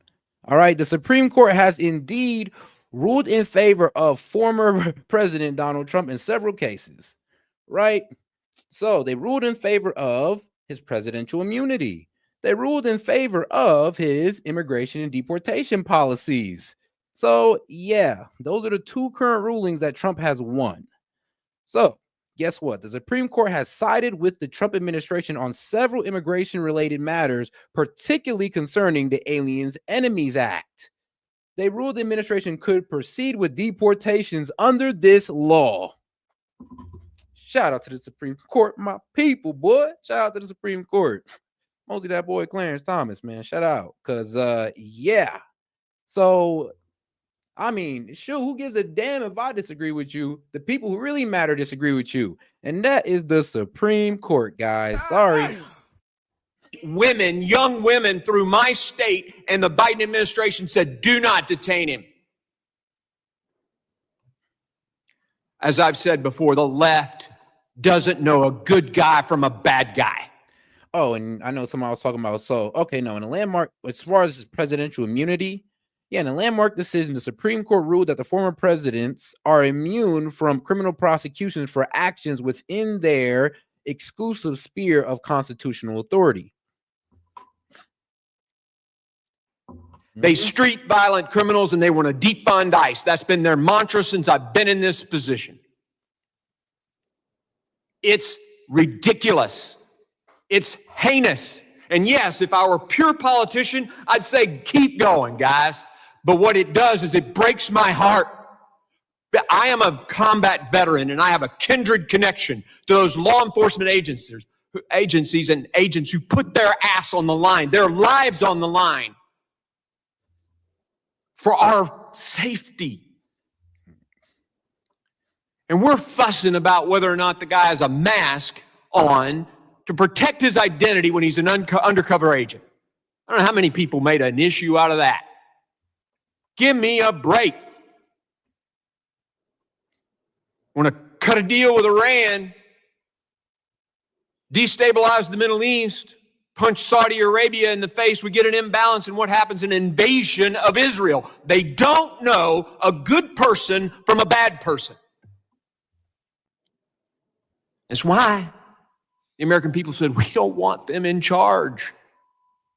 Again, if I were a pure politician, I'd say, keep going, guys. But it's a spit in the face to the men who wear that uniform. It's a charade. That's what it is. It's a charade. To say something about law enforcement and turn around and be okay with a U.S. Congresswoman punching a police officer in the back. But be okay with storming a law enforcement facility. Yeah, you guys need to sit down, bro.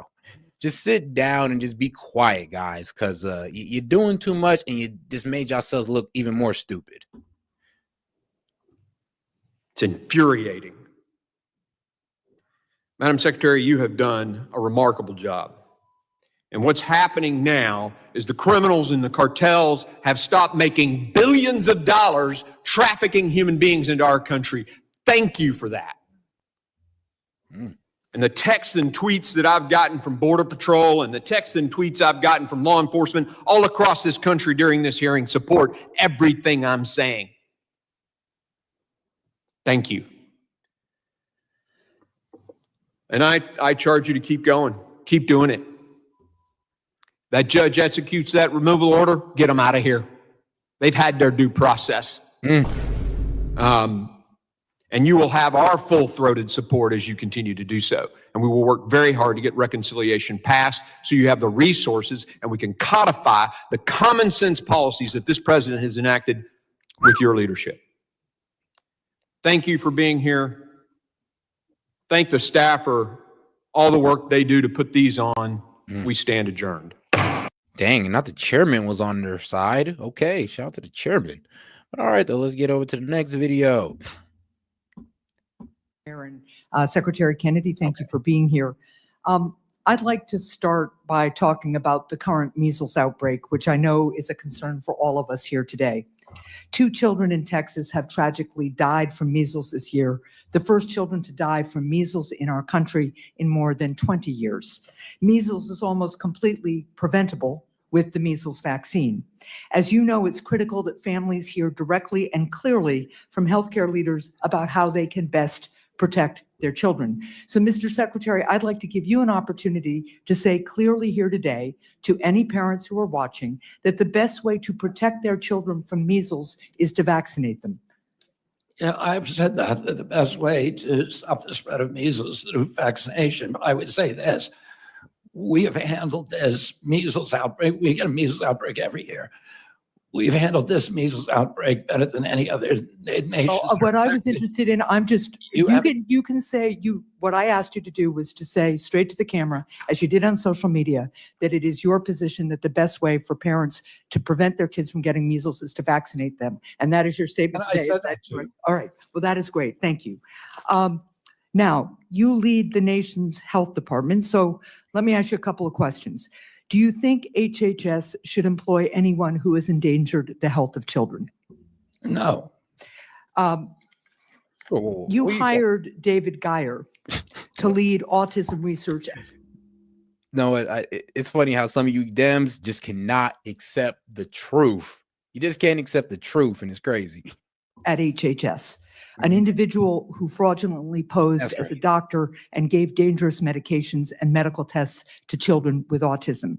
According to the state of Maryland's investigation, David Geyer, who has no medical license or training, gave hormone blocker injections to children with autism who were as young as 8 years old, which the Maryland Board of Medicine said poses a substantial risk of harm. Secretary Kennedy, yes or no, will you fire David Geyer? First of all, what you're saying is not true. And we did not hire David Geyer to manage autism research at HHS. So what is his job? What is his job then? You just said some very defamatory things about a person who, by the way. So let me just be clear for the record. Those charges, Senator, I am going to correct the record on this. Let me tell you what the record says, and then I will hear from you. Last week, when Mr. O'Neill was here in his confirmation hearing, I submitted for the record the charge that the state of Maryland laid out. Now, if you'd like also for me to submit to the record with unanimous consent today, the findings of the state of Maryland, which fined him $10,000 for practicing medicine without a license. He does not have a medical license, and for providing and instructing and giving children hormone blockers. That is what the finding of the Maryland Department, the state of Maryland, its medical licensing board was. And I'll submit that for the record, I hope with unanimous consent. I'm assuming that you don't know what I'm about to tell you, or you wouldn't say something that was so dishonest. Yeah. You may or may not know that David Geyer sued the American. I do know that. I do know that. That doesn't change the findings, nor does it change the experience of the parents who testified. That finding was reversed by court, and he was awarded $5 million. That is not true. Now let me ask. So I just want confirmation. David Geyer is still at HHS. I wrote you a letter David about this a Geyer month ago, and you have not responded. Well, I apologize for that. That's our bad. And I will respond, but David Geyer is not managing autism research. So at what my is his job? agency, What and we is never said that he was. what is his job at HHS? This is somebody who gave parents the impression that he was a doctor and gave hormone blockers to children as young as 8, telling them that hormone blockers would somehow magically help their kids with autism. His father is was His father is a doctor, but he is not. And his father was not in the room and did not, and he faked his father's signature according to the State Board of Medicine. And that ruling was overturned by a court. So what you're saying is just wrong. It's just a lie. And they were actually, the court said that the Maryland Board of Physicians was guilty of actual malice in fabricating those charges against David Geyer. Well, we will pursue this. Yeah. And I will submit for the record. So do you want to know why we brought David Geyer in? Sure. Because it wasn't to run autism research. In 2002, the CDC runs a vaccine safety data link, which is supposed to be the vaccine information for the biggest HMOs that are supposed to allow CDC to have a surveillance system for vaccine injury. It's a backstop system. The CDC will not let any physicians in there to look at it or any scientists, independent scientists. He's neither a scientist nor a physician. Right. Congress ordered CDC to open it to the Geyers. So they are the only scientists who have ever been in there. But again, Mr. Geyer is not a scientist. Thank you. Independent scientists. Okay, Senator Hessen's time's expired, but before we move on, did you have a unanimous consent request that I heard in there, Senator? You, Senator Hawley, I did. A unanimous consent request for the printout of the website that shows Dr. Geyer is not Dr. Geyer, that's his father, Mr. Geyer is employed, and also a unanimous consent request for the finding from the Board of Licensing in Maryland. Without objection to both of those. And now, Mr. Kennedy, before we get to my time, do you want, if you'd like to finish your response, go ahead, and then I'll recognize myself. David Geyer is the only living independent scientist who's seen the VSD inside. There's been a lot of monkey business with the VSD, including allegations of fraud. And he was hired by an independent contractor not as an HHS employee, but by an independent contractor to look at the documents that we were getting to the VSD to see if they conformed with what he saw between 2002 and 2016. And that's the only reason that he was brought in, to see if there's so much information that has disappeared from that database. The only way we can. All right, now we got to call it a night. All right, guys, y'all know what time it is, and it's been a pretty good live. It has been a pretty good live, my man. Or, well, my people. All right, guys.